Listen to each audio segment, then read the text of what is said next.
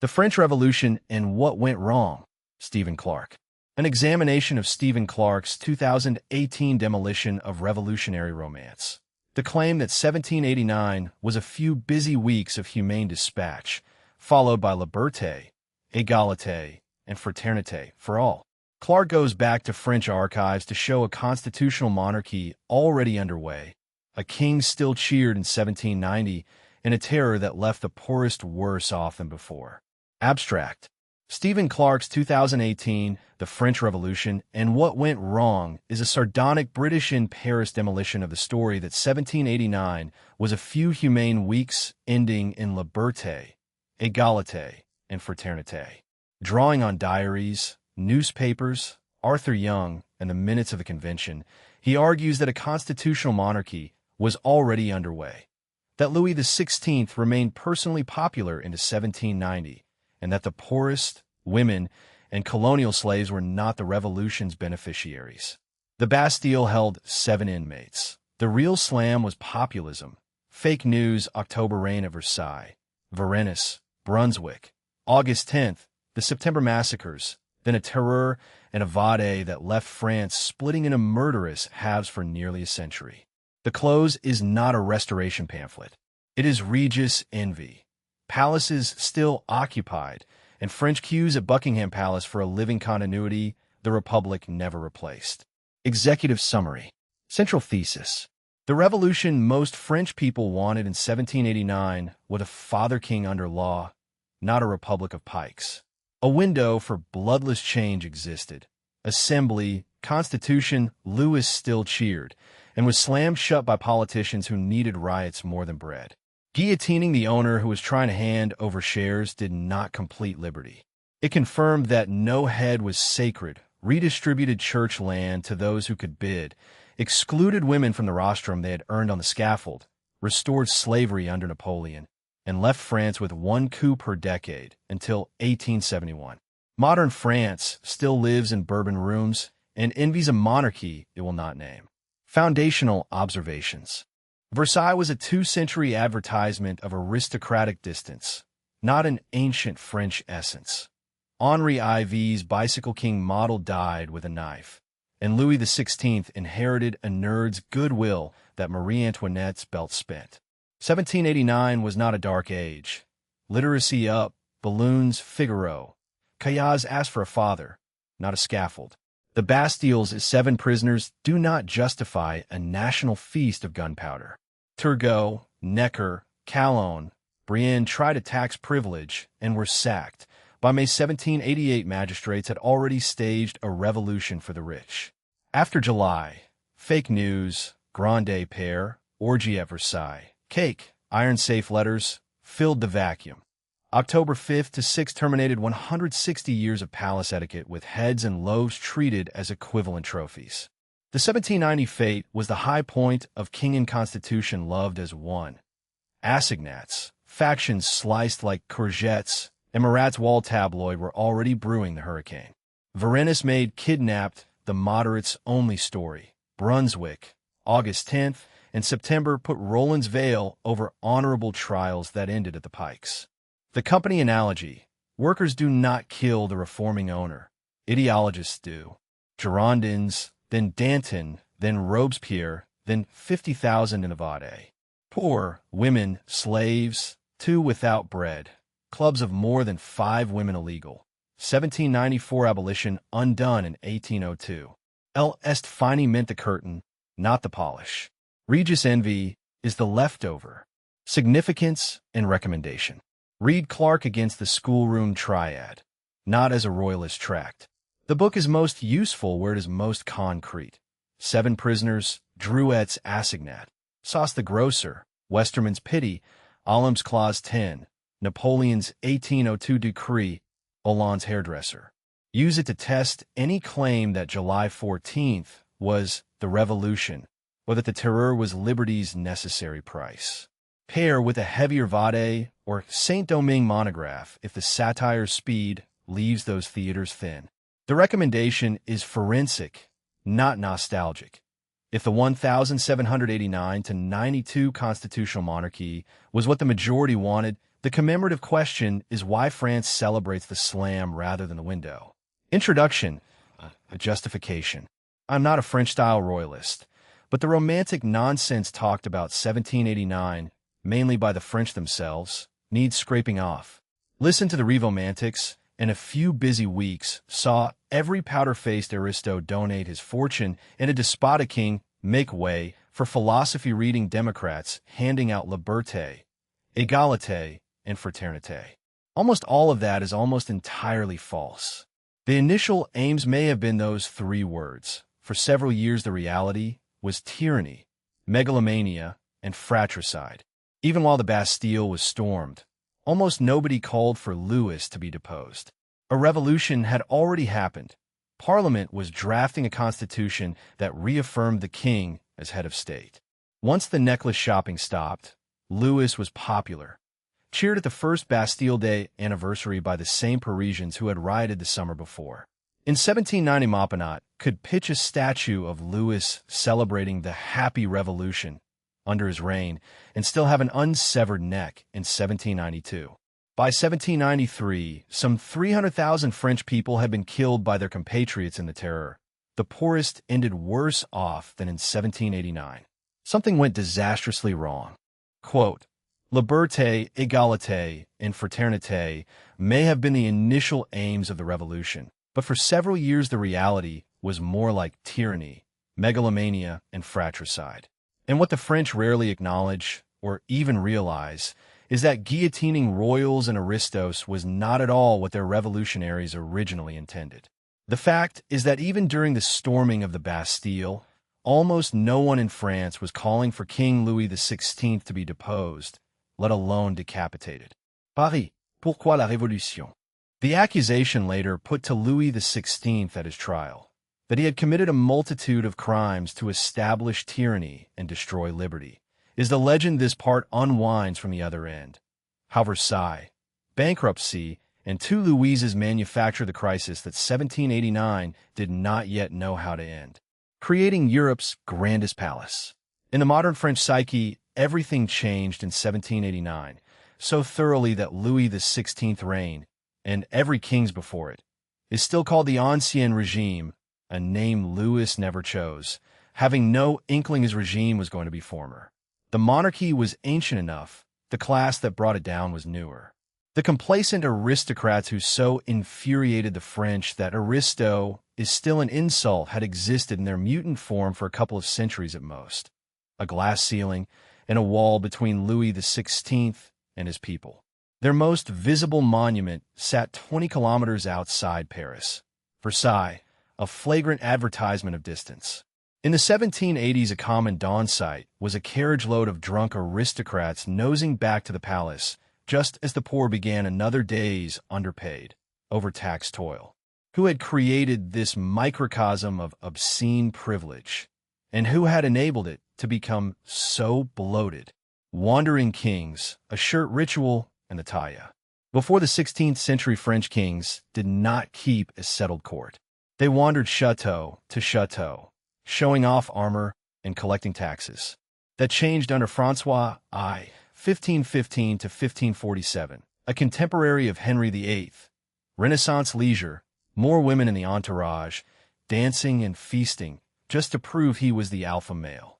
Here is the dawn of the Sun King. François decreed that the man of highest rank present should hand the king his shirt every morning. Honor mixed with obligation. A system Louis XIV would expand into a whole lifestyle. Admission to the inner circle became the aristocracy's social motor. Failure of deference meant banishment. The poet Jean Dupuis warned flatterers to watch how steep and sudden the fall might be. Because the king was the focus, the minions came to him. François grew sedentary and built or expanded Amboise, Blois, Chambord, Saint-Germain, Fontainebleau. He renovated the Louvre. There was as yet no Versailles. Parties, palaces, and wars emptied the coffers, so he doubled the harvest tax, la taille, and tripled the salt tax, la gabelle. Both would loom large in 1789. Even that was not enough. He sold lands and jewels, borrowed from noblemen, and had Jacques de Beaune, his finance minister, executed for corruption even though Beaune proved his innocence. Using the nation's purse as a personal entertainment budget, Francois was laying the foundations of bloated Versailles and perhaps of the revolution itself. In 1548, a salt tax, rising spread to Bordeaux and ended only when two armies executed 140 people, ringleaders and slow officials alike. Resistance to royal rule was to be understood as useless. Quote, "This immense palace, of which the facade looking out over the gardens is the most beautiful thing in the world, while the other facade is in the meanest and the worst taste." The king who might have ridden a bicycle. 50 years later, Henri IV tried a monarchy that would not have been out of place in modern Scandinavia. If he had had a bicycle, he would have ridden it around Paris, carefully avoiding the open sewers.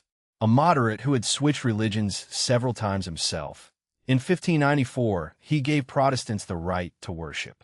After mopping up a religious civil war, he settled into peace.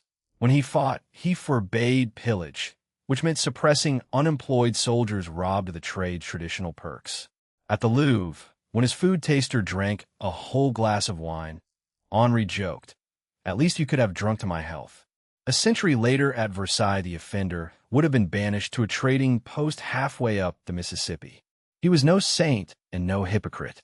Accused of hunting, gambling, womanizing, banqueting, and dancing, he replied that as long as one doesn't go too far, that should be said in praise rather than disapproval. Courtiers were under no obligation to lose to him at cards. Nobody really disapproved, because he never shirked work. The Pont Neuf, a chicken in every pot, the Canal du Brier, and work for 18,000 men. He toured Paris with a minimal guard, as unlike the Sun King or modern French presidents as can be imagined. That is why the model did not catch on. On one unprotected outing, he was stabbed through the lung by a religious fanatic and died before he could be rushed the few hundred yards to the Louvre. Francois Ravaillac was clamped, burnt, scalded, and quartered by 4 horses. He was muscular, and the execution took all day. Future kings deemed it wiser to distance themselves from knife-wielding plebs. It is probably no coincidence that Henri IV's successor, Louis XIII, began converting a poky little castle of Versailles into a royal haven. Quote, "As long as one doesn't go too far, that should be said in praise rather than disapproval." A sad marsh in a boys' club. In the early 17th century, nobody could have imagined Versailles as Europe's most glamorous palace, or as the provocation of a revolution. Saint Simon later called it the saddest and most ungracious of places, all airless quicksand and marshes. That seems to have been exactly what Louis XIII loved. King at 8, he seized power from his mother at 15. She started a civil war. He had to take her back at court, and with a disgruntled old queen on the rampage, he hunted near the Archbishop of Paris's castle and imposed himself a day's end rather than ride back to town. In 1624, he bought 117 arpents on a small plateau and built a modest hunting lodge for himself and a few male companions. To counter rumors of immoral male-only antics, he invited his mother and his wife and Beatrice to dine, served the meal himself, then sent both ladies back to Paris. A large number of women would spoil everything. 26 rooms, a billiard table in the den, the concierge's wife the only woman allowed to linger. In 1632, he bought the archbishop's ruined chateau for about 4,000 months of a worker's salary. He never raised the place above what a scornful contemporary called a small house of a gentleman living on 10 to 12,000 livres a year, half the later salary of the servant who carried Louis XIV Pierce chair in and out every morning. It was that next Louis who lifted Versailles out of obscurity. Make it very, very big. Louis XIV came to the throne in 1643, aged 4. His father had died young, partly of Crohn's, partly of 1,200 enemas and 250 purges. At 12, during La Fronde, Parliament rebelled, cousins Condé and Connie turned, and a Parisian mob held Louis and his mother in the Palais Royal, 17th century mobs being less fond of beheadings than their 18th century heirs. From 1653, the 15-year-old looked for a way to keep Parliament, Parisians, and nobles under the thumb. Any nobleman wanting trouble just had to whip up Paris. So, move permanently out of range of riotous mobs, and imprison the aristocrats in luxury. Attendance obligatory or so desirable that absence felt like exile. Etiquette regimenting every move. A dress code so outlandish the richest would bankrupt themselves. Aristocrats feeding him, dressing him, wiping his bottom, and fighting or paying for the privilege. A fiendish plan that would eventually bring down both nobility and monarchy. For more than a century it worked. He owed the Bourbons a palace and France a proof of power. Lvov got the brief. Make it very, very big. Extension, not demolition. 2,300 rooms from 1668. The lodge had been a love nest, cover for Henrietta, then Louise de Lavalier in matching costume outings everyone decoded, and a stage for Moliere's Tartuffe. Now it was the gilded cage. He lived as the star of a royal pantomime. Every bodily function except sex before an audience. The Queen giving birth 6 times while courtiers looked on.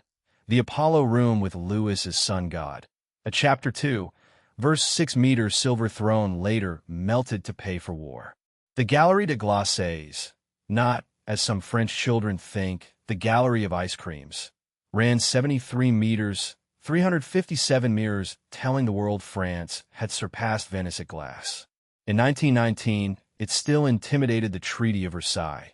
Presidents still received guests there. By 1682, court and government had left Paris. Around the palace, disposable rustics were evicted for 1,500 staff. Houses declared seize-proof against creditors, then sometimes demolished for stables and an orangery that made the Siamese ambassador wonder at so marvelous a home for orange trees. Le nôtre imposait totale artificialité en 830 hectares. Paris was less well supplied with water than the king's private home. Later, Parisians would say the same about bread. Fountains spouted only when he was present. The Grand Canal held a garden fleet, including a 13-meter galley actually rowed by prisoners from Marseille. Colbert had told magistrates to condemn the greatest possible number of convicts to the galleys, usually a death sentence. The model in the garden was a none too subtle message. With total mastery of the waters, he presented himself as the source of life. It was exactly this kind of arrogance that would provoke the revolution a century later. Fire, earth, light, and most crucially time. Quote, it was a fiendish plan that would eventually bring down both the nobility and the monarchy, but for more than a century, it worked spectacularly well, enslaving the aristocracy. With an almanac and a watch you could say, even 300 leagues away, exactly what Louis XIV was doing. St. Simon did not disapprove. The predictability was reassuring. At the end of the 17th century, the court was about 10,000 people, almost all clamoring for royal attention. Primi Visconti, 8 years in residence, watched the king emerge for a tour of the grounds and thought of a queen be going out with her swarm. Some drones wanted a serious favor. The film Ridicule is not far off. A young nobleman jumping through protocol hoops for a grant to drain malarial marshes. More often, they jostled for the right to hold the king's candlestick while he went to bed, a job they would pay for. About 7,000 servants for 1,000 infantry for 1,000 cavalry. On an average day, some 15,000 people living to the king's timetable. From dawn till dusk, life centered on his movements. Courtiers changed clothes, moved rooms, waited, learned a different code of behavior for each ceremony, and spent fortunes on the right costumes. No ambitious prince had time or money left for a revolutionary army. Plotting went into beating a rival to a key post or tricking someone into a faux pas. Etiquette was the opium of the aristocracy. Invitation was impossible to refuse, even if it meant leaving a chateau for a cramped palace apartment. If you weren't at Versailles, you were nobody. If you didn't know the rules, you were an uncultured slob. Everywhere else was a dead zone. As Stendhal put it, Louis XIV's masterpiece was to create the boredom of exile. Sire, voilà l'heure. A look at the typical day suggests attendance wasn't exactly exciting either. At 7, the valet rose from a camp bed in the king's room. At 7:30, precisely, sire, voilà l'heure. For premiers, gentilshams rotated yearly. Not because opening bed curtains was exhausting, but because the man on duty ran the bedroom budget, siphoned candle money, and could admit or exclude. Influence was the currency. He had enough to stuff a mattress. Then the first doctor, maybe bribed with gossip, violinists under the window, the Atre familier and the Grande Atre, Godefroy Maurice de la Tour de Verny, Grand Chambellan, keeper of the seal, the man who handed the shirt if no higher royal was present. An hour awake and still not out of bed. The hairdresser brought the getting-up wig, then the second Atre, and Louis might already be perched on a chaise d'affaires while nobody batted an eyelid or a nostril. The privilege of watching him defecate required a brevet de fer at around 200,000 livres, about 1,000 houses in an average town, payable to the king. The man who carried the commode had paid 20,000 for a hereditary job, paying 600 a year. Where there's muck, there's brass. By 9, 50 people in the room, a lesser noble barely through the door, name at least called across the wigs. Breakfast. 1 or 2 cups of broth, announced like a guest, le bouillon du roi. Highest rank present gave the shirt. Louis tied his own tie, a rare self-sufficiency, and chose 2 handkerchiefs from 3. He checked who observed Lent. Meat eaters were deselect from the grand lever, a humiliating demotion. Then a procession through the Galerie de Glaces to 10 o'clock Mass, women holding candles for devotion and soft lighting. As La Bruyere put it, the people worship the king, and the king worships God. New music from Lully kept it from boring. Only after Mass, 3 hours after waking, did he reach the office where the whole government of France happened. L'État, c'est moi. He worked Sundays. During councils, ministers were actually allowed to sit. Elsewhere, everyone stood, even his brother, unless expressly told otherwise. At one he walked back, the route lined with petitioners. Looks might stop him, then a few seconds to impress with quotable flattery.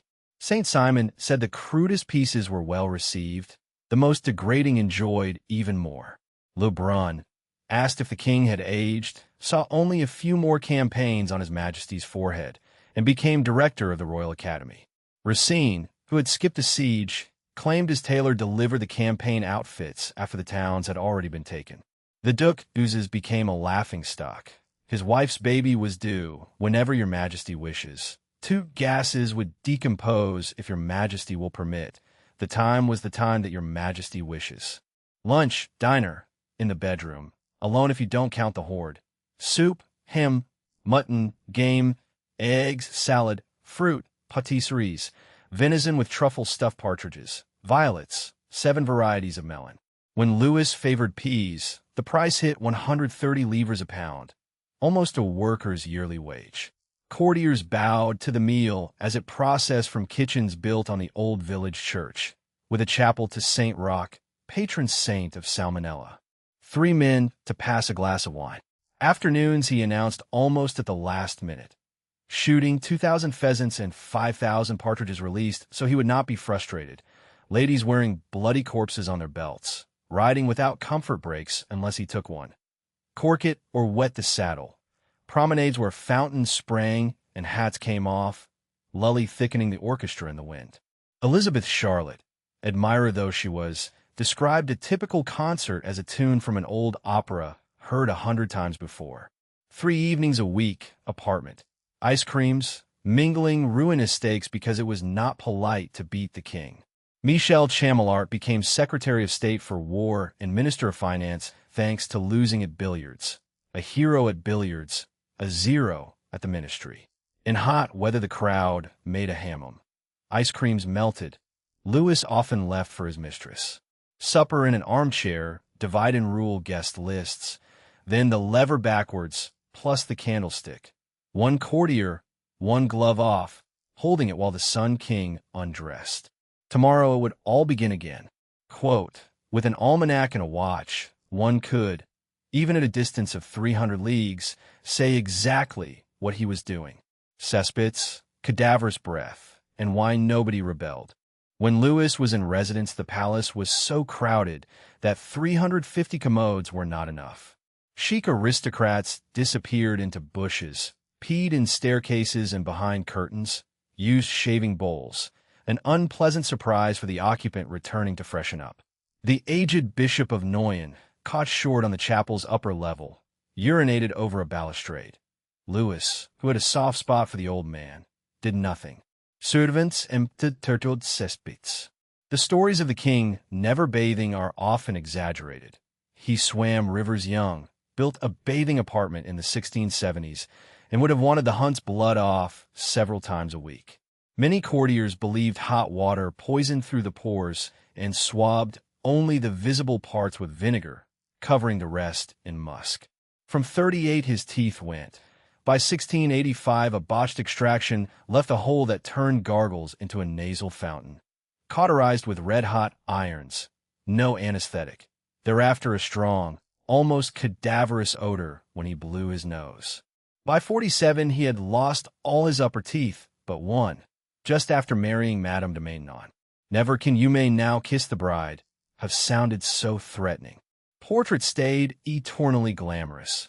The real man was Dorian Gray in reverse, and courtiers were obliged to pretend it wasn't happening. Why no rebellion? Proud families tracing to Charlemagne. Hats kept on, backsides planted while he dined. A groan at the commode, and the spell breaks. Paris convinced, taxes refused, the sun set. It didn't happen. Boredom breeds gossip. Whose baby, which mistress? The queen's dark-skinned daughter blamed on chocolate or hidden as a servant girl. With Louis governing from one room, courtiers felt at the heart of national affairs, swapping troop numbers like modern politicians leaking on camera. Baser still, money. Henri IV had invented selling state jobs. Louis turned it into a growth industry.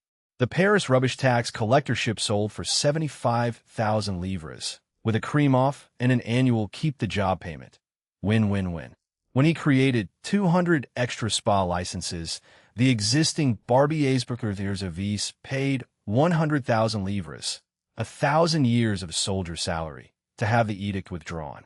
Sire, Marley muttered in a corridor, 6,000 livres to the Princesse de Harcourt for the guest list. A national lottery, nominally for the poor. Louis's ticket won 100,000 livres, which he sportingly put back, after which his son, brother, wife, and prominent courtiers took the other large prizes. Diamonds snipped from dresses, a young noble caught stealing, exiled, the family name protected.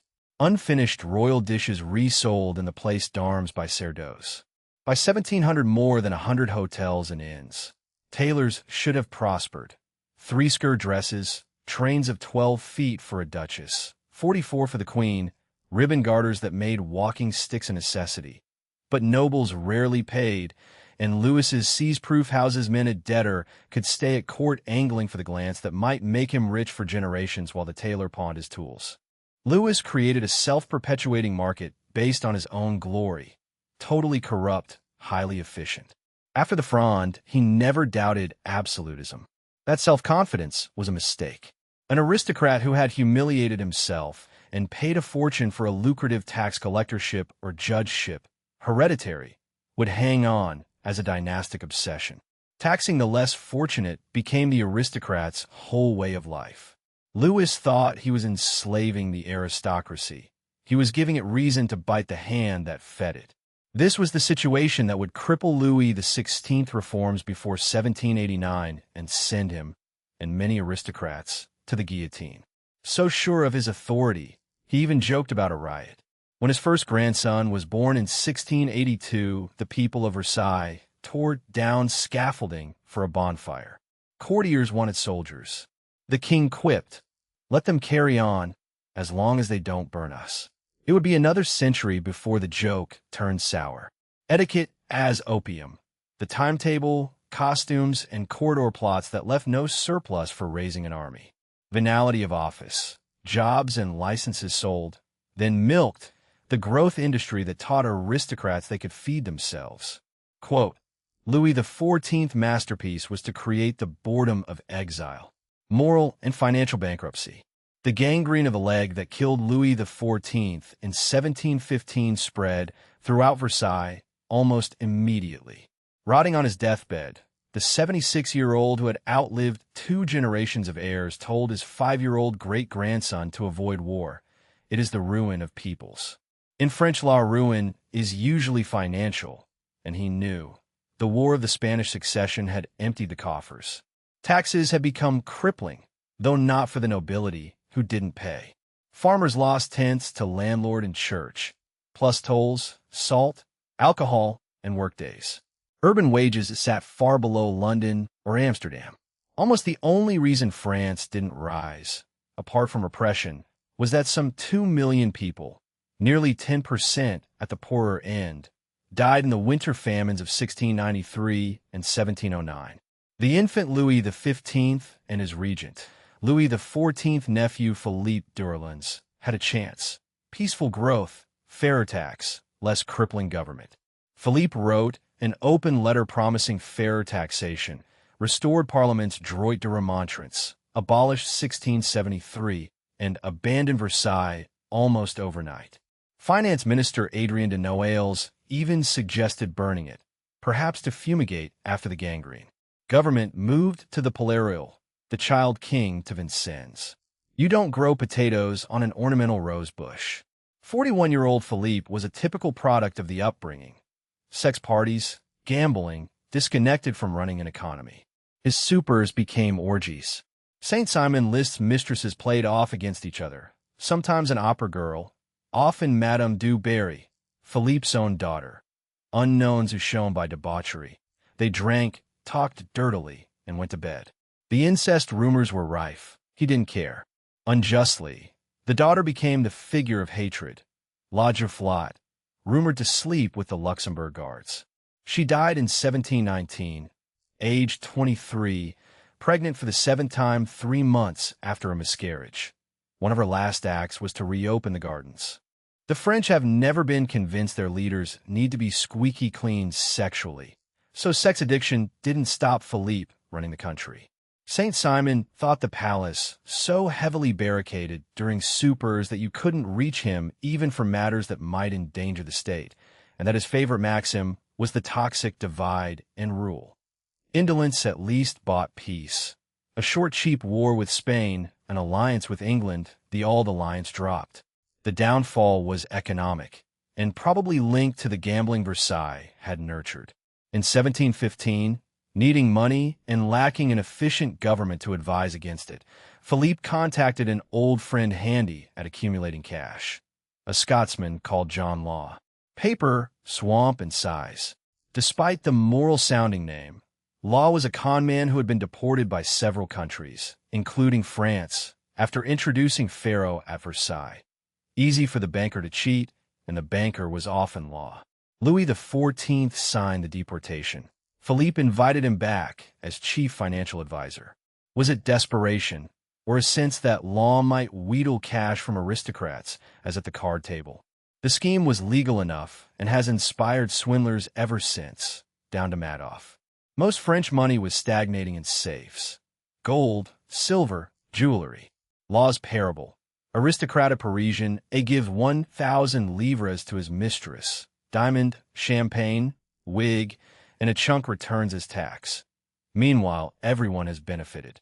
Versailles runoff, industrialiste. In 1716, the Banque Générale issued paper underwritten by royal bullion. By 1718, it was the Banque Royale, already issuing more notes than it held metal. People rushed to change lands into paper. Mistresses grabbed notes from the regent's pockets in the evening, preferred even to gold. Law's company Deoxidant got exclusive rights to Louisiana, Mississippi to the Great Lakes, west into Wyoming, overstating minerals and shipping press gang settlers who died of starvation or massacre, selling worthless swampland.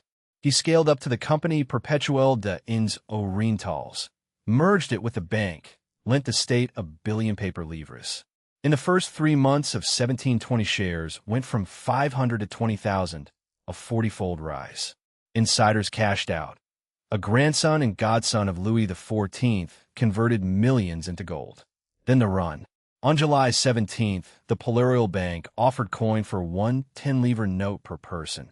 Parisians have never been keen on queuing. The surge killed 5 or 6. Law's empty carriage passed the bodies. The coachman swore. Stones, a mob to the Marais. 17 dead when soldiers dispersed it. Semi-bankrupt, $1 billion in notes, $322 million in bullion. Homes raided for gold over 500 livres. People buried heirlooms. Old folk took the locations to their graves.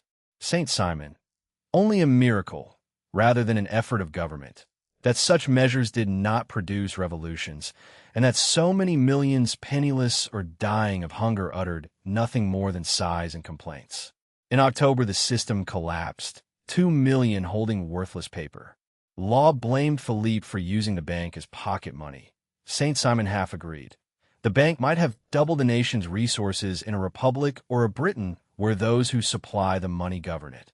In France, a king, a mistress, a minister, or favorites would find it an easy lure. Law fled to Brussels, died poor in Venice. Philippe got a kind of immortality. Law's speculative town in Louisiana was named La Nouvelle Orleans. Revolution still didn't come. Financiers called Paris refunded everyone under 400 livres, 250,000 people, and about 20% of the rest, 185 profit makers, were fined 187 million.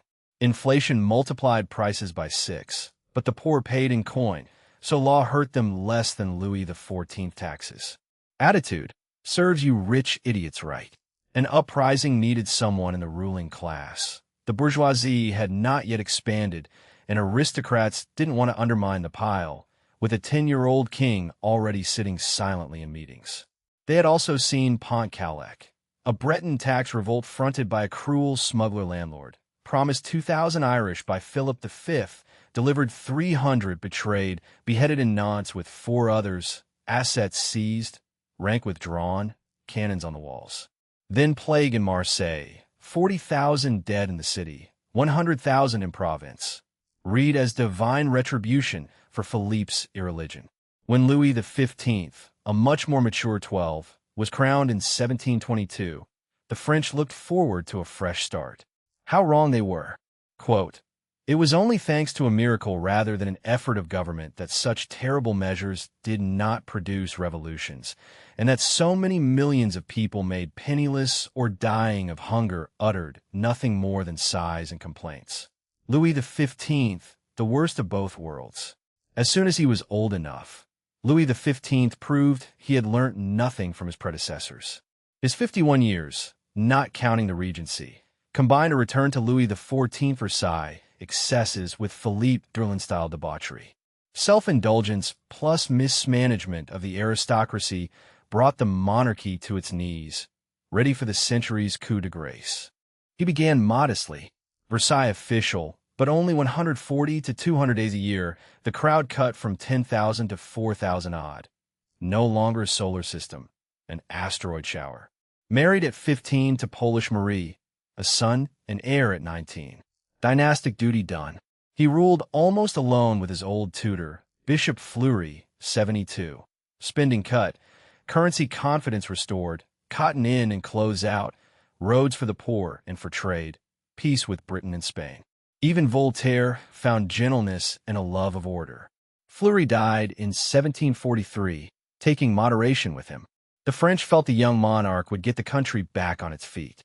As for the king, it soon became clear he was much happier lying down. He would not perform bowel movements in public. The lever continued, often after a woman's bed or a dawn dance. Cutting courtiers looked like modernizing. Perversely, it made the elite more elite. To stay at court, you had to prove nobility since 1400. Stricter than Henri Iv's noblesse de robe, the gown nobles who paid an annual fee for a public post. Louis limited courtiers to the noblesse d'ancienne extraction, titles so ancient nobody knew why they were noble unless they bore a battle's name. A slap to men who had won battles for Louis XIV and to those filling coffers since 1604. Know your place when the monarchy needed to broaden support.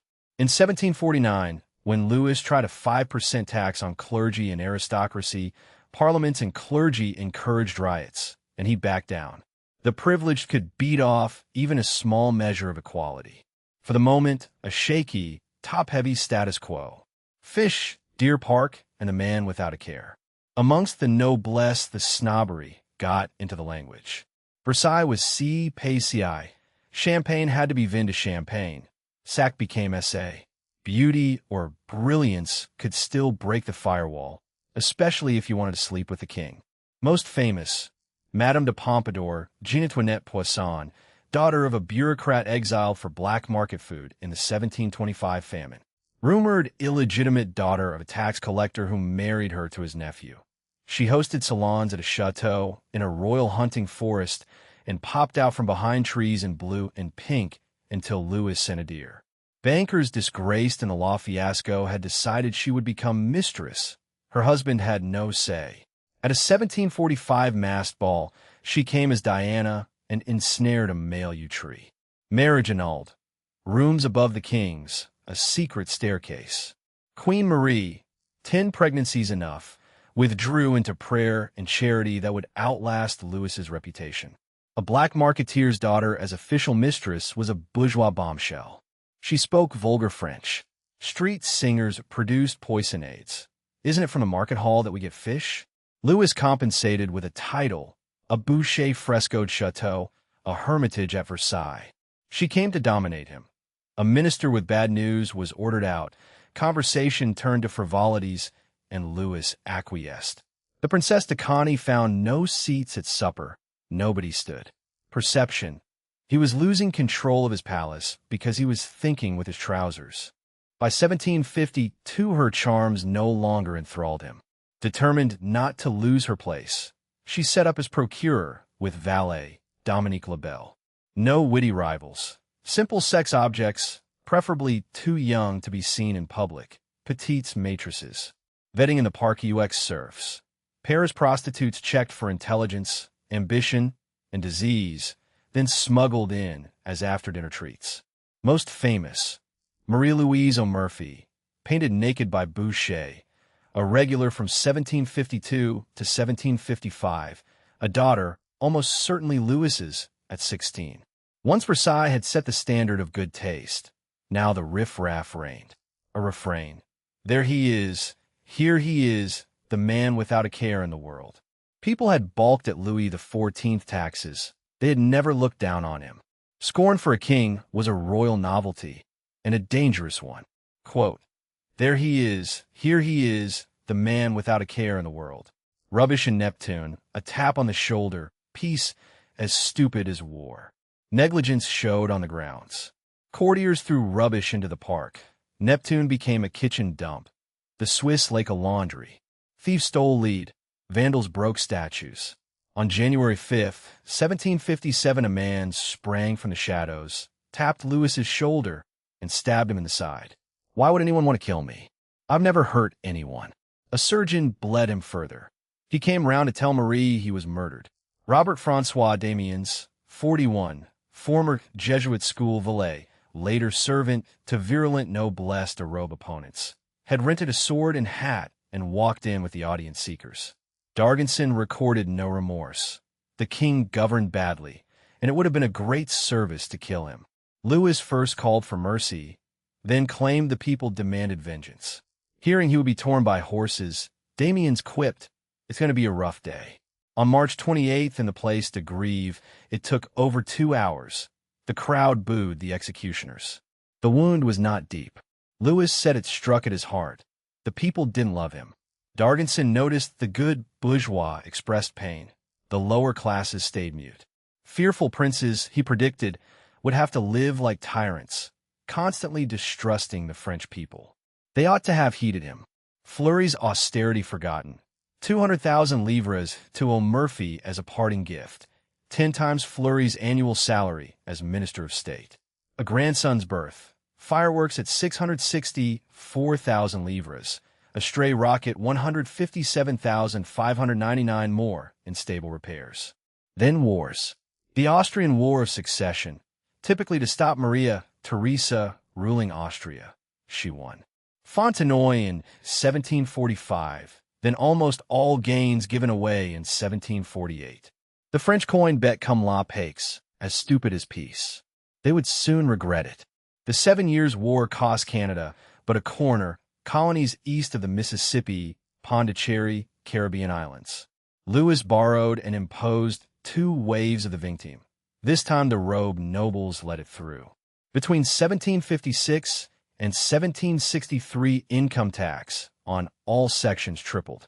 Losing wars and tripling tax have never helped a leader's ratings. Louis XV was no exception.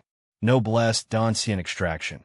Louis XV 1400 cutoff, a slap to robe and sword alike, that taught administrators the crown felt no solidarity. Clarke UX serfs, Pompadour's vetting brothel for petites maîtresses, simple, young, and not a rival.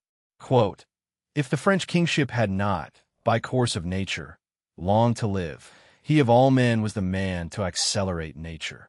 A glimmer of enlightenment. While the monarchy edged toward the guillotine, some truly positive things were happening.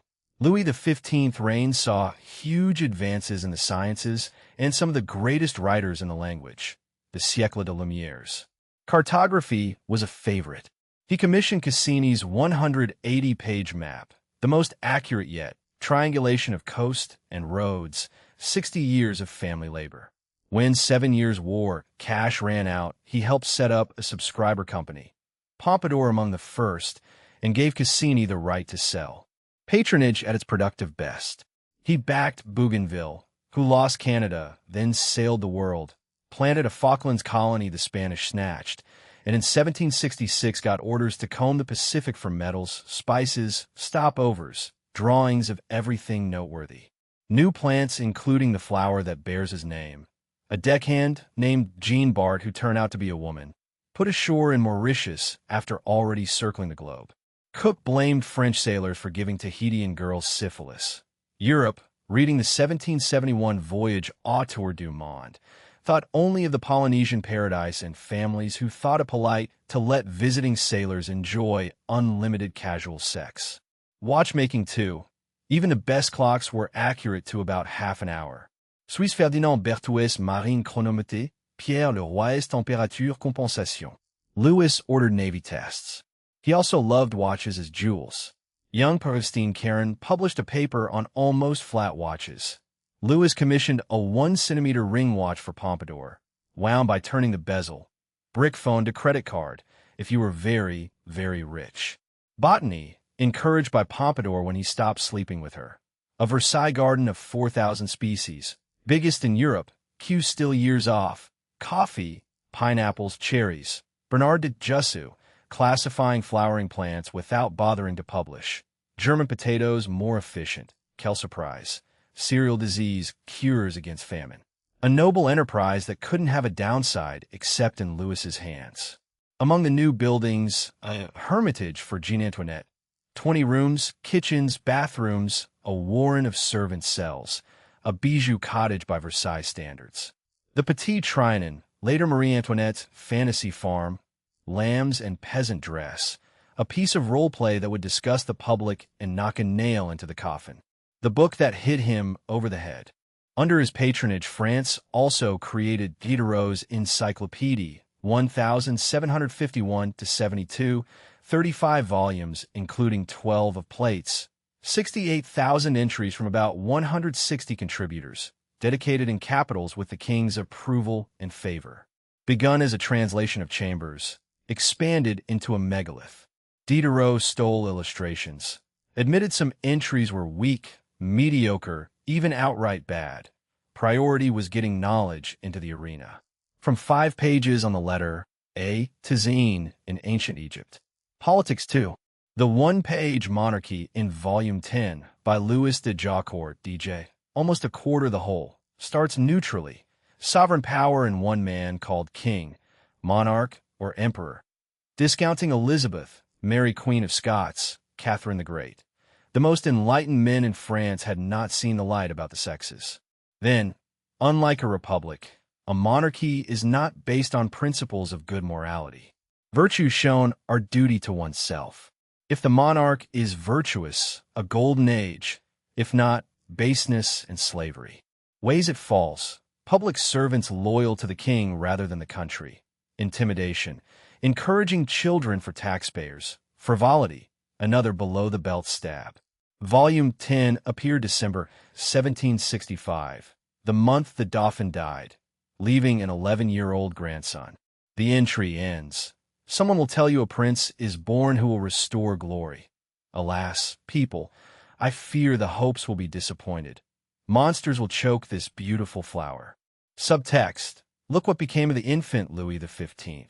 If they had simply picked up volume 10 and hit him over the head, they could not have been more provocative. Revolution is muted. Cromwell had no valid religious pretext. Republic warns that a too big republic can ravage the state.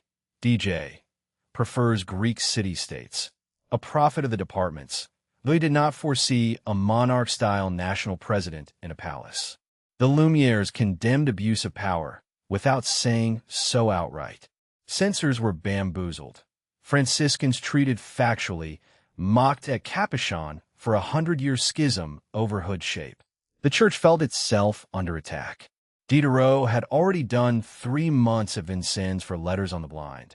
As absurd to accept the Christian universe as to mock a pagan for an elephant on a tortoise. First 2 volumes banned as an attack on religion, then unbanned. After Damiens, 1757, royal approval withdrawn. Clement XIII put on the index with Copernicus, Erasmus, Luther. Thereafter Swiss banners, printed in Paris under the counter. Dangerous Ideas, the equivalent of Swedish films in 1950s England. Some 24,000 copies, including pirates.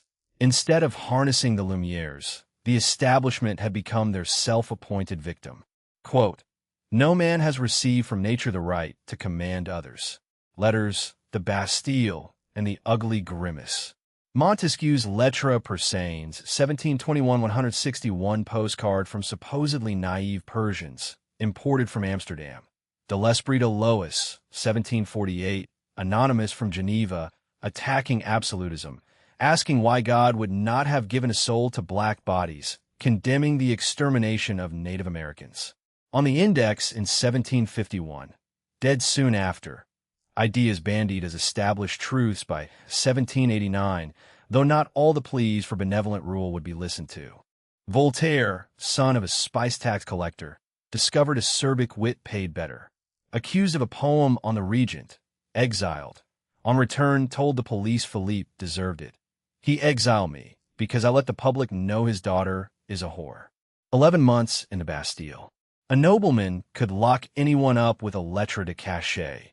Fathers used it to save wayward sons from treason or sodomy. Humiliating, an abuse of power, and it made him a lifelong anti-authoritarian. He dropped Eruit. It sounded like Arruer, to be thrashed, or Unrué, a regent crony, and became Voltaire. At dinner, Guy Auguste de Rohan-Chabot, crooked moneylender with a family tree in his name, asked who the loud commoner was. Voltaire, a man who does not drag a great name about, but honors the name he bears. Rohan's servants beat him while the Chevalier looked on. Voltaire took fencing lessons. Rohan panicked and got a cachet. A month in the Bastille, then exile. 1726, England. Fog-tinted. Everard Falconer, common-born merchant, later ambassador to Turkey, a posting reserved for nobles under Louis XV. Lettres philosophiques. Priests almost all married. Bishops making do with their own wives. Tax based on income, not status. England the only nation that has limited kings by resisting them. All-powerful to do good, hands tied to do evil. France needed a British-style monarchy. Copies burn outside the Palais de Justice. Even illiterates bought it as forbidden fruit. Another cachet. He hid at Emily du Châtelet's. Louis never signed a pardon. Short affordable texts, a portable philosophical dictionary you could open anywhere for food for thought. If alive today, he would post 1-minute rants. He waited until 1778 and young Louis XVI, 83, dying of prostate cancer. A noble gesture the monarchy would come to regret. Sade was the logical product. An amoral aristocrat who thought he could live deranged fantasies with impunity. 13th century title, born in the Hôtel de Condé, haughty, despotic, irascible, normal for the class. Like cavalry, very disturbed, but very brave. Brothels, married a tax official's daughter as facade. 1763, Jean Testard, Virgin a bastard, wafers in a vagina. If you're God, avenge yourself. Vincennes, family got him out. 1768, Rose Keller, a begging widow offered a concierge job. Locked, butcher's apron, whipped, lotion as experiment. Villagers fetch police. Defense. She was a prostitute. He paid. Aristocrats could thrash commoners. Blasphemy got him 6 months. Orgy with beetle aphrodisiac. Death sentence for sodomy. Escaped to Italy with a nun. Very young servants. Parents sued. A father shot at him. Mother-in-law's cachet for his own good. In the Bastille, he wrote 120 Days of Sodom and claimed Je suis philosophe. His freedom was an establishment one. The right of a rich noble to do whatever he wanted to anyone poor enough to accept ritual abuse for money. A more violent version of Louis XV at the Parc aux Cerfs. The ugly grimace behind the face powder. Beaumarchais started at the opposite end. Karen the watchmaker, harp teacher to 4 daughters, investments with Paris Duvernay, a bought secrétaire du roi title, lieutenant of the hunt, court jester writing in jokes about uncultured proles. When Paris died, leaving him a fortune, the family contested. He bribed Gozman's wife with a watch too small. Forgery suggested. A fight with a slightly more noble over a mistress. Prison. Acerbic memoirs judiciaires that cost Gozman his job and Beaumarchais his money and civil rights. To redeem himself, he went to London in 1774 to buy off Charles Thevenot de Morandais, who threatened secret memoirs of a public woman about Madame du Barry, illegitimate daughter of a seamstress and a monk, high-class prostitute, at 25 netting the 58-year-old king, once telling him his coffee was buggering off. 1,000 louis plus a pension. Unpublished books burnt at St. Pancras. The success in Courrier les Autres. Fake news as 18th-century gutter press. Louis hired Morandais to combat the trend, with only partial success. Marie Antoinette would later take the biggest wave. Some of the most savage memoirs against her would be by Augustine Karen de Beaumarchais. A French Revolution, then a dropped baton. Toward the end, Louis tried to free France from one stranglehold. Judges, the most powerful noblesse de robe, made fortunes from bribes nicknamed spices, could not be fired, bequeathed the job. They also sat in regional parliaments with the droit de remonstrance, unelected snobs who liked to think of themselves as British-style Democrats, the people who had blocked the 1749 tax. In 1763, Brittany refused a war tax. Louis locked up Chief Judge Localities on trumped-up handwriting. Voltaire invented the legend of pleas written with a toothpick and vinegar. Exile to a pleasant Atlantic town. In 1766, Louis arrived unannounced at the Paris Parliament. Remonstrations received when suffused with moderation and truth, biting his tongue. But abuse meant he would use all the power received from God. Mess with the absolute monarch, and you mess with the creator of the universe. In 1770, Chancellor Maupeou. Remonstrate once, pass the second time, or assets confiscated. The Parliament struck. Soldiers at the door. Accept or exile. Almost all chose exile. Maupeou abolished the hereditary right, replaced Paris with paid administrators, announced the regions would follow, court cases free, judges appointed by the crown, emptying the House of Lords and confiscating the wigs.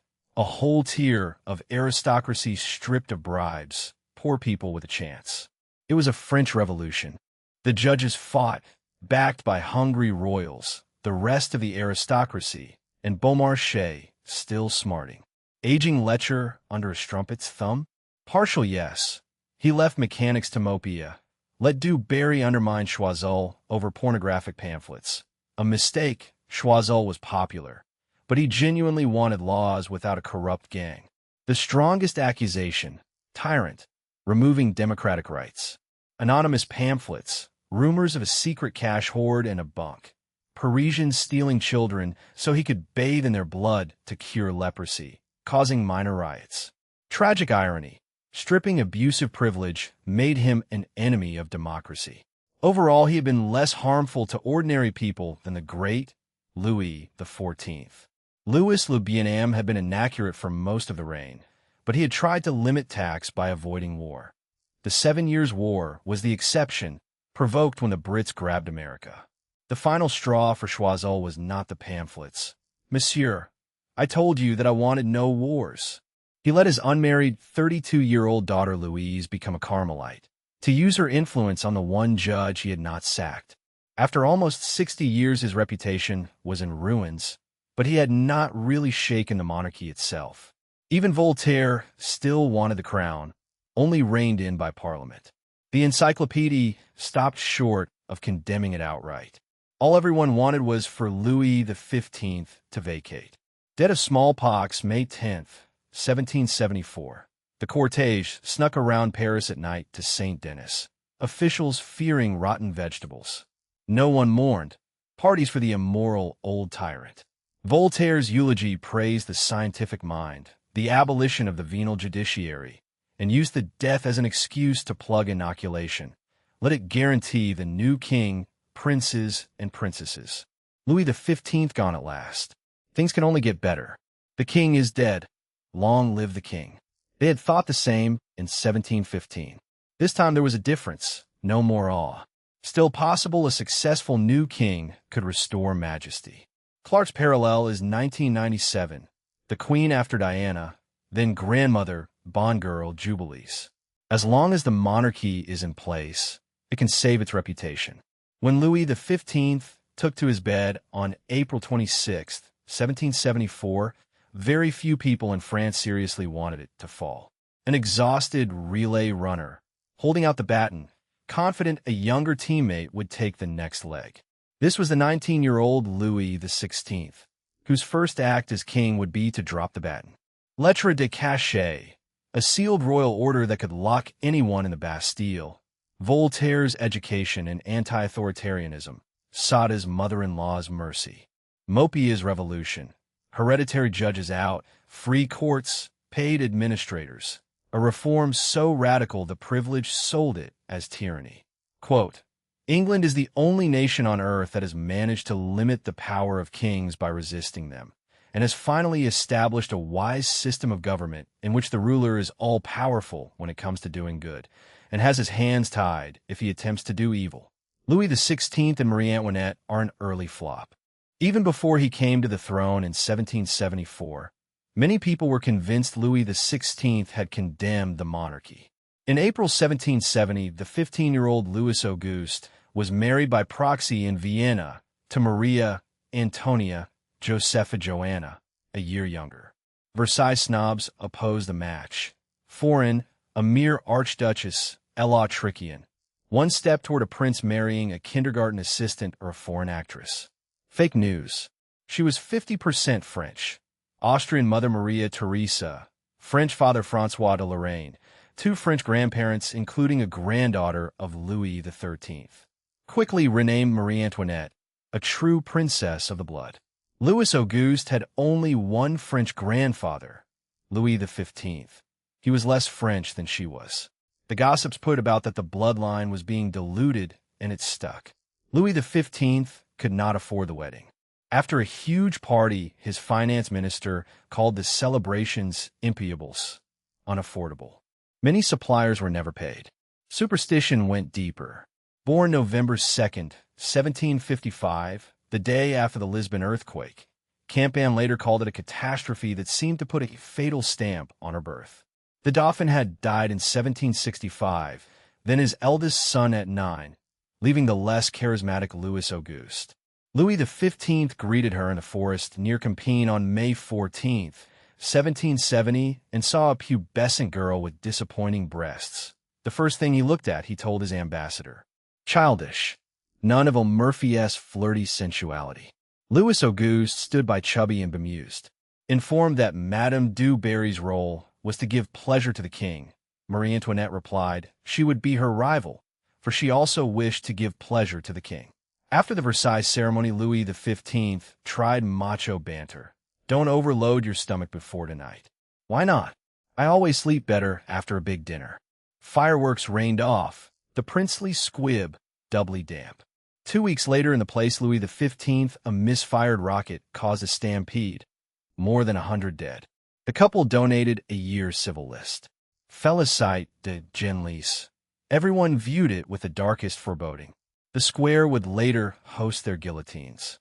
Festivities ended July 14th, 1770, 19 years to the day before the Bastille. With so much misfortune, is it surprising the regime would soon end bloodily? Well, yes. In 1770, people were not fantasizing about scaffolds. Crowds at the Tuileries were so big she appeared on a balcony. The Duc de Brissac told her they were all in love with her. After Louis XV's death, shouts of Vive le Roi from 6 till sundown. A jeweler made a fortune from mourning lockets. Never, Campan said, has the start of a reign evoked a bigger show of love. The problem was that this love did not permeate into the bedroom.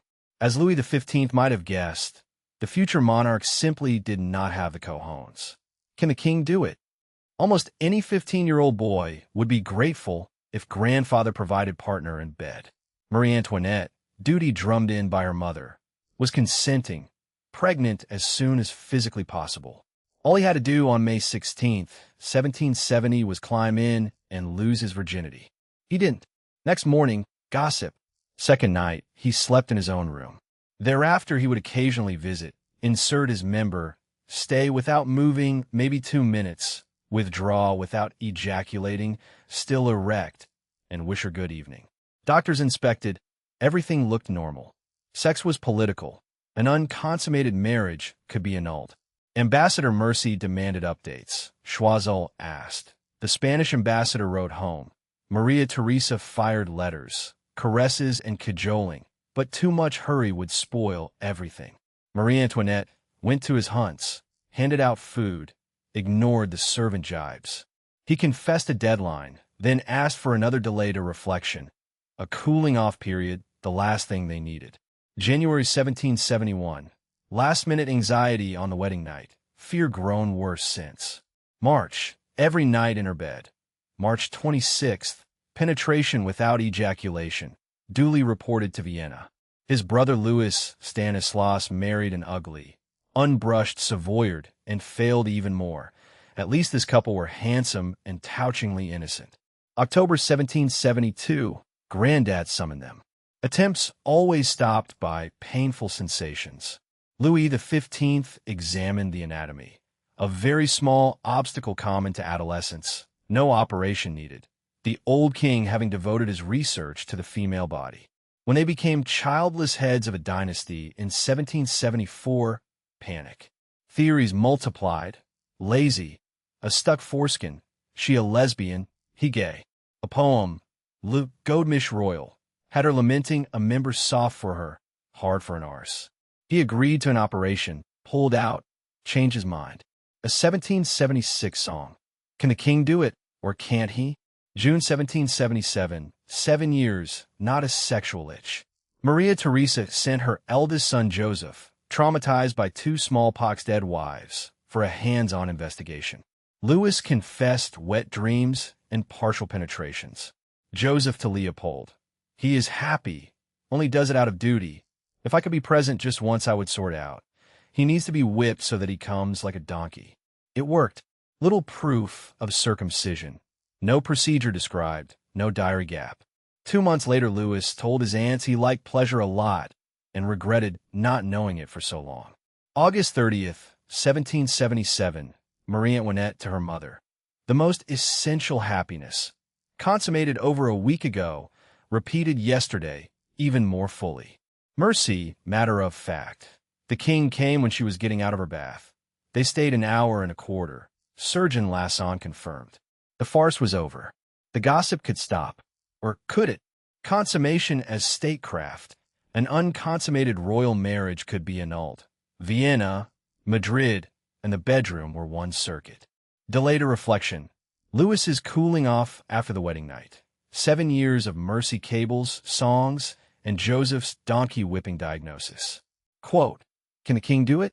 Or can't he? Locks, reign, and a king who loved the people. Sexual attractiveness was part of a French monarch's mystique. The idea he could bed any woman from servant to duchess cemented him as head-on. Louis XV had pushed it too far. Louis XVI, a total failure for several critical years, sent the message he had no authority even in his own bed. If a lion, expelled from the pride. William the Conqueror dragged Matilde through him by the hair. 10 children and invading Britain also helped. Almost everyone described the young Louis as unremarkable. Pagebois Félix disait, plus en face, une petite, ingracieulogue. Wilberforce, seeing him hunt, so strange a being of the hog kind. Campan, graceless walk, messy hair, melancholic. His organ, without being hard, was not at all pleasant. She meant his strident voice. Joseph, a bit weak though not stupid, opinions and judgment, but apathetic in body and mind. Compared unfavorably to obese, witty Louis Stanislaus and dashing, adulterous cousin Louis Philippe, who would later vote to guillotine him. Youngest brother Charles produced children first. The 1779 pamphlet Les Amours de Charlot et Tenet. The queen, fed up with her husband the bad fucker, matchstick no bigger than a straw, turns to Charles, whose member is a poker. Even after a child, people joked. He was a nerd. Grandfather's gaming room became a library. Workshops, a forge. Mercy and despair. Masonry, carpentry, shifting beams for hours. Lure him with more pleasant activities. As king, clocks and combination locks. Lessons from Pierre Leroy. In 1792, Salavi found a forge, 2 anvils, 1,000 iron tools, delicate secret locks.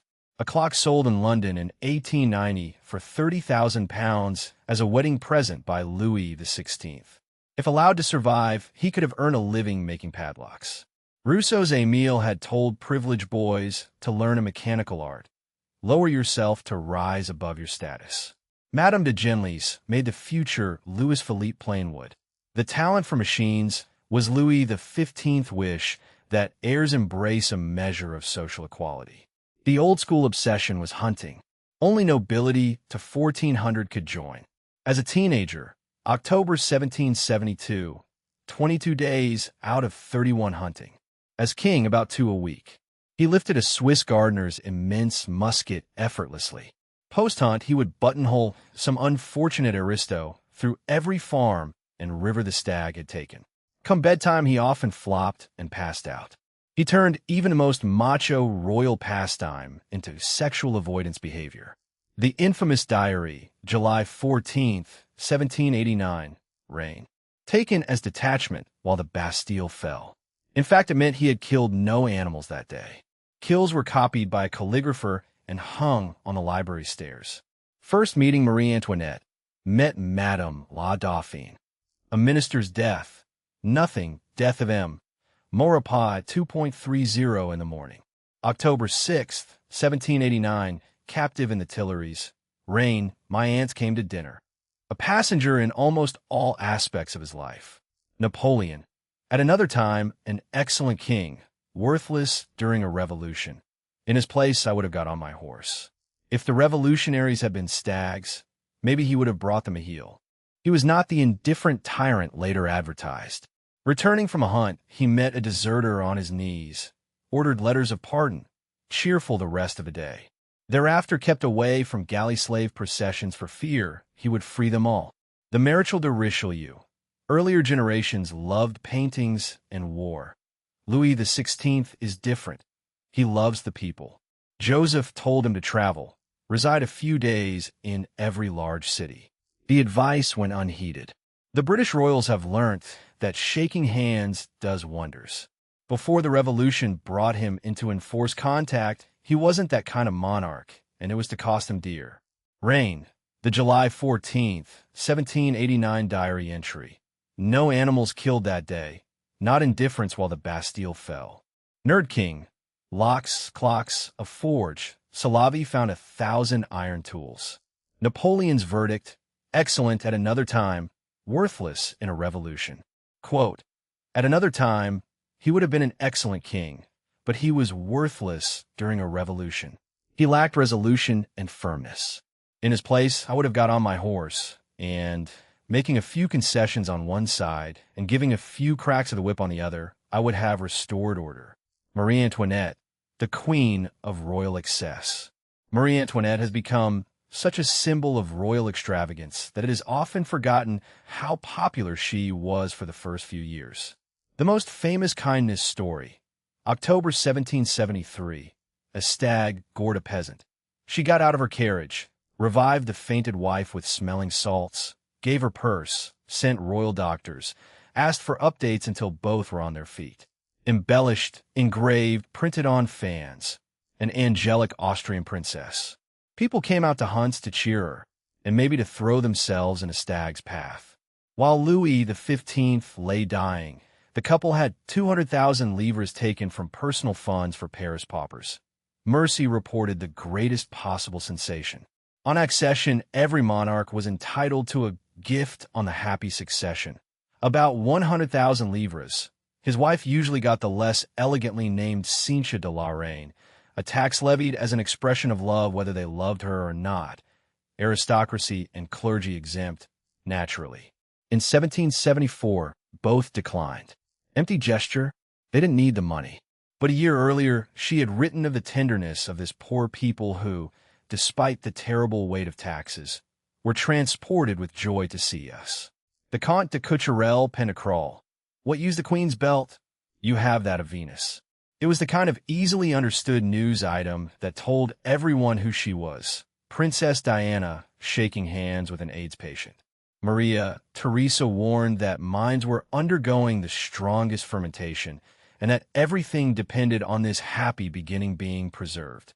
The hint fell on deaf ears. Ignored by her husband, hectored by Mother and Mercy to breed and to shake off Ella Trickian, she began her transformation into the snobbish, frivolous, overspending narcissist who would later inspire the famous and fake rumor that she had joked about starving Parisians needing to eat cake. From the Queen's belt to a chemise in midwinter.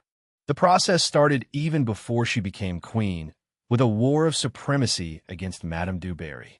Obliged to fit in with the snobs, keen to stress royal origins, a little envious of another woman's sexual power, she turned her back, literally, on the official mistress. Only Mother's insistence that it would be diplomatic to please Louis XV forced her off the pedestal. New Year's Day 1772, greeting well-wishers, she half-turned and said there are a lot of people at Versailles today. Sensation, as if two generals had called a truce. A few months later, she conversed about the weather facing a group that included du Barry. Louis XV ecstatic. Mother congratulated a diplomatic triumph. Her heart was not in it. She had betrayed her principles. She would have preferred to keep snubbing the low-class interloper. She was being drawn into the cloying, cliquish atmosphere that would eventually bring down the whole regime. Admirers point out that she cut senseless etiquette.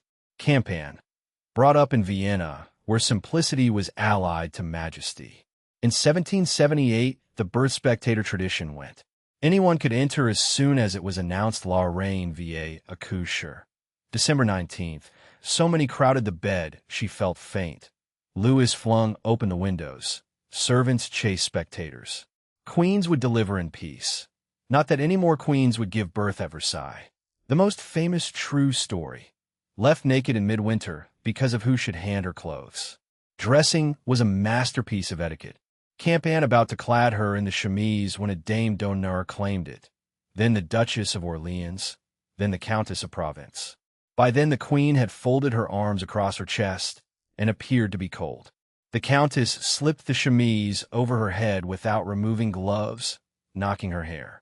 Marie Antoinette laughed to disguise impatience, muttering through her teeth. The ceremony was scrapped. If thirsty, only a noble lady-in-waiting could give her a drink, crossed off. Male servants allowed. Any staff, within reason, any task. Leonard the celebrity hairdresser kept serving other women so his taste would not be lost. Democratic, unroyal. She hated eating lunch in public. Provincials rushing from her soup to the prince's broth to Mesdames dessert. Louis at first towed the line that appearances at court produce more effect than realities. Staff still sold uneaten food. Every time a royal left a room, candles snuffed and replaced. In her apartments alone, 109 candles on summer evenings, 145 in winter. Staff received a daily droit, a UX bougies of 80 livres each, about 2 cows.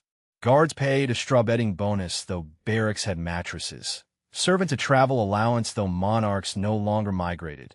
The apothecary 2,000 livres a year, whether she was ill or not. For the first few years, Louis clung on. Public Sunday lunch in her antechamber, so she had to join. His ex, for the queen, purely for show, she ate later. The king ate with all the frankness of his character. Arthur Young, more odd than splendid. She sat with a cover, ate nothing, conversed with Orleans and Lioncourt standing behind her chair. He put on a good show, she pretending, a neat summary of their early attitudes to Versailles. Ciencia de la Reine, the accession tax they declined, and easily understood kindness Maria, Teresa, warned them to preserve. Chemise ceremony, for ladies claiming the right to dress her while she froze. Etiquette she actually cut. Quote, "This is unbearable. What effrontery. Appearances, poofs, and a court after 30. When her first son was born in October 1781, she received the hordes. Trades paraded. Chimney sweeps with a boy on a wooden chimney. Locksmiths hammering, butchers with a fatted calf. Gravediggers with spades were sent straight back to Paris. Louis greeted them from a balcony. She stayed indoors, then let in 50 or so of the most raucous visitors. The Poissards, vulgar market women, from Poisse, filth, pitch rather than fish. The chief gave a speech inscribed on a fan. This child must be like you. You will teach him to be good and just as you are. These are the women who, almost exactly 8 years later, would march out again with knives, pikes, and a couple of cannons, demanding bread. Wednesday balls from New Year, until Lent still showed nobility worthy of a great king. Louis left at 1, so partygoers could relax. His ex, never such decency, or at the same time, such open gaiety. True to character, he gradually weakened. He wandered unannounced. His ex thought a king should be set apart so subjects could engrave his image. Louis XIV old tactic. Versailles became headquarters of her young-in crowd. Do bury out the moment Louis XV sickened. Motto, I don't know why anyone dares to appear at court after the age of 30. Louis's own rebellion. The ceremony du coucher. Whenever a new courtier got the nightshirt on her, he ducked, forcing a chase around the bed, tormenting people sincerely attached to him. January 2nd, 1776, Order of the Holy Spirit. Weather perfect for hunting. Brother Charles yelled at the knights to hurry up. Older than 30 to join, coincidentally. Scandalized. If the king was just a lout who wanted to hunt, and she only wanted to party and put on plays, why finance them, especially as she was foreign? Zweig. Behind this artificial wall lay earthly paradise. Older courtiers. What is the use of a modest, honest young king if we are still forced to beg from a favorite? Gluck in her boudoir, while she was being made up, a mere musician. Montberry. Familiarity, which destroyed the respect Louis XIV had deemed necessary. By allowing her to snub large sections of the aristocracy, Louis was losing potential political allies. The in-crowd encouraged her worst instincts. Paris parties while he waited, fortunes on clothes, jewelry, wigs. Mercy listed pensions in 1776. Lamballe, 150,000 livres. Her brother 40,000 plus a colonel's salary of 14,000 when a normal colonel's pay was 4,000. Madame Denlaw, dismissed for lending a livre in fame to Adelaide, got 6,000. People revolted. The queen may not have granted it, but how can we make people believe it? The girl who refused her belt had become a wanton spendthrift, emptying the royal purse into cronies' hands. Louis XV all over again from an Autrichian, and a woman at that. Until about 1775 hairstyles were elegant. The Harrison, hair-pinned into a frizzy bonnet. By 1777 Leonard and disciples piled on ribbons, flags, feathers, stuffed birds, fruit. Baron Oberkirch wore small flat bottles of water, so real flowers stayed fresh. Springtime amidst the snow of powder. A metal scaffolding, the poof, held it aloft. Most notorious, the coiffure à la Belle Poule, 1778, hair modeled as a 3- or 4-masted frigate in full sail, jeweled portholes, tasseled rigging. Campan, angry family scenes. The general opinion was that the queen would bankrupt every woman in France. Elegantes knelt in carriages like giraffes entering a dog kennel. Vaublink saw a woman holding her head out of the door. Collapsible frames. Fire hazard, hair doused in grease. A magazine asked whether all this ironwork would attract lightning. Louis disapproved did little. In 1781, hair loss in her second pregnancy. Restrained buns. Mixed success getting others to follow. Most sexual tittle-tattle centered on lesbian lovers. The German vice, logical for a Viennese. Male homosexuality, the Italian vice, neither French, bien sûr. Engravings of her and Yolande de Polignac. A 16-page play, L'Autrichian in Goguettes, in which she enjoys Charles and Yolande while Louis wanders in, apologizes for being late finishing a lock, drinks champagne, falls asleep, and Charles shoves his hand up her dress. So professionally written, it has been suggested Beaumarchais, the spurned courtier. Lamballe, embarking for Lesbos, revolutionaries nicknamed her the Sappho de Trianon. Under interrogation about the supposed affair when stripped naked and decapitated in September 1792. Maria Theresa, receiving a portrait in Versailles finery. I didn't see a queen of France. I saw an actress, thinly disguised for prostitute. By 1789, any remaining reverence would be gone. Pouf/coiffure à la Belle Poule. Leonard scaffolding. A frigate in full sail. Campan. She would bankrupt every woman in France. Court after 30. Her motto, Louis's nightshirt chase as rebellion. Allies snubbed into enemies. L'Autrichian. The slur that stuck though she was more French than he was. Fake news as bloodline panic.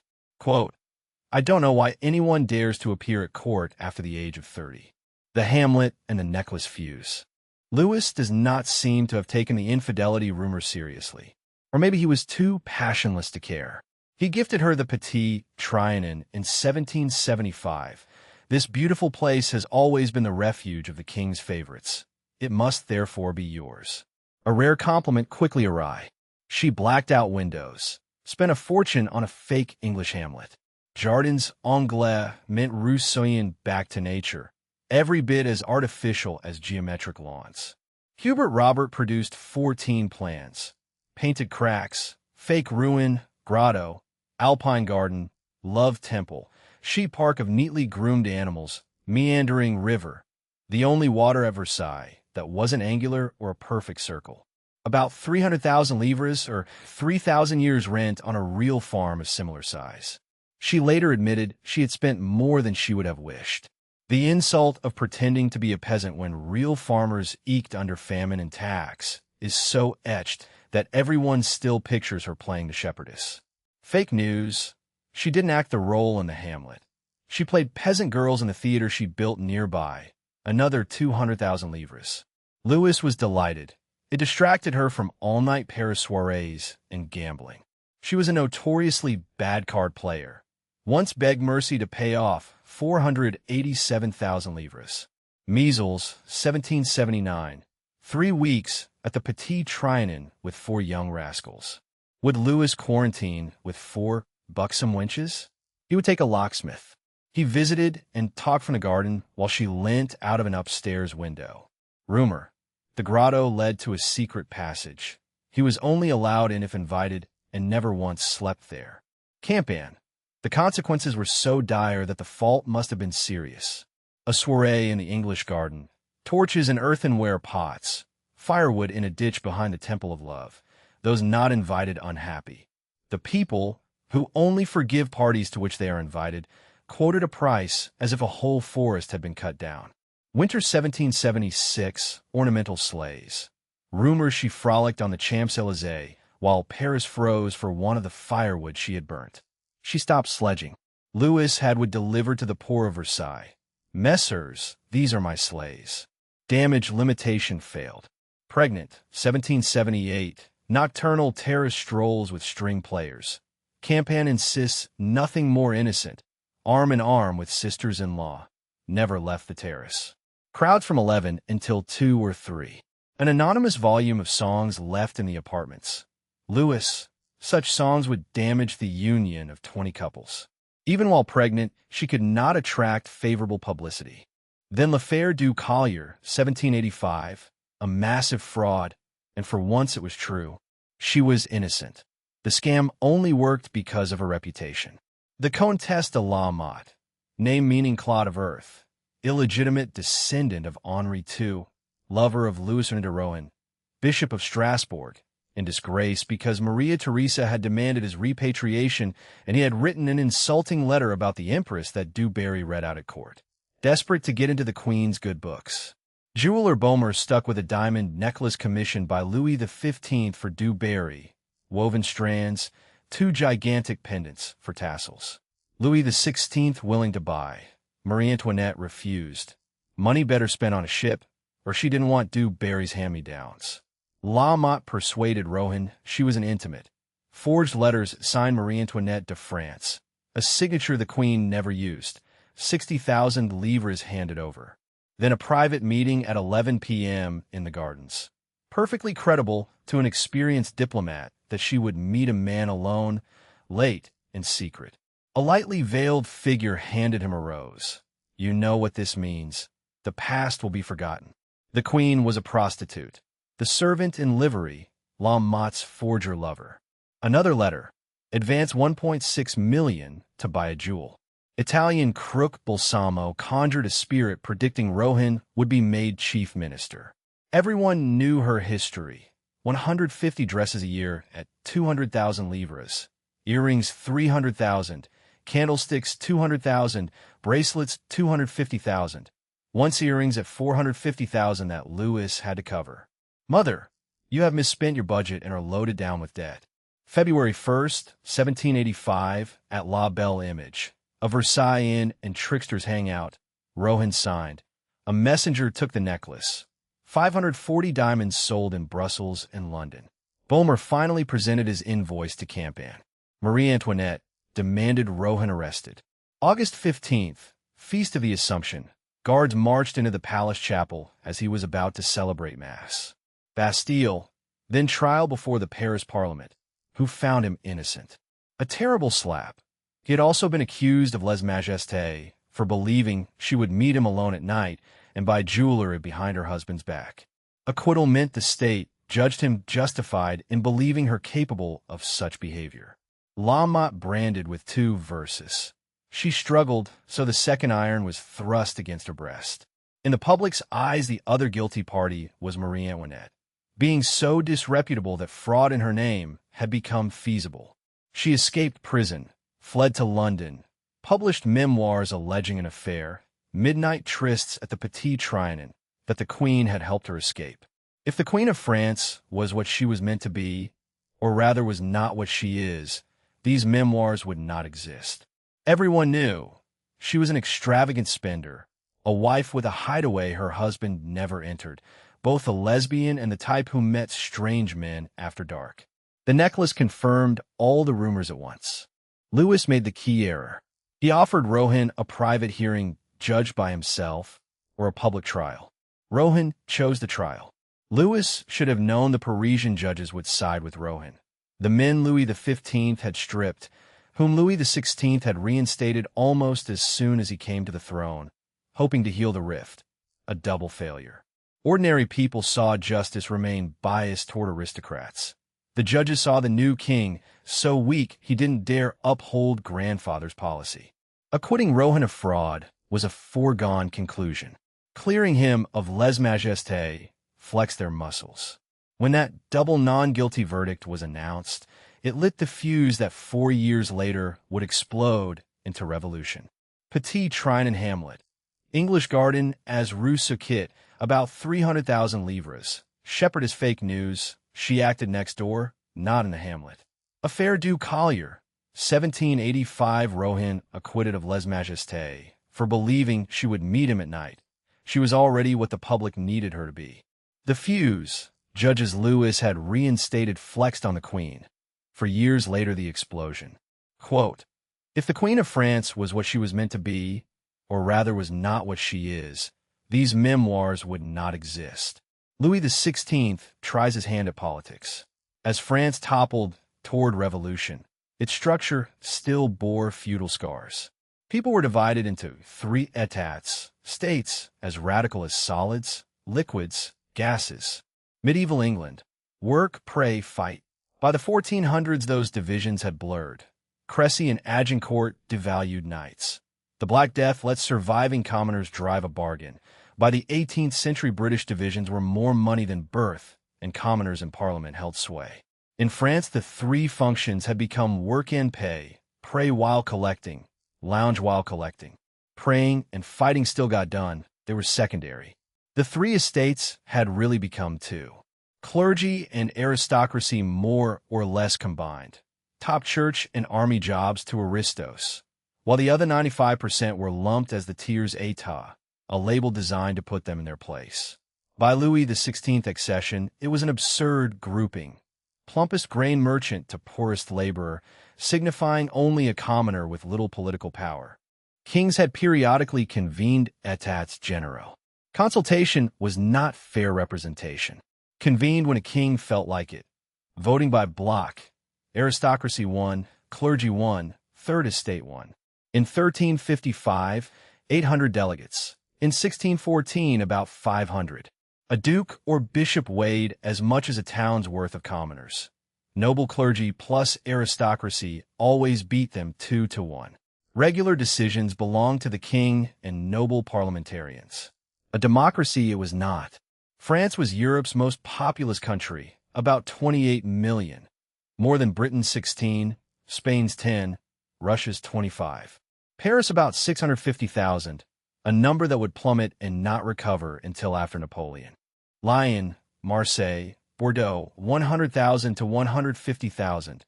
All French cities combined no bigger than London's million. 85% lived in the country, 2/3 working the land. About 40% of farmland owned by laborers with a plow, 20% aristocrats and royalty, 6% church, 30% commoner landlords. Around Paris, the church owned 30% and nobles 40%. Around Versailles, aristos 70%. Bourgeois, originally just townie, were buying from aristocrats, financing lavish lifestyles, and from small farmers who couldn't make land pay. Big farms of 100 hectares, modernizing methods, hungry for profit and representation.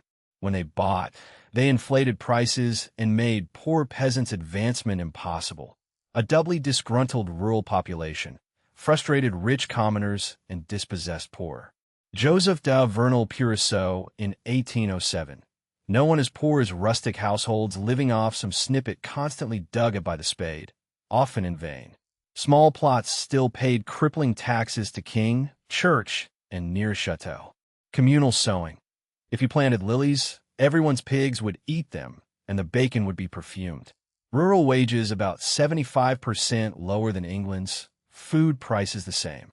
Some peasants still bound by mainmort, dead hand, property reverting to the lord. Urban bourgeois were enjoying aristocratic lifestyles without the name. Bull. In Paris and large towns, the bourgeoisie was superior in wealth, talent, and personal merit, and yet everywhere it suffered humiliation. Glass ceiling.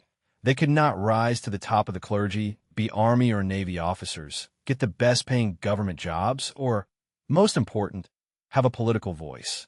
Louis recognized they needed more of a voice. His aristocratic parliament felt quite the opposite. About 120,000 men and 38,000 women earned a living from the church. Not one of 130 bishops in 1789 was a commoner. Talleyrand, club foot, ineligible for the army, agent general at 26, bishop at 35. Napoleon later called him a turd in silk stockings. Rohan, Bishop of Strasbourg at 26. About 95,000 received a personal share of revenue from property devoted to God. François-Yves Besnard, farmer's son, cure of Noailles, 480 souls large presbytery, fish ponds, farm, 3,000 livres, 2 or 3 hours a day reading Greek, Latin, Italian, and French, not the Bible. Average priest got the portion Tsongru. The resulting portion, so tiny the phrase passed into ordinary French. Dauphiné priests in 1789. Our bishops do not consider us colleagues. You will only obtain your full rights when the people obtain theirs. Lewis's contribution, the 1787 Edict de Tolerance giving Protestants and Jews the right to worship. Metz continued to deny Jews. Elsewhere, non-Catholics began to enjoy citizenship. Like every democratic move, it turned the establishment against him. Aristocrats numbered about 400,000, fromage de la soup, cheese baked on top, weighing down croutons and onion bits. Ancient motto, champion of the just against injustice. Modern rulebook, thou shalt hold on with both hands. A few wanted to move with the times, Solage as coal and iron and all be, Turgot and Calonne as finance ministers. Too many privileges lived in selfish idleness. Paul Hay du Chastelet, imprisoned by Louis XIV for protesting Protestant persecution, ironized that nobility makes those who possess it generous. As of 1789, a general lack of both generosity and decency would cost many their social position, their land, and often their head. Taille, Gabelle, and 560,000 against one. Because Louis XV failed to impose his will, taxes remained monstrously unfair. Nobles exempt. Landowning clergy paid a voluntary don gratuit according to conscience, which didn't always trouble it deeply. Under Louis XVI, about 2% of the church's tax revenue. Rents largely untaxed. A rural laborer or small landowner might see half their income taken. Small farmers were forced to use the chatelain's mill, ovens, and press at his prices. The Banvin let him sell wine first, limiting supply, then release the peasants. Feudistes toured, reviving forgotten taxes, claiming communal land should revert. Intellectuals looked to the future. Many country dwellers were heading back to the Middle Ages. Anyone exploited by a boss still moans they are corvable en merci, at the mercy of the ruling class. Average life expectancy about 30, pulled down by infant mortality, still reflecting grueling hardship. Prominent aristocrats lived comfortably into their 60s and 70s. Of 2,918 documented Paris guillotine victims, about 2,000 were over 30, 846 over 50. The class destined to die young, using the blade to get revenge on the unfairly old. The statistic Lewis had to face, political and economic power in the pampered hands of a mere 2%, 560,000 aristocrats and clergymen. Reforms that would benefit the other 27 million were going to feel like 560,000 against one. Taille, land tax based on property, or an almost random sum according to how rich tenants seemed. Nobles, clergy, richer urban bourgeois exempt. Gabelle and capitation. Salt squeezed as needed. A poll tax meant to be universal that in 1789 took about 10% from a poorer taxpayer and 1.5% from the privileged. Corvée dime, Sens, Champart. Unpaid labor, 6 days a year on average, up to 30. Repairing roads, or as Zola later put it, cleaning the chateau's ditches, the church's 10th. Feudal cash for protection the chateau did not give, 6 to 10% of harvest, sometimes a fifth in lean years. Quote, in its management of everyday affairs, the clergy of the 18th century made absolutely no concession to the spirit of the times. A pendulum, a flower war, and an inadmissible equality. Most ordinary people did not hate him. In Lautrician and Gogit's Marie Antoinette calls Parisians sane frogs and sings of frittering their money. Lewis is having a snooze, the foolish, inattentive victim. A 1789 Ode à la Reine heaps blame on the monster that escaped from Germany, 3 times an adulterous flame, yet she blackens the object of our love, and Louis XVI of France was already reversing our misfortunes. Between hunting sessions, he was choosing the right kind of politician. Critics call him a sovereign imposing divine right. He was no more a lone ruler than a modern French president. Ministers appointed, not elected. Hollande picking unknown bank employee Macron in 2014. Absolutism at the head of the French state is by no means finished. Lewis chaired concils, then hated Monday meetings, sat in silence. By the end, the Conseil Royal de Finances met twice a month. Exhausted after hunting, he scribbled Bon on a cover page, or took snap decisions ministers dared not contradict. Vergennes outlined a problem, asked an obvious question. Let Louis provide the wanted answer.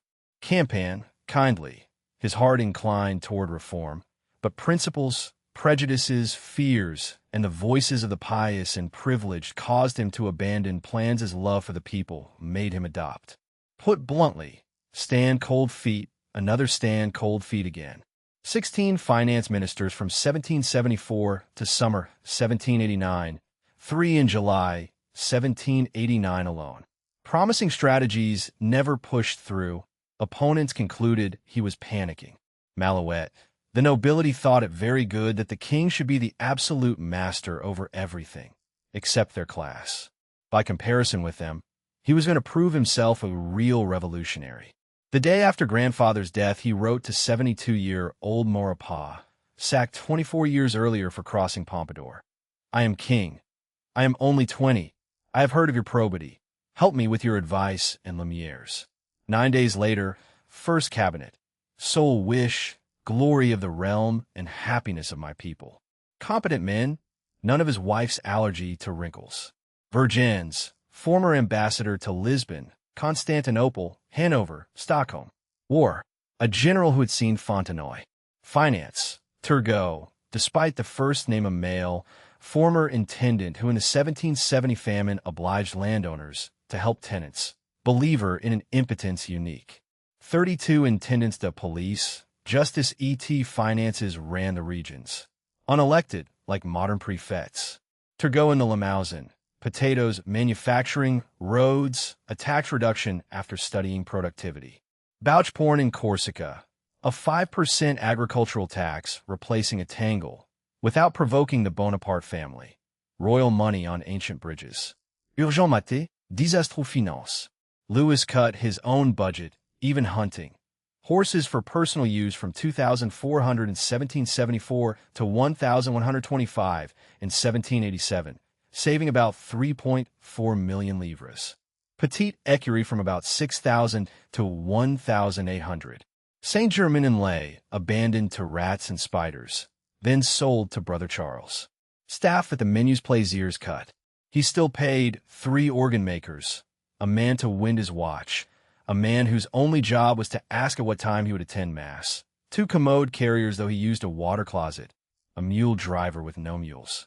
Charles Dub dit Roi de France et Avare, Benignon Navarre. A bishop asked whether Easter and the Pope's Jubilee could be celebrated together. We're living in a time of economies. I think we can make that one too. Turgot believed the total mass of humanity marches slowly toward greater perfection. End jobs for life and undeserved pensions.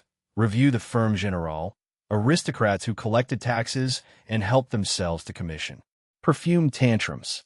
Abolish the droit de halliage and allow toll-free grain movement and imports. Royal family members who speculated on cereal were furious. He rewrote the bill in everyday language. Unfortunate. The 1774 wheat harvest was less than satisfying. Traders sold at panic prices where grain was most needed. Decent harvest areas perversely short. The Flour War. Spring 1775. Warehouses pillaged, bakeries attacked, boats hijacked.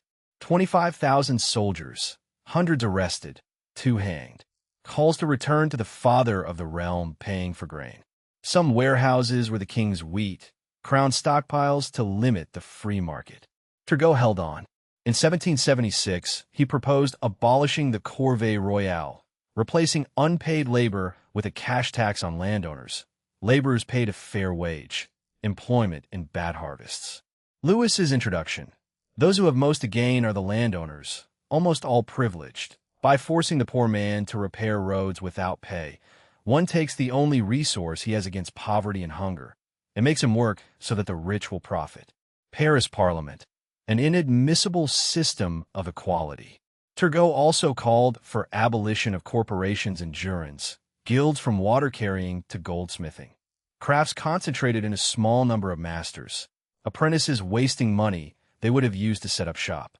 Main goal, and the monopoly of organizations that paid the king for the privilege of regulating employment. Paris Parliament refused to ratify. May 1776. Famine, riots, parliamentary revolt, Marie Antoinette complaining she couldn't dish out pensions. When Turgot proposed stripping regional parliaments of lawmaking power and a single tax on property values, Louis caved and sacked him. Replacement: Clarke, former intendant of 4 regions, including Slavon and Saint-Domingue, oversaw a law letting regions hire paid road workers. Dropped dead at 46 after 5 months. Gossips alleged 3 sisters, one of whom inspired an ode about loving at 13. Louis: I think we made another mistake.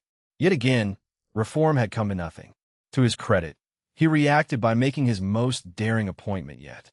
Guerre de Farines, 1775 Flour War after Turgot freed grain. 25,000 soldiers, 2 hanged, crown warehouses looted as the market. Inadmissible equality. Turgot's cash tax on landowners to replace the corvée. Paris Parliament's verdict on the word. 16 finance ministers, 1774 to summer, 1789, 3 in July, 1789 alone. Stand cold feet, another stand.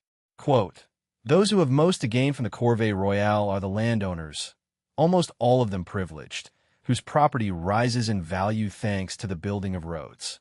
By forcing the poor man to repair them, by obliging him to give his time and his work without pay, one is taking away the only resource he has against poverty and hunger, and making him work so that the rich will profit. Louis XVI, Revolutionary Reformers. On the face of it, the next finance minister was a safe pair of hands. Louis Gabriel Turgot, 58, former intendant, told to leave things as they are until reasonable improvements. A figurehead, the de facto minister could not sit on the King's Council because he was a Protestant. Jacques Necker, Swiss, partner of a Paris bank before 30, retired a multi-millionaire at 40, starting as a clerk. Appointed Director General of the Royal Treasury. In a dense 25-page note to the king, he promised only slow, gentle, and wise means, offer multiple guarantees of the people's happiness without disturbing public order, free country dwellers painlessly from the yoke. The power to tax constitutes the essence of sovereignty. Only those who use it well remind the people that a good king is watching. Today, concentrating on the people's happiness seems the only new and the most noble ambition. Whether Louis read it after hunting is debatable. A canny operator probably read the flattering bits. Plan: replace commission-raking collectors with salaried administrators. Strip noble parliaments, appoint provincial assemblies. Parliamentarians stopped all but 2. Necker was like a wheel of Gruyere bouncing down a Swiss mountainside, on a roll. If he had pushed through all his reforms, the revolution might never have happened. Comte Rondeau, hospitals, and the cleanest courts in Paris.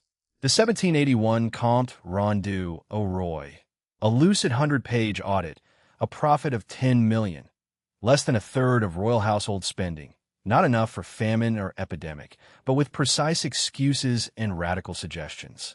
In Britain, the situation is presented to Parliament and published. In France, we have constantly made a mystery of our accounts. Shed a lumière, oblige the minister to publish whenever the king wishes. That is how Britain negotiates cheap loans. First punch, everything a model of pointless complicated spending, a multitude of officers acting as suppliers, cooks, and dinner guests, and a lot of privileges and useless occupations. Pensions, 28 million. Louis himself surprised, defending him against charges they went to his cronies. Help the poor beneath the imperious yoke of property and wealth. Cap the taille, the only tax that has risen steadily, the only one that can be increased in secret, often without the sovereign knowing, collectors creaming it, a fixed tax on property size, challengeable. In the corvée, praise Louis for releasing his own bonded laborers. Grain, the only product whose changing prices influence subsistence and public tranquility, ban exports and shortage. Innovative French products already attract visitors spending 30 million a year. An annual award for the invention most useful to trade, because any type of glory is the best motivation for the French. Necker also modernized hospitals, salaried staff on the premises, healthiest food, carefully selected drugs, and prisons, inspired by John Howard's 1777 The State of the Prisons. He visited Paris's worst jails, violent criminals locked with harmless debtors and actors who had disappointed a noble audience and provoked a lettre de cachet. August 1780 Declaration. Give a helping hand to those who owe misfortune to their transgressions. Destroy underground dungeons so the unjustly accused should not suffer rigorous punishment just by being held. 2 model prisons, Grande Force and Petite Force. Infirmary, real beds, fireplaces, exercise yard, chapel. Howard in 1783. Some of the most humane and enlightened sentiments. Commissaires can oblige creditors to accept 1/3. Courtyards washed once or twice a day. I sometimes thought these courts were the cleanest places in Paris. Not all transformed. Galley slaves still chained at the Tournelle, where the Tour d'Argent now stands. Women who killed husbands might be burned. Men broken on the wheel. But death sentences falling. Douai 1,721 to 30. 39 of 260 capital defendants executed, 15%. 1,781 to 90. 26 of 505. After 1792, mass executions. Necker ended the question preparatoire. Wooden horse, osselets, estrapade, Parisian brodequins. The coming revolution would take as its symbol the supposedly inhumane Bastille. Howard knocked, was forced to retreat. In July 1789, only 7 prisoners. It was stormed for gunpowder. All were re-imprisoned afterward. Compte rendu au Roi, 1781 Necker's published audit. A mystery of accounts shed lumiere. Britain as the cheap loan model. Question preparatoire. Wooden horse, brodequins. Necker ended judicial torture while the Bastille still held 7. Quote, I sometimes thought these courts were the cleanest places in Paris. A war without taxes, Monsieur Deficit, and a wall that made Paris wail. Too good to be true. The Compte rendu listed income not yet received and conveniently forgot 200 million of debt. Mostly, Necker would have said, not his fault. First line of 1780 outgoings. Extraordinary war, spending, 65,200,000. Early 1778, while cutting expenditure, Lewis embarked on a war, seduced platonically by Benjamin Franklin. Virgins, entangle Britain, protect Caribbean sugar islands, open a continent to French trade, maybe regain Canada. Providence has chosen this as the time for the humiliation of England. Lewis, not wanting to provoke the British, recruited Beaumarchais to run guns for tobacco via a Spanish-named company, Rodrigue Hortalez, 30,000 muskets, 2,000 barrels of powder. Free because trade. Then Lafayette made a huge public show of joining. 7 warships, 6,000 troops under Rochambeau, whose first battle was stopping his men seducing Puritan women. Yorktown, 1781, French fleet cut off reinforcements. Malta, Gibraltar, Minorca, St. Kitts, Indian trading posts, 60,000 troops in Brittany, and ships up the channel that never got close because dirty drinking water killed the sailors. 12 million cash to America, 12 million in loans.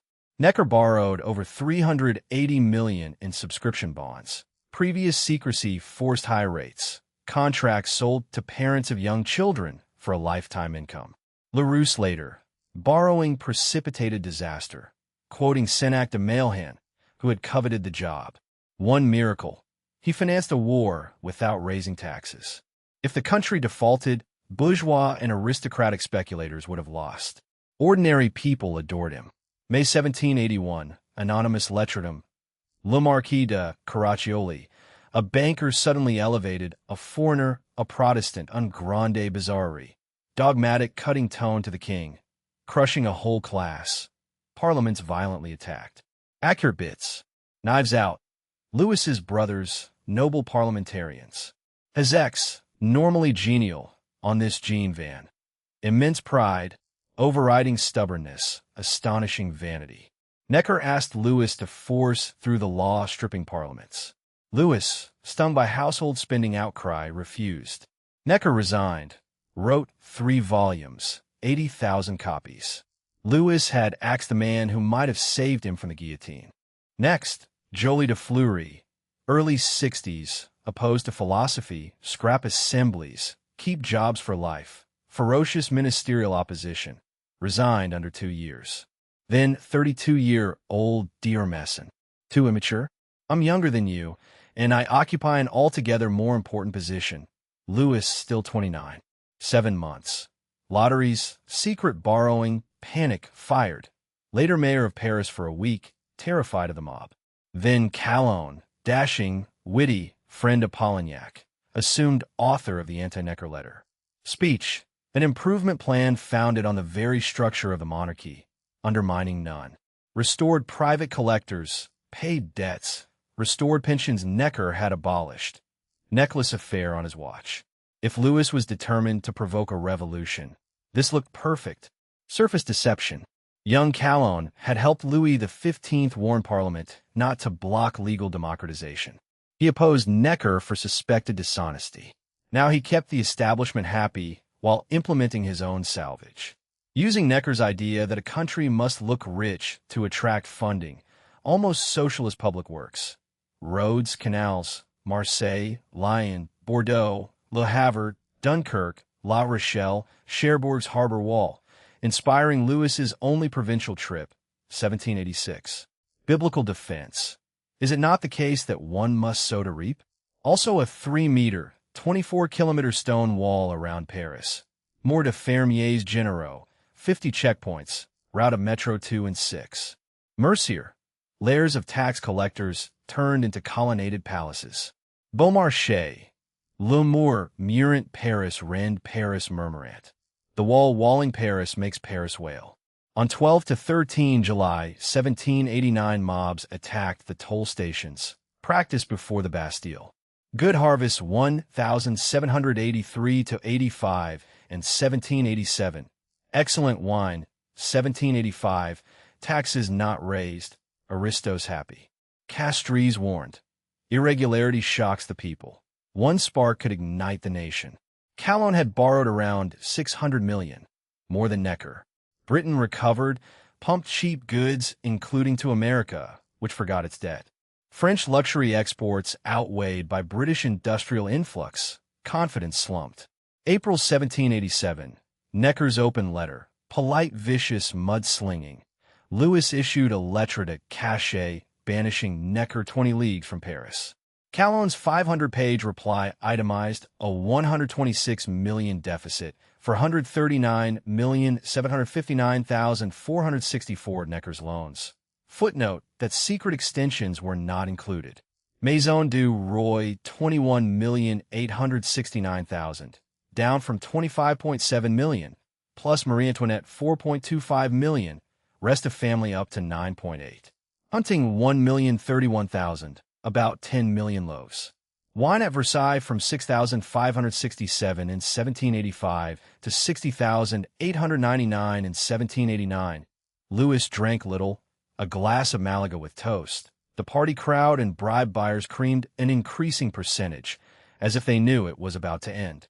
Royals 6% of the national budget. Education and poor aid too. War without taxes. Necker borrowed over 380 million for America. Ordinary people adored him. Speculators would have lost on default. More de fermiers généraux. Calonne's 24-kilometer tax wall. Beaumarchais. The wall walling Paris makes Paris wail. 12 to 13 July practice for the Bastille. Monsieur Deficit. Calonne after the notables. A 126 million hole itemized in his own reply. Côte. Le murmurant Paris rend Paris murmurant. Revolution by the rich. Calonne called an assembly de notables to oversee a new order, make justice shine even brighter than the crown. Louis, this is pure Necker you're giving me. Central idea.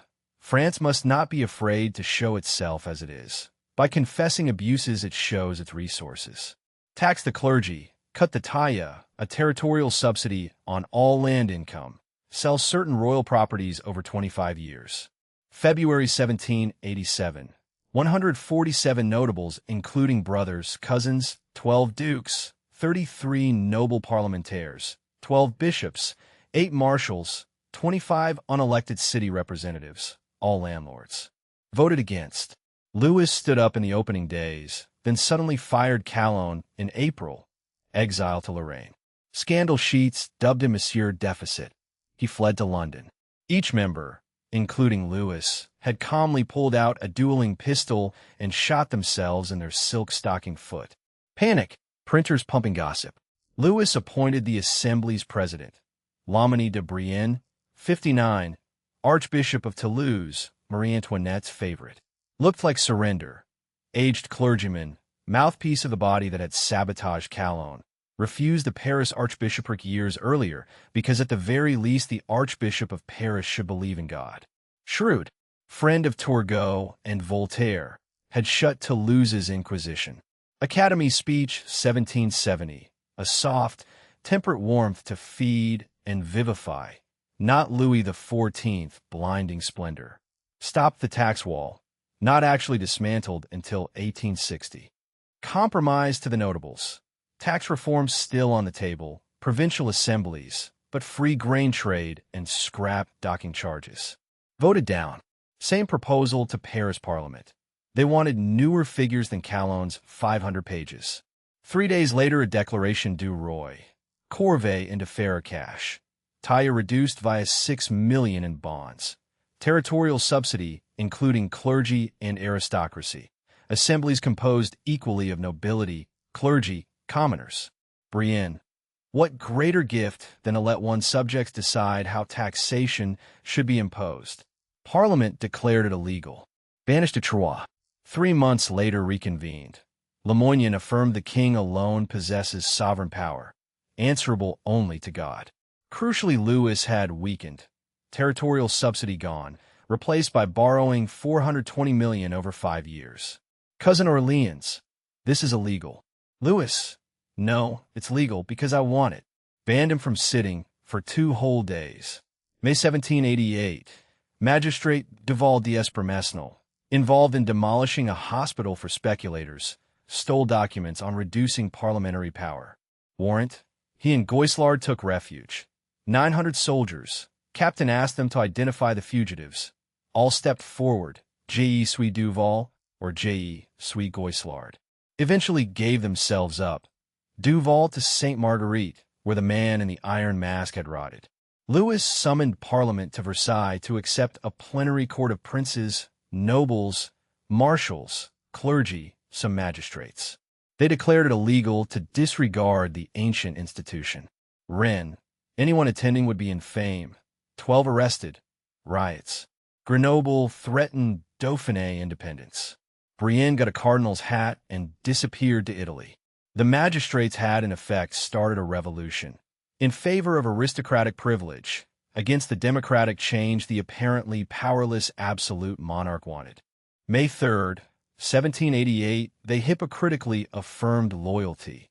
France a monarchy governed by the king according to its laws, male to male, excluding girls. Then unmovability of magistrates. Courts examining the king's wishes in each province. Absolute monarchy over. Que vote le roi? Essai vote la loi. First line of Loisel's 1607 code. Counted for nothing. More than a year before most history books start the revolution. No one storming the Bastille.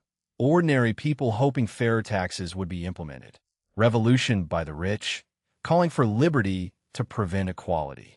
His ex, the magistrates, those natural defenders of the monarchy, and the princes themselves, born supporters of the throne, got together to destroy the monarchy and the throne. A national referendum would almost certainly have backed Necker's ideas, if provincial parliaments could have been stopped from broadcasting fake news that all Louis wanted was necklaces for Marie Antoinette. As of May 1788, he had no real power. He had appointed motivated ministers, occasionally missed a hunt to defend democracy in person, put up with humiliation while Turgot, Necker, Calonne, and Brienne battled. Still unimaginable luxury, but he had tried. Peaceful reform was over. The anarchy of July 1789 was now inevitable. Assembly to notables, 147 landlords, including brothers and bishops, voting against taxing themselves. Revolution by the rich, May 1780, 8 magistrates defending privilege against the democratic change the apparently powerless absolute monarch wanted. Que vote le roi? Aside vote la loi. Loisel's 1607 first line. Already dead more than a year before the Bastille. Quote, the magistrates, those natural defenders of the monarchy, and the princes themselves, born supporters of the throne, got together to destroy the monarchy and the throne. Part 2. The revolt sets in. Taxes, prisons, and a Swiss banker were not enough. The revolt sets in among people who, Clarke insists, were not starving in a dark age. Literacy rising, balloons in the sky, Figaro on the stage, and who were about to be told that everyday life in 1789 had been unbearable. Was everyday life really that bad in 1789? In 1789, for a large proportion of people, not just money-grabbing aristocrats and their bourgeois imitators, life was getting better. Very slowly, because of crushing taxes. But there seemed a sense that the lumiere of progress would shine on most classes, if not today, then soon, without violent revolution. The image of Louis as a man who did little but hunt, make locks, and let his wife spend tax income has been carefully constructed since his head came off. Easier to explain the violence if it looks worthwhile. Hunting was his one true passion. It didn't stop him trying. Like Necker and even Brienne, the friend of Voltaire, he wanted an innovative France competing with Britain and newly independent America. The key, he thought, was education. In 1688, 29% of men and 14% of women could sign a marriage register. By 1788, over half of children went to school. Grooms and bride signing, 47 and 27%. England 66 and 34. Craftsmen and merchants, 3/4. Only about 10% below the modern USA. Louis XIV had laid education on the church in 1698. A school in every parish to 14, reading, writing, counting, catechism. Town teaching acceptable. Rural teachers visited fields. 5 sous a month, about half a kilo of beef. A 1793 report. One teacher 53, 35 years at it. Writes quite well, cannot spell. Lessons in patois. Alphabet from Latin prayer books. No national curriculum. Still more enlightening than the Lumieres. Rousseau, the poor do not need education. Voltaire to Brittany's Attorney General, 1763. I thank you for forbidding the plowing classes from studying. I who cultivate land would like more workers, not more monks. Schools, balloons, and the republic that needed neither chemists. Secondary education almost entirely rich boys. Colleges and lycées, Latin the breaks, sciences gaining a foothold. In 1789, about 13,000 new pupils, 2.7 million teenagers. A young woman's hope. Convent, a nun taught. Emphasis moral. Abbé Rare's 1786 novel. Sister Rosalie against teaching girls everything. Nothing more pointless than chemistry and physics. A smattering of history. Enough math for household accounts. Decent dances, not dangerous balls. Fenelon a century earlier. Nothing more neglected than girls' education. The weaker they are, the more they need strengthening. Literature, history, Latin, music, the main rules of justice. The Maison Royale adopted it, closed under Louis XV because students were too intelligent. D'Argenson, 1750, demanding drive their husbands. Louis created the École Royale du Génie at Mézières. Fortress building, siege tactics. Gaspard Monge invented descriptive geometry. Entrance so brutal 1 in 6 got in. Ancestor of the Grandes Écoles. Access not becoming less elitist. By 1789, France was producing some of the best trained scientists on the planet. Avowed intention, science for the common good. 1776, Société Royale de Médecine. Correspondence with skilled doctors, help during epidemics. Twice weekly at the Louvre. 1778 questionnaires. Water, soil, climate, town versus country, remedies care. A Poitou doctor no longer bled patients already weakened. Not adopted. Byron in 1824 bled to death, complaining less slaughter is done by the lance than the lancet. permits for remedies and mineral waters. The pharmaceutical industry and famous French waters partly due to Louis's patronage. 1785 The Academy studied his hospital improvements. 1787 Paris abattoirs after Saint-Jacques blood turned streets into fly-infested mud baths. No more theorizing only. Richelieu had been elected in 1731, almost illiterate. Now remits included agriculture, physics, mineralogy, metallurgy, mechanics. Intake 2,500, average age about 30. Brother Charles's Javel Factory, 1777, a product whitening canvas in 24 to 30 hours, dubbed eau de Javel to distract from the idea of acid. Sulfuric acid, white lead, verdigris, invading the British market. Pouring acid over iron filings made hydrogen for balloons. Summer 1783, a race. Louis launched a competition for machines aerostatiques. June 4th, Montgolfier Brothers, paper manufacturers, unmanned balloon at Annonay, heated air, sheep droppings, and wet wool for thicker smoke, 30 meters. August 27th, Jacques Charles and the Robert Brothers, 35 cubic meter hydrogen silk, 21 kilometers, pitchfork by terrified peasants. September 19th, Versailles, 130,000 people. Sheep, duck, chicken to 480 meters. The sheep retired to the Menagerie Royale, maybe a star at the Petit Trianon. November 21st, Pilatre de Rogier and Mad Marquis d'Arland. Almost killed testing a parachute in Montmartre. First man free flight from La Muette. Louis wanted condemned prisoners. Marie Antoinette helped persuade him. About 1,000 meters, 25 minutes. Butte aux Calis. Franklin in badly spelt French. Majestic manner. Hats lowered. Mixture of awe and admiration.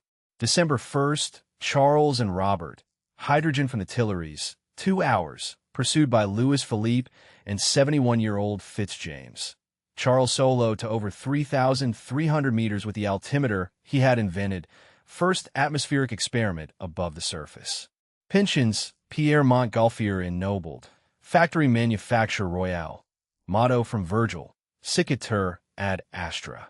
Cross-channel January 7th, 1785. Rogier died that month, attempting the second. First death in a flying accident. Awkward time to be made noble. They survived as reformers. Lavoisier, father of modern chemistry, guillotined 1794 on a trumped-up tobacco charge, asked for a reprieve to finish an experiment. The judge, the Republic needs neither scientists nor chemists. Exactly the opposite of Louis XVI view. Sicatur ad astra. Louis's balloon race. Montgolfier ennobled.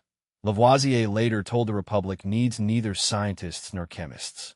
Grandes Écoles ancestor. Mézières, 1 in 6 admitted. Science for the common good versus Rousseau's Pluffman. Quote, Sicatura ad astra. Figaro, the Journal, and a wall of pamphlets. 13 military academies in 1776, including Brienne, where 9-year-old Napoleon arrived in 1779. Applicants well instructed in Latin, German, French, history, geography, mathematics, drawing, music, trained in arms and dancing. Conquer ladies as well as colonies. 1781. 4 degrees of nobility to become a sous-lieutenant. Charon certificate. Only exception. Son of a common soldier with the Order de St. Louis. Elitism in the ranks. Also lighter loads. From June 1788, a signed contract and surgeon certificate that a man was not drunk or under duress. 2 to a bed instead of 3. Kitchen gardens. Cadet Bonaparte annexed weaker students' plots. Naval officers had to master Bezout on longitude. Officers who later conquered Europe were mostly products of these centers. Beaumarchais wrote Le Mariage de Figaro in 1778. The Count's droit de cuissage, a libidinous chase, public humiliation, the little man triumphs. Louis, awful, makes fun of everything respectful, lest he did not sympathize with adultery he was innocent of. Banned. Preface 1785. A lord who prostitutes subordinates must end up mocked by his servants. Disingenuous. Act V, Scene 3. The monologue Danton said killed the aristocracy. You took the trouble to be born, that's all. I've had to use more knowledge and strategy just to survive than have been used in the last century to govern the whole of Spain. Irony about Madrid's free sale of texts: as long as you steer clear of authority, religion, politics, morals, people in high places, public borrowing, the opera, or anyone who wants to hold on to anything. Premiered April 27th, 1784. Louis backed down and contributed to the success de Scandale. Mozart within 2 years. Personal axes, a lawsuit over a forged will. Lucky his resentments struck a chord with those who could afford a ticket. First Daily, the Journal de Paris, January 1st, 1777. Sunrise, Seine Height. Weather, 2 royal decrees favoring Faubourg Saint-Antoine workers and the Free Royal School of Drawing. A letter from exile Voltaire begging the public to ignore pamphlets he had not written. A poem, Let's Make Love, Let's Make War. A robber allegedly resisting arrest who stabbed himself with 2 knives, one through the heart. December 13th, 1786. Rejoicing at the Assembly de Notables. The nation noting with joy that its sovereign is drawing near. Not under the thumb. April 28th, 1780, for a long favorable Figaro review, originality, satirical remarks about all classes, on grand success. Freedom ended August 1792 when revolutionaries ransacked the press. Not exactly liberté. By 1786, Louis was regretting it. To Malherbe, freedom of the press widens knowledge, but men go far beyond prudence. We need a police tough on publication so bad books get as little publicity as possible. He knew he was writing to the protector of Rousseau, who had permitted the encyclopedia, who had told Louis XV that if remonstrations are not listened to by the king, they will be heard in the street, the salon, and the café. In 1792, Malherbe volunteered as defense counsel. Louis, your sacrifice is especially great because you are risking your life, and you will not save mine. Guillotined 2 years after, at 72. Took the trouble to be born. Figaro's Act V. Danton said it killed the aristocracy. Louis Band then bankrolled the success de Scandale. Journal de Paris. First Daily, 1777. Freedom until August 1792 ransacked the press. Quote, because you're a great lord, you think you're a great genius. Nobility, money, rank, position, they all make you so proud. But what have you done to deserve so much? You took the trouble to be born, that's all. Tired of a peaceful contentedness. The revolution as a cleansing tidal wave of atheism is myth. Intellectuals question the church's land, taxes, power. The vast majority could not read a page of Diderot, let alone its vocabulary. They agreed church taxes had to be cut. They were still religious. Moliere's Dom Juan.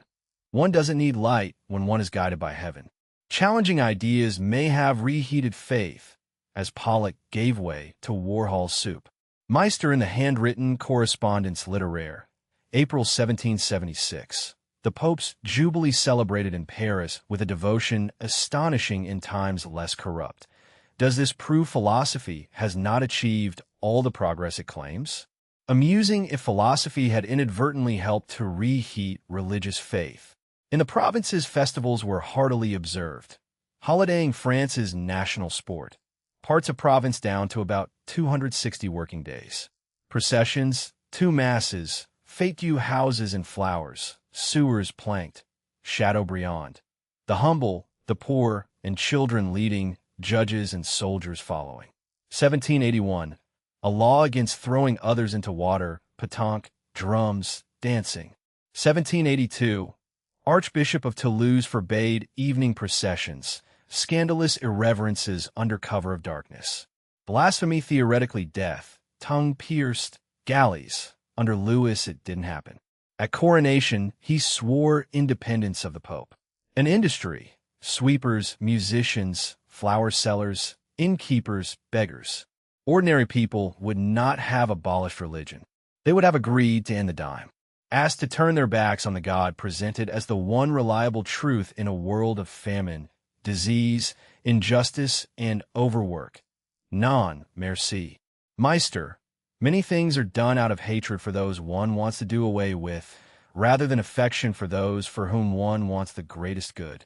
The haters would apply the same principle to monarchy. Summer 1789 Paris as blast furnace. Skeletal paupers bursting from muck-strewn hovels.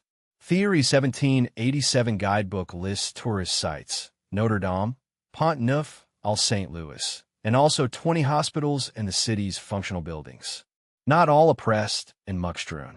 Arthur Young, the English agriculturalist who knew what France needed, a master hand of superior talents and inflexible courage at the helm, is perplexed that knowing how great, rich, and important a city Paris is, this circumstance of empty country around it perplexes him much.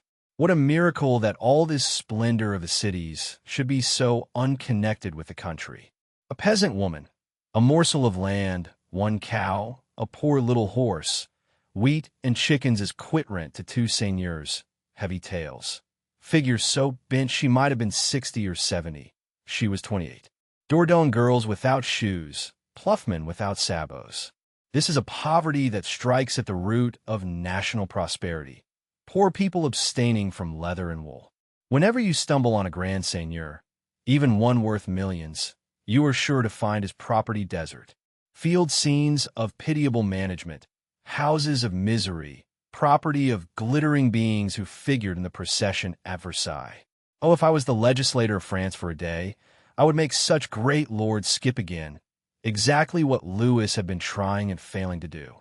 He finds invariable sweetness of disposition, mildness of character, a total unwillingness to face problems, tame and elegant, uninteresting and polite, conversation like a journey on an endless flat, dividing the day exactly in halves destroys it for any inquiry. What is a man good for after his silk breeches and stockings are on, his hat under his arm, and his head be in poudre? Saint Germain, richest abbey, 300,000 a year, consistent with the 10th century, not the 18th. What turnips, what cabbages, what potatoes, what clover, what sheep, what wool? Are not these things better than a fat ecclesiastic?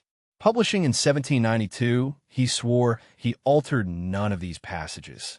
Dinner talk already. Eve of some great revolution. Deficit impossible to provide for. No minister with decisive talents.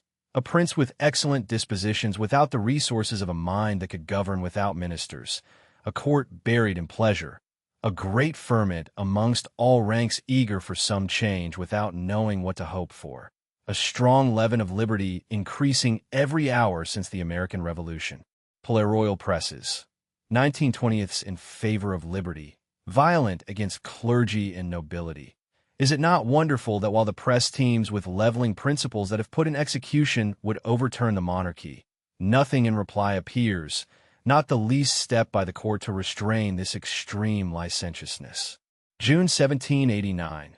Bread the common sort eaten by the poor beyond their faculties. Great misery. Coffee houses crowded within, expectant crowds at doors and windows. Orators from chairs or tables. Thunder of applause for every sentiment of more than common heartiness against the present government. Nests and hotbeds of sedition, little short of madness to allow the propagation. Aristocrats ate, drank, sat, walked, loitered, smirked, and smiled with that easy indifference that made him stare at their insipidity. Versailles debates would have saved a fourth of their time with Commons rules. The nobility most disgustingly tenacious of all old rights, however hard they bear on the people. They will not hear of giving way in the least to the spirit of liberty. The king personally the honestest man in the world, one wished to do right, without those decisive parts that enable a man to foresee difficulties and avoid them, in a moment of such extreme perplexity that he knows not what counsel to take refuge in. Queen closely connecting herself with the party of the princes, Artois at their head. People profess the kingdom ought to be a monarchy, or at least that there ought to be a king. They want Louis at the head of a completely renewed government. End of June, joy infinite. The assembly uniting with the people hurried to the chateau. Vive le Roi might have been heard at Marly. King and queen in the balcony, loudest shouts of applause. Short-lived. The events that followed. Young confesses. were as little to be thought of as of myself being made King of France. Dime, not God. Ordinary France still religious. Meister's reheated faith. They would cut church tax, not heaven. Young's paradox. Splendor of cities unconnected with the country. The king the honestest man, without the mind to govern without ministers. Quote, the French were tired of a contentedness that bored them because it was so peaceful. Louis XVI, Final Gamble. There are two contradictory images of Louis as the revolution approached. The wavering fop who couldn't control his wife's spending, who rode into the forest and wrote Reign on July 14, 1789. And the king who tried every means, exiling parliament, convening assemblies, offering concessions, changing ministers, even recalling Necker in August 1788 to drag France over the wall aristocrats had built around their privileges. He was both, and everyone knew it. That is why his last attempt was huge, ambitious, worthy, and doomed. Everything started to go fatally wrong in mid-1788. Parliamentarians resisting change, stirring discontent. Then the weather tipped the poorer into despair. Heavy rains autumn 1787, fewer crops sown, mills swept down the Rhone. Hope's not high for 1788. Then about 6:30 a.m. on Sunday, July 13th, a deadly premonition of Bastille Day, a biblical hailstorm rampaged in 4 hours from Poitiers along the Loire across Paris to Lille. Hailstones from Walnut to Turkey's Egg, gusts 150 kilometers per hour, felled trees, smashed windows, stripped roofs, killed animals, ruined crops. About 100,000 hectares unharvestable. Louis himself, coming back from Rambouillet, was assailed, the procession sheltered in hangars at traps. Countryside covered with felled trees and crushed birds. Crown agents told farmers to plow and sow mustard, beetroot, cabbages, chicory, turnips. Everyone knew grain and bread would be cruelly short. Rural emigration filled Paris with hungry paupers. End of August, grape farmers harvested early. Mid-November frost. Then a winter that snowbound Paris on New Year's Eve at minus 20 degrees Celsius. Sudden hard frosts interspersed with unseasonable mildness. To a religious people, God was sending a message.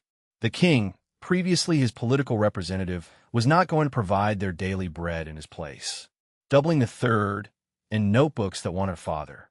On August 8th, with hail stories still doing the rounds of churches, inns and markets, he announced the États Généraux, first since 1614. Paris Parliament wanted convention, same number of representatives per estate, though the third was 96%, voting by estate, nobility, and clergy 2-1. Louis instructed them to debate doubling the third. They voted against. He declared unilaterally that was how it would be. May Day 1789, at least 1,000 deputes, half commoners. Still not fair. 50% of delegates, 33.3% of votes, 96% of the people, but a symbolic move. Any 2-1 for the status quo would look dubious if those against were just as numerous. He recalled Necker. Grain exports forbidden, imports subsidized, a national stock, local authorities empowered to release it. Exactly what people wanted, except rich merchants hoping to speculate. For such a famously weak man, a real talent for political boxing. January 24th, 1789, an open letter. From the extremities of the realm and the least known dwellings, send wishes and claims. Delegates would advise and assist so that by mutual confidence and love the promptest remedy might be found. Aristocrats and clergy wanted him to give up politics and go hunting. Nobles and clergy, so few they met in large towns. Every humble parish priest could now vote, reducing rich bishops. The third had to whittle 26 million to under 600, town to district to region to Versailles, almost 5 months. No women, not even as voters, men over 25. Elections administered by clergy, after Mass, no secret ballot, under the disapproving eyes of local bigwigs. Wishes recorded in cahiers de doléances, medieval grievance notebooks. Gullix near Dijon. Suppression of all exemptions by privilege, Equal repartition of a single income tax. Surprise for anyone who thinks France was a boiling mass of revolutionary resentment. A common theme was desire for a strong monarchy and gratitude that the king had asked. Chant mottos hoped the prince so worthy of love would be truly called the father of his people. Balancourt, heavily misspelt. God will crown his majesty's good deeds. Flattery? At least a willingness to take part. Demands matched almost exactly what Necker, Calonne, Brienne had been presenting. Simple income and property tax without exemptions. Abolish the corvée. End feudal law. Hunt and fish on their own land. Live off royal property rather than the state. Titles for services, not inheritance. One man, one vote. Clergy bashing. Church money on charity. Idle monks teaching and nursing. Elect the priest. Mirabeau in Provence. Of all abuses the most damaging. Immense wealth, idleness, unheard of luxury of the senior clergy, most of this wealth the sweat of the people. Religion itself rarely attacked. Some requested extra processions against hail. If the Third had got their way in May 1789, there would have been no revolution, unless aristocrats and bishops drew swords and Bibles and stormed Versailles, which was more or less what they were about to do. Nobles wanted titles and properties confirmed, Three Estate voting conserved, lettre de cachet abolished. The weapon Louis had used against recalcitrant parliamentarians. Voices for change or posing. Cousin Louis Philippe, on the throne, People's Prince, later Philippe Égalité, voted for his cousin's execution, then guillotined himself. Secretary Laclos penned 40-page instructions. Freedom of expression, no imprisonment without a judge, self-preservation. Income tax general and equally applied, but voted by the non-democratic etats. In case of change of reign or a regency, convene within 6 weeks. Put me on the throne, and you'll have a constitutional monarchy almost immediately. Fake democracy. Estate system would still assure clergy and nobility victory. All property rights inviolable, even in the public interest, unless compensated at the highest price. Liberal-sounding noises. End feudal rights if peasants compensated. Reduce fake jobs. Free trade and canals they could invest in. Protectors of the poor. A charitable handout made them look good, a policy Orleans adopted in the winter of 1788-9. False electoral promises and fake news. Clergy of Saintonge. The throne and the altar share the same foundation. Montargis. No public worship other than Catholic. An attack on Louis's Protestants and Jews. Catholic school teachers. Humiliating punishments for blasphemous books. Alc. A spirit of philosophy and impiety. Others offered to pay taxes if nobles did. More free schools. Vets for poor farmers. Outlaw quacks. Sympathy for poorer flocks, as long as they kept the faith. Cahiers de doléances. Commissioned complaint books. Chant mottos wanted a father king, not a scaffold. Doubling the third. Louis unilaterally. Still half the delegates. A third of the votes. 96% of the people. Symbolic boxing from a weak man. Quote, the prince so worthy of love will be truly called the father of his people. Everything, nothing, in a wallpaper factory. Women published unofficial lists. A Bibliothèque Nationale Cahier de Doléances de Demoiselles. Should we observe with indifference this memorable time? Focus our minds on other things than frivolities. Fathers should give the same education to sons and daughters. Slightly surreal. Attacks on unmarried men divided between the state and poor single girls past 40 who can prove they truly wanted to marry.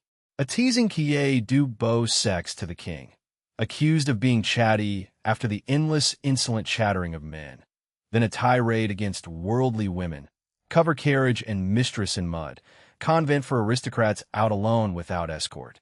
Surprised and humiliated not to be invited. How are the etats going to achieve anything? They weren't. Engravings in the Salle du Jeu de Paume. Nobles and clergy in a luxurious carriage pulled by lions. The third in a simpler vehicle harnessed to a cow and dogs.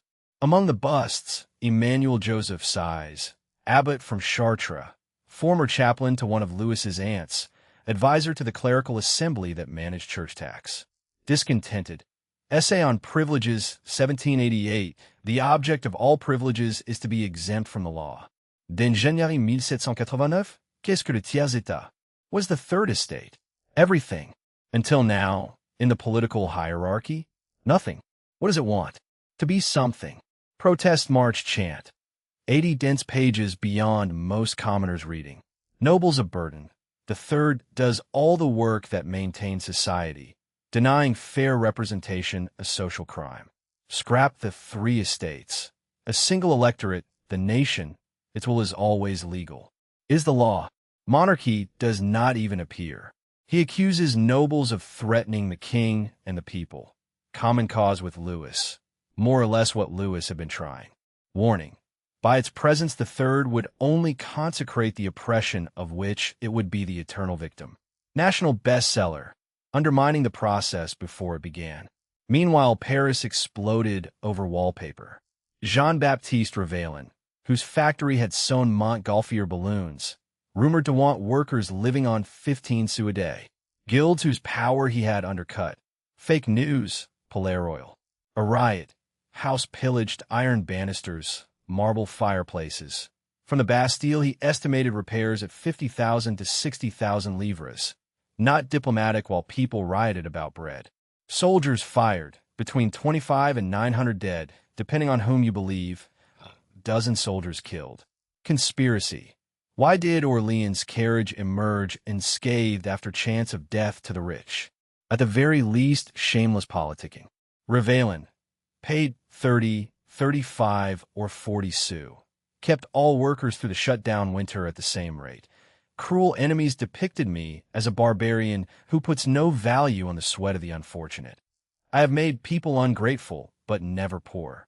Larousse, 3 misleading lines. Army intervention caused 300 deaths. Pre-revolutionary terror by Louis's regime. Spring 1789 was not a season for subtle economic debate. The etats were about to suffer the same fate as his factory. Chuck le tiers état. Size. Everything, nothing, to be something. Monarchy does not even appear. Revelin. Wallpaper, a 15 sous rumor, 25 to 900 dead. Polaroil fake news as pre-revolutionary terror. Quote, what is the third estate? Everything. Until now, what has it been in the political hierarchy? Nothing. What does it want? To be something. A diamond hat, a sleeping king, and fuck it, let them stay. The night before the parade it rained. Getting ready for bed, Louis constantly looking out. If it had stopped by 5, hanged tapestries, a poignant detail, as though he wanted everyone to feel welcome. His ex. Rare were those who came with pure and honest intentions. Secret hatreds, an unfortunate spirit of division. Heralds in violet coats, on white horses. Windows rented at extortionate prices. May 1st, 4 days before debates. Coincidentally the day after Washington sworn in New York. On the 4th, rain-free 1,139 delegates at Notre Dame de Versailles. King rode to join them, plumed horses, mounted falconers, perhaps hoping for a bit of sparrow hunting. Cortege. 578 third in simple black. Costume of an ordinary lawyer. 270 nobles in cloth of gold. Swords allowed. 291 clergy, parish priests, and high clergy, 76-year-old Rochefoucauld of Rouen in purple. Louis had asked the Archbishop of Paris for the Holy Sacrament. Brothers Charles and Stanislas and Charles's sons, aged 13 and 11, carried the awning. Louis refused his own awning, walked unshaded, gold cloak, the 140-carat regent Dame Marie Antoinette had requisitioned, now back where it belonged. She in silver spangled with diamonds, hair with crown imperials that keep moles away. Applause for the third stopped abruptly for the nobles. Only high-ranking cheers. Orleans parading swordless with the third. Relative silence for clergy. Louis received a few marks of affection. Muted, no vive la reine, stony silence or hissing. Most noticeable, Michel Virard from Rennes, the only peasant, working clothes, come to abolish the tax on homemade alcohol and raise parish priest pay. The only third delegate Louis went to greet personally. Naive, even-handed, highest meeting lowest. 2 kilometers to St. Louis. Bishop of Nancy, a duke who thought the church should bear its share, contrasted this luxury with peasant abjection. Apparently sent Louis to sleep, awoken by thunderous applause, first time anyone had clapped a sermon there. His lack of respect for the divinity, the first blow of the axe to the altar. Next day, menus plaisirs, party accessory buildings, site of the 1787 notables, a diplomatic gaffe. Commoners coming to Versailles might have been housed in the Grand Trianon. That would have meant the palace grounds. France had no building for elected representatives because it had none. Vast hall, hard to make oneself heard. Throne under violet canopy. Third in front, nobles left, clergy opposite. Louis noticed Orleans sitting with the nobles, sent a message to sit with the family. He refused. The revolt had begun before a single speech. Welcome, clear, firm voice. The day my heart has awaited for so long has arrived. Taxes felt harshly because of unequal distribution. Minds agitated, but an assembly of the nation's representatives will heed wisdom and prudence. A happy harmony, forever remembered as happiness and prosperity. A ray of sunlight through the skylights lit his face. Profound veneration in generous hearts. Hearty ovation. One of the last moments of harmony. Necker pulled a ream from his pocket and rambled an hour and a half. Voice gave out. A doctor read another hour.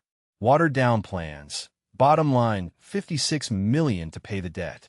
At a time of impatient three-line demands like sighs, verbiage that nothing was going to change. Each estate to read Caillas, then plenary, 2-1. The third had begun early. No kneeling to address the king. Paris motioned that in all political societies all men are equal. The will of everyone shapes the law. They moved into the main chamber, one delegate, one vote. Nobles and clergy voted not to join, though by bizarre coincidence, exactly 114 from each estate wanted to.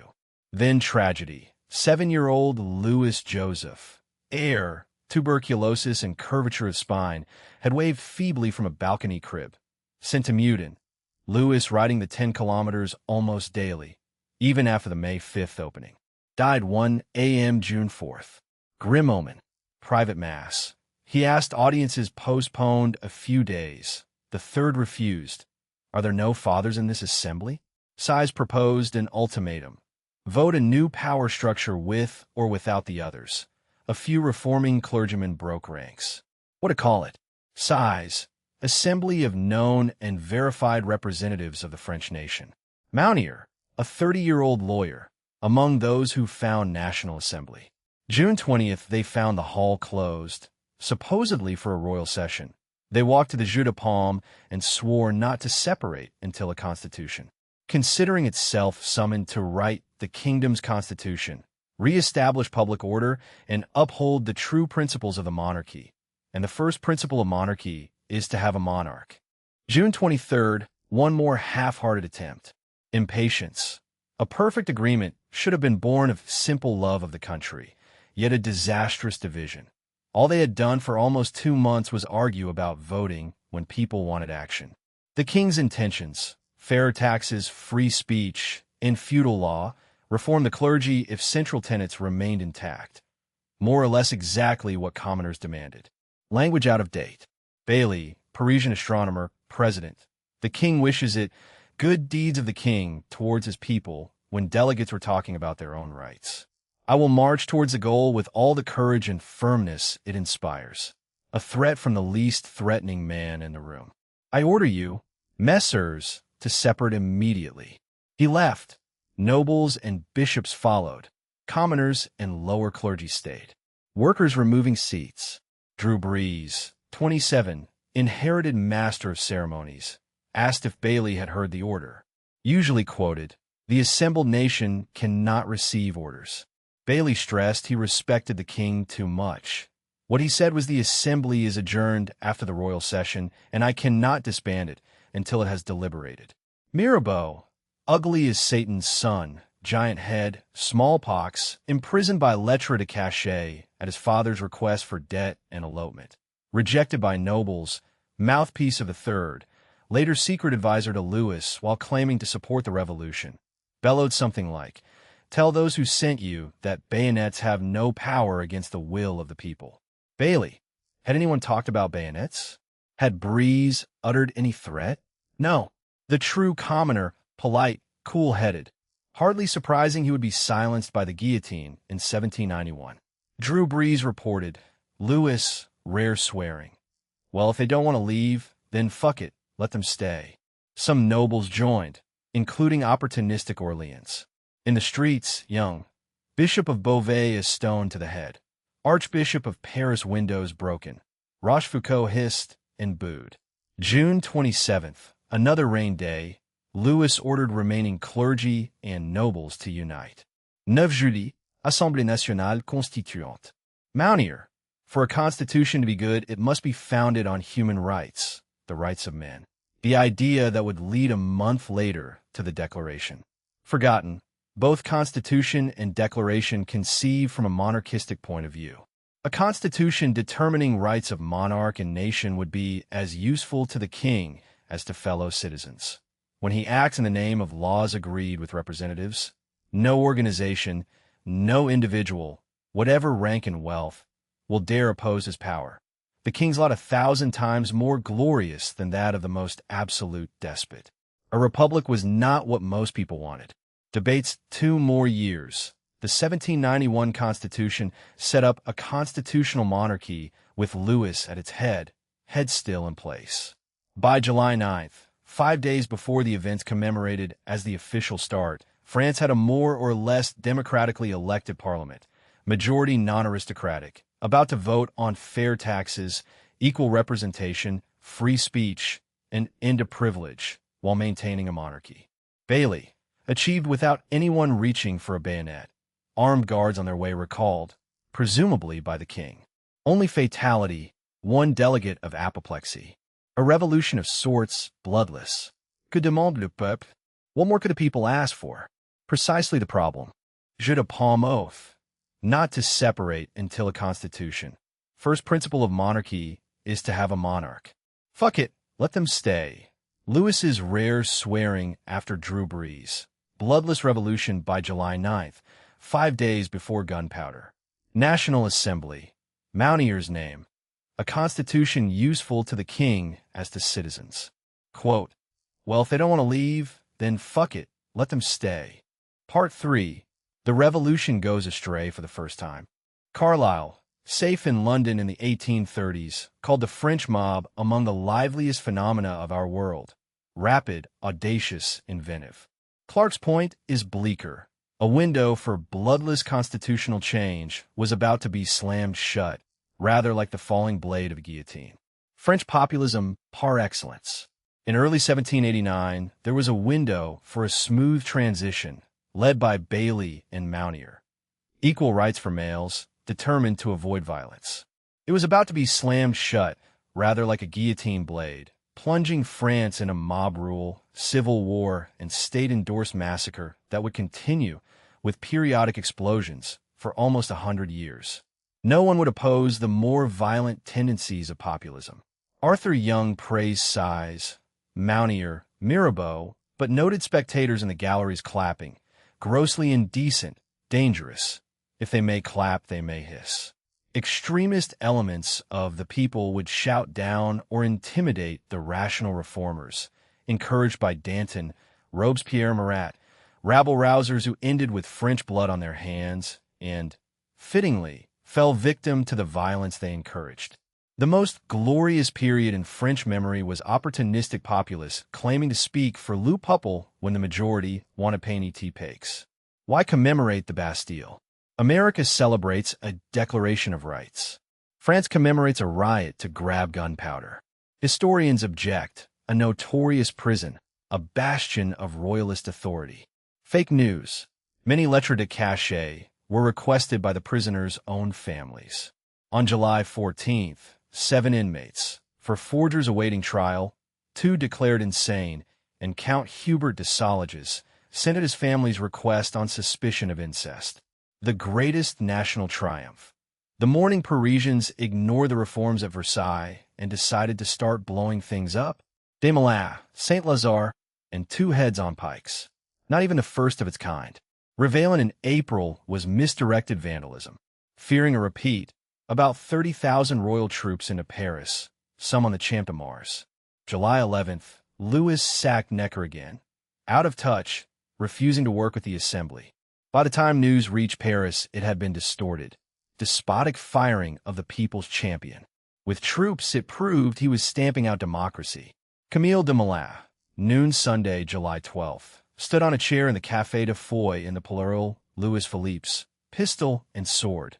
Necker dismissed. A St. Bartholomew's of patriots. Tonight Swiss and German battalions will cut our throats.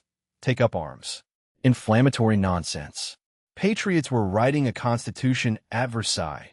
Guards were in barracks. Young. Reports of the court bent on utter extirpation, swallowed with undiscriminating faith. An armed mob paraded the Tuileries with busts of Necker and Orleans. Royal German cavalry dispelled them. No throats cut. Swiss and French guards bumped into each other. Rioters burned 40 of 54 toll booths. About 2:30 a.m., July 13th, men with axes broke into Saint-Lazare. Food, drink, then pillage. 20,000 book library destroyed. Around 30 drowned in the wine cellar after getting drunk. Grain for the community, a hospital, and the poor, stolen. Patet, believing in the revolution's progress, asked, "Is it in blood that liberty, equality, and fraternity must flower?" Flessel's liberal brevet let 12 electors form a council. A garde bourgeoise, blue-red cocarde, then white, the royal color. Louis invited. A mob demanded weapons. He promised 12,000 muskets. Crowds stole museum pieces from the guard mobile. At Les Invalides, 76-year-old Sombreuil refused. Invalids spent the night removing musket hammers. July 14th, around 80,000 didn't wait for the morning post. Gates opened. Sentries refused to fire. Ancient blades, modern muskets, 20 cannons. Gunpowder an hour along the river at the Bastille. Besenval withdrew Champ de Mars troops outside Paris. Governor Launay invited a deputation to breakfast. A rumor they had been taken prisoner. Second delegation. Promise not to fire first. Then Invalides cannons on the gates. 5-hour siege. 32 Swiss and 82 Invalides killed, about 100. Firing down on tens of thousands. By no means murderous. And used cannons could have killed hundreds of minutes. Hotel de Ville mediators attacked by the mob. About 5 p.m. Launay surrendered after shouting through a hole for surety. If he received a promise, it did not extend to lynching. He kicked an out-of-work baker in the profiteroles. Shot, stabbed, a butcher carved off his head. Pike on the place to grieve. A note in his office. I am keeping the Parisians amused with rosettes and promises. Hold out until this evening. Signed Flessels. Get out. You are a traitor. At worst flippancy. Shot and decapitated within seconds. Head beside Launay's. Bailey calls 13 to 14 July La Revolution. Separate for what peaceful Democrats were doing at Versailles. 7 prisoners. 4 forgers, 2 insane. Sausages for suspected incest. Bastille as gunpowder riot. Not a declaration of rights. Desmoulins chair. July 12th, Café de Foy. A St. Bartholomew's of patriots that was not happening. Heads on pikes. Launay and Flessels. Bailey's La Revolution as distinct from Versailles Democrats. Quote, I am keeping the Parisians amused with rosettes and promises. Hold out until this evening, and you'll get reinforcements. Vive le Roi, and a statue on the ruins. July 15th, Louis came to the Assembly without guards except his brothers, stood bareheaded, used Assembly Nationale, never said estates. The most urgent affair, the one that most affects my heart, is the terrible disorder in the capital. He had ordered troops out of Paris. Bailey, drunk with unexpected happiness. That evening, 94 delegates to Paris. Vive la nation, vive le roi, vivent les deputés. Lafayette. The king had been misled. That has changed. Rochefoucauld said the guards' excesses were pardoned. Guards came forward. They did not want a pardon. In serving the nation, they meant to serve the king. Almost certainly one of the men who had cheered heads on spikes. saying with sincerity they had been serving the king. July 1789 was not about ending the monarchy. Hunger, impatience, false rumors. At its heart, a desire to protect the king's interests. The opposite of what modern France would have us believe. July 17th, pretty courageous.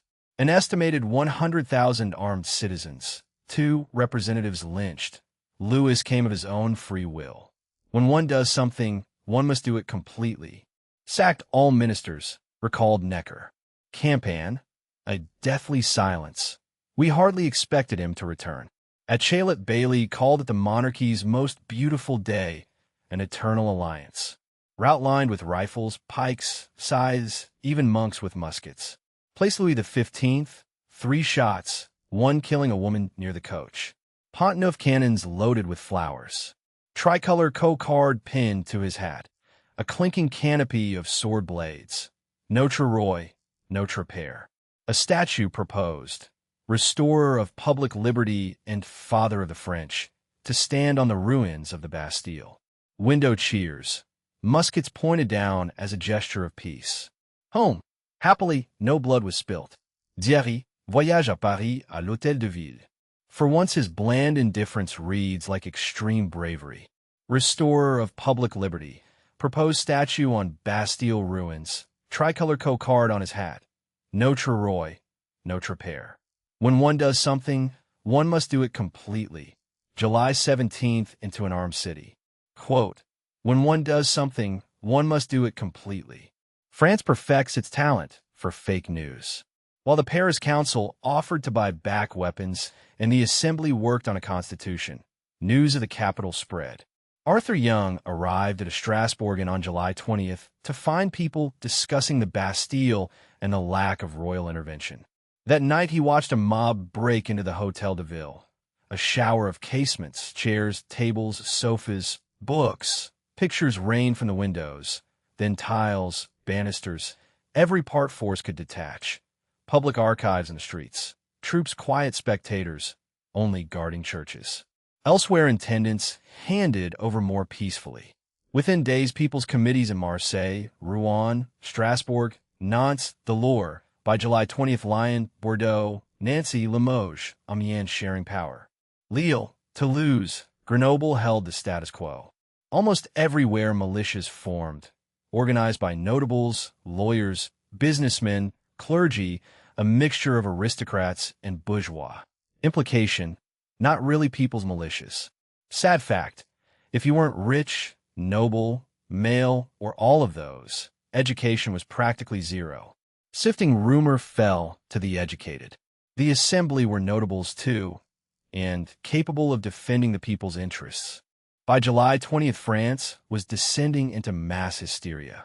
La Grande Père, not to be confused with La Terreur, later and more justified, a name that seems chosen as an excuse. Victims of misinformation, like people who voted for Brexit because Brussels dictated banana shape. Mary Matashin, 1989, even suggested LSD like microdoxins in rye. And Salem too. More credible. Hunger, resentment. And if Parisians can do it, pourquoi pas nous aussi? Historians call it rural, because chateaux sat outside towns. Fear spread everywhere.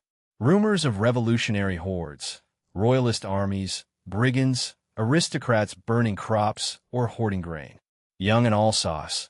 The Queen had a plot to blow up the National Assembly by a mine and march the army to massacre Paris. In Dijon, convicted of a plot to poison the king. She was Louis Philippe's lover and wanted him on the throne. Brother Charles assembling an army. In the southwest, the English invading Aquitaine. Peasants erected roadblocks, threatened anyone without a cocarde or who looked like a seigneur. Young asked, suppose I am a seigneur, what then? Why, be hanged, for that most likely is what you deserve. Bought a cocarde. It blew into a river, stopped again. A speech about English window tax and the liberty to kill their own partridges. Vive le tiers état. They seemed to think he might be an honest fellow. Real aristocrats, not so lucky. Besançon. Chateaux burnt. Seigneurs hunted like wild beasts. Wives and daughters ravished. Indiscriminating blind rage for plunder. Letters from Macon, Lyon, Auvergne. Similar mischiefs everywhere. Not always random. Deeds, tax registers, tenant lists on a bonfires. Young horrified.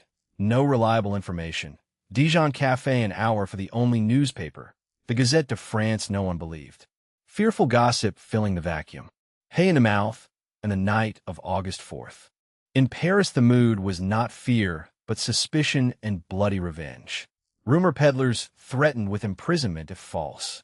Lafayette saved 17 from lynch mobs between the 14th and the 22nd of July. Berthier de Sauvigny, former intendant of Paris, grabbed at Compiègne. Bailey, not accused, no reason to hold him. Guards sent for his protection. 2 days later, peasants at Viry arrested his 74-year-old father-in-law Foulon, briefly finance minister after Necker's July 11th sacking, rumored to have said, "If no bread, eat hay." Beaten, hay stuffed in his mouth, collars of nettles, marched to Paris with a bale on his back, vinegar to drink. Survived, 5 a.m. July 22nd at the Hôtel de Ville. Council, prisoners in the hands of the nation. Crowd burst in, demanded instant trial. Hanged from a lamppost, rope broke twice, decapitated, head on a pike. Berthier arriving under escort. Guards told him the head was probably Launay. Howls, taken outside, strung up, a soldier into the chamber with a bloody piece of meat. This is Berthier's heart. A 1972 textbook still studied. Berthier de Sauvigny, intendant of Paris, was hanged by the people. Suggestion: Lou Pupple was right. Bailey, they sullied the revolution. What kind of magistrature lacks the authority to stop crimes committed before its very eyes? Lesson: the people were going to be a menace. Politicians had to endorse the mob for fear of becoming its next victim. Cluny hanged about 30 peasants for looting. Rare. Bailey even called them generous citizens who have become warriors. Grande peur de la grande peur. Any politician claiming the murderous mob's side could grab power. The terror would be a state-sanctioned version. Amongst the rich, grande panique. Brother Charles fled July 16th, first of some 140,000. Hissed at Madame Necker in Versailles. Toured Europe raising a counter-revolutionary army, thereby endangering Louis. Broye, Lorraine, Bourbon cousins, 17-year-old Enghien later shot by Napoleon. Yolande de Polignac. Marie Antoinette terrified, afraid of a convent. Talk of Val de Grace as penance. They wondered about Metz, stayed. Stanislas remained, urging the king to stand up to Democrats. The assembly found urgency. La nuit du 4 août, emergency session tout aboliche remaining feudal rights. Duc d'Aiguillon, scrap droits €5. Pew, Bowing Mill, early sale of produce. Bishop of Chartres, hunting monopoly.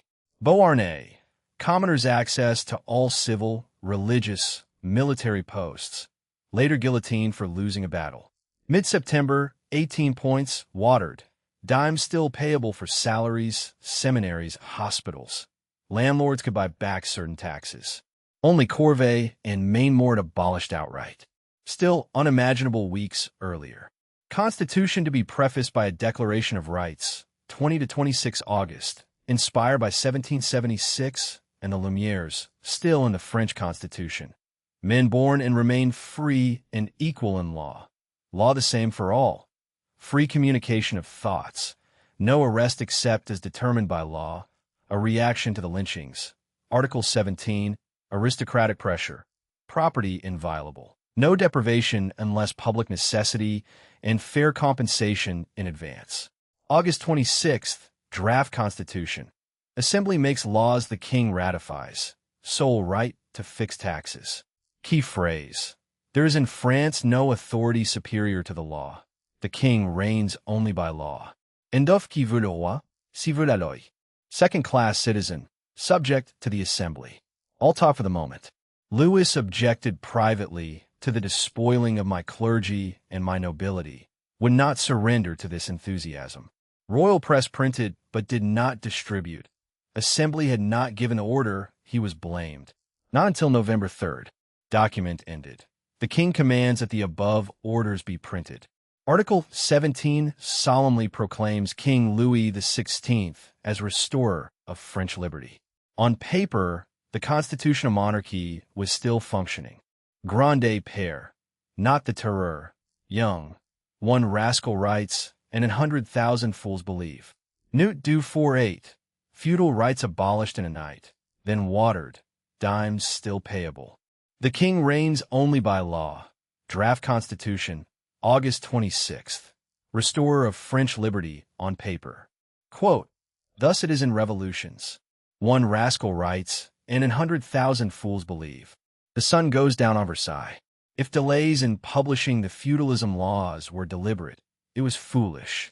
The laconic diary becomes almost wordy in early October. Hunt interrupted by events. Departure to Paris at 12:30.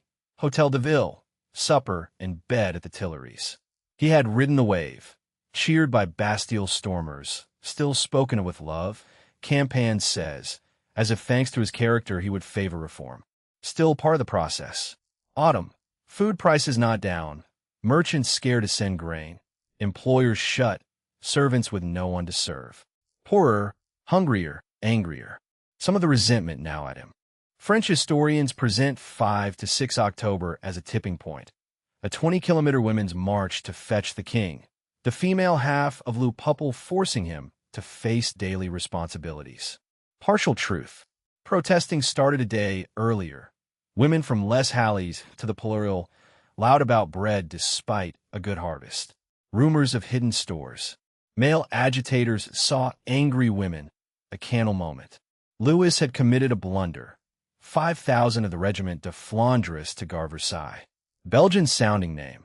Suspicion of foreign troops after July. Worse, October 1st, a banquet in the Palace Theatre for newly arrived officers. 240 slap-up dinners while Paris starved. Only officers with little sympathy for the revolution. The Courrier de Versailles, pro-revolution, claimed peace and conciliation. Room lit, as during the greatest parties, orchestra, the most beautiful women. Soldiers royally drunk. Louis after deer hunting. Vive le roi, vive la reine, drawn sword in one hand, glass in the other. A toast to the nation shouted down. Down with the tricolor, white or Austrian black instead. Soldiers on the balcony waving the white cocarde. Terrace madness and music. By October 3rd, L'Ami du Peuple described an orgy, tricolor trampled, troops brought to overpower the assembly, then attack Paris. Bailey. Officers vomited terrible imprecations. One overindulgent soiree undid months of diplomacy. Cannons, Maillard, and a cake she never offered. October 4th, easy to whip up a larger demonstration. Palais Royal Radical, Orleans? Campan threatened by his hangers-on. Or the Dames de la Halle themselves, a guild with a semi-official role as spokeswomen. Next morning they went to the Hotel de Ville. Men smashed a side door, emptied the armory, stole 200,000 livres, were stopped torch in hand about to fire the building. Courrier. Our Hotel de Ville has been pillaged. The people have turned against the people. Several thousand women, estimates 5 to 10,000, not all market traders, began the 5-hour march. A couple of cannons liberated from outside, many with pikes alleged men in drag. Razors inefficient. A primitive print shows masculine-looking dames, one with a mustache. A chic, reluctant lady helped along. What illustrations omit? 20 kilometers of mud, chilly rain, children, little to eat. Desperate people let down by the revolution. Versailles. Some cried vivant les Parisiens. The Journal de Paris says terrified people running in all directions. A deputation into the Assembly, which had been discussing Louis's almost witty letter. Not my idea of perfection, but praiseworthy not to delay acceptance. About 20 women, a 25-year-old bailiff, Stanislas Maillard, captain of the Bastille Volunteers, honorary woman. We have come to demand bread and to punish those who insulted the patriotic cocarde. The women had only mentioned food. Rumor of a miller paid 200 livres a day not to mill. Aristocrats want to starve us. Name him. A clergyman, probably the Archbishop of Paris. Howells. Mountier, come. The only way to get more bread is to re-establish order. The more you massacre, the less bread there will be. He led 5 women and Maillard to the king, taking the Constitution and Declaration, now or never. Through reign, women among whom mingled men in rags, ferocious eyes, guns, old pikes, axes, poles with knife blades. A 17-year-old fainted at meeting the king. Louis signed food aid, wagon loads of bread, quoted later as proof the shortage was deliberate. Advisors, sign or ignite Parisian fury. Pure and simple acceptance. Democratic constitution, written rights, a promise of food. Mission accomplished? Let them eat cake. Rousseau's Confessions, 1736, A Great Princess and Brioche, published 1782. No eyewitness of Marie Antoinette saying it. Easy to pin on the Autrichian. When the women emerged, they were accused of lying, threatened with lynching, had to beg written proof.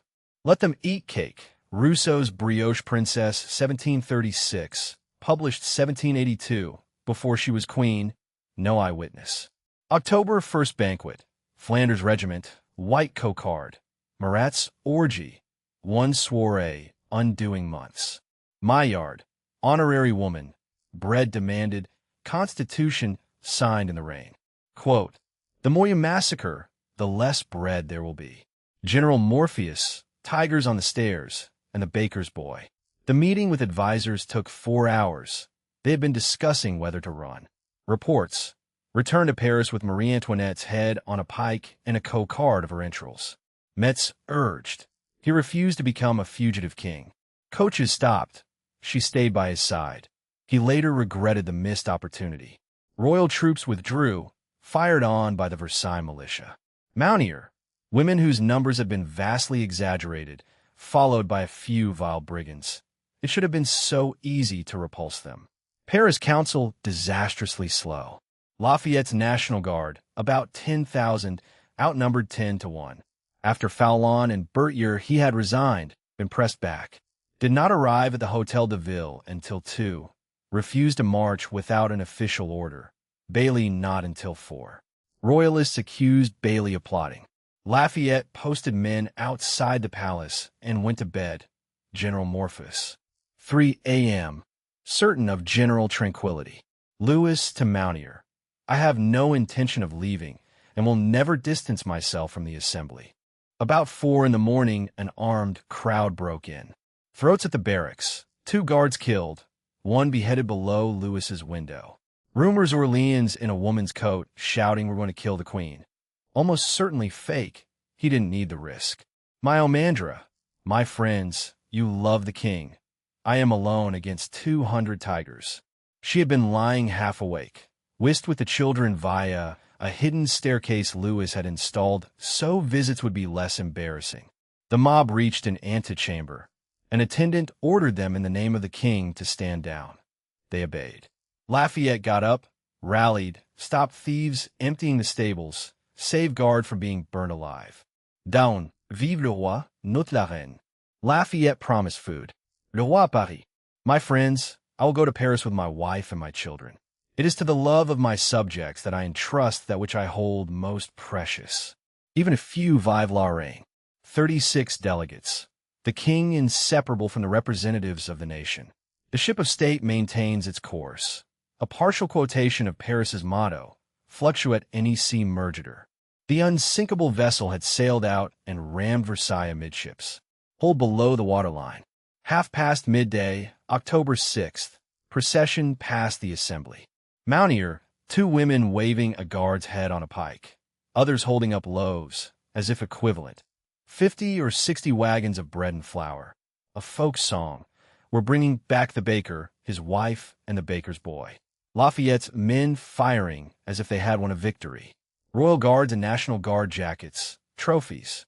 Mountier ashamed the assembly had allowed him to leave accompanied by the murderers of his servants. Versaillais waking to their raison d'etre confiscated. He'll be back. Fake news. Previous day. Hunt at Meudon. 81 pieces, interrupted by events. She at the Petit Trianon, allegedly with Fersen, assembly calmly debating. Then an armed crowd stabbed through the decorum. In a few hours, the 160-year reign of Versailles was terminated. Mob rule had won, and was only just discovering its strength. General Morpheus, Lafayette to bed at 3 a.m., tigers on the stairs at 4. Baker, wife, Baker's boy. October 6 procession, loaves and heads as equivalent trophies. 160 years of Versailles terminated. Quote, "My friends, I will go to Paris with my wife and my children. It is to the love of my subjects that I entrust that which I hold most precious." Part 4. Towards Terra Firma. Anatole, France. The madness of the revolution was to instigate virtue on earth. When one wants to make men good and wise, inevitably one wants to kill them all. Marat, from the other side. To what do we owe our freedom, if not to riots by the people?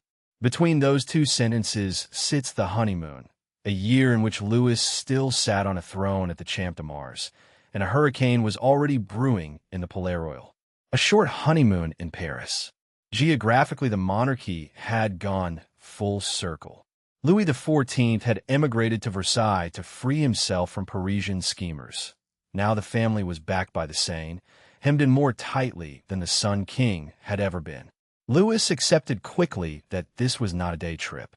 The Tuileries, neglected since the early 1700s, gardens hunting grounds for prostitutes, idle staff, actors, a countess squatting in a refurbished wing. Louis bought her furnishings. Only Marie Antoinette felt somewhat at home. She still had a pied a terre from plays and parties. Reception like famous guests at a drinks party. Bailey presented the keys. A beau jour Louis. Always felt pleasure and trust amongst the citizens of his good city of Paris. At the Hotel de Ville, Bailey forgot trust. She corrected him. Diplomatic, ultimately misguided. Cheers. The assembly would move too, still welded to the monarchy. Moreau de Saint Mary. When a beloved father is summoned by an immense family, he chooses the place where the greatest number of his children are living. The king had come back to babysit. Downsized normality. Public dinners twice a week, public mass. Lamballe gave soirees. Marie Antoinette usually stayed away. Hunting almost as often as before. Riding without guards. Watched by the Garde Nationale. Why not escape? Afraid of abandoning his aged aunts. Still hoped the assembly would restore a calm, constitutional monarchy. She was under pressure to return to Austria alone. That meant leaving the children. To augured, my duty is to die at the feet of the king. Campaign.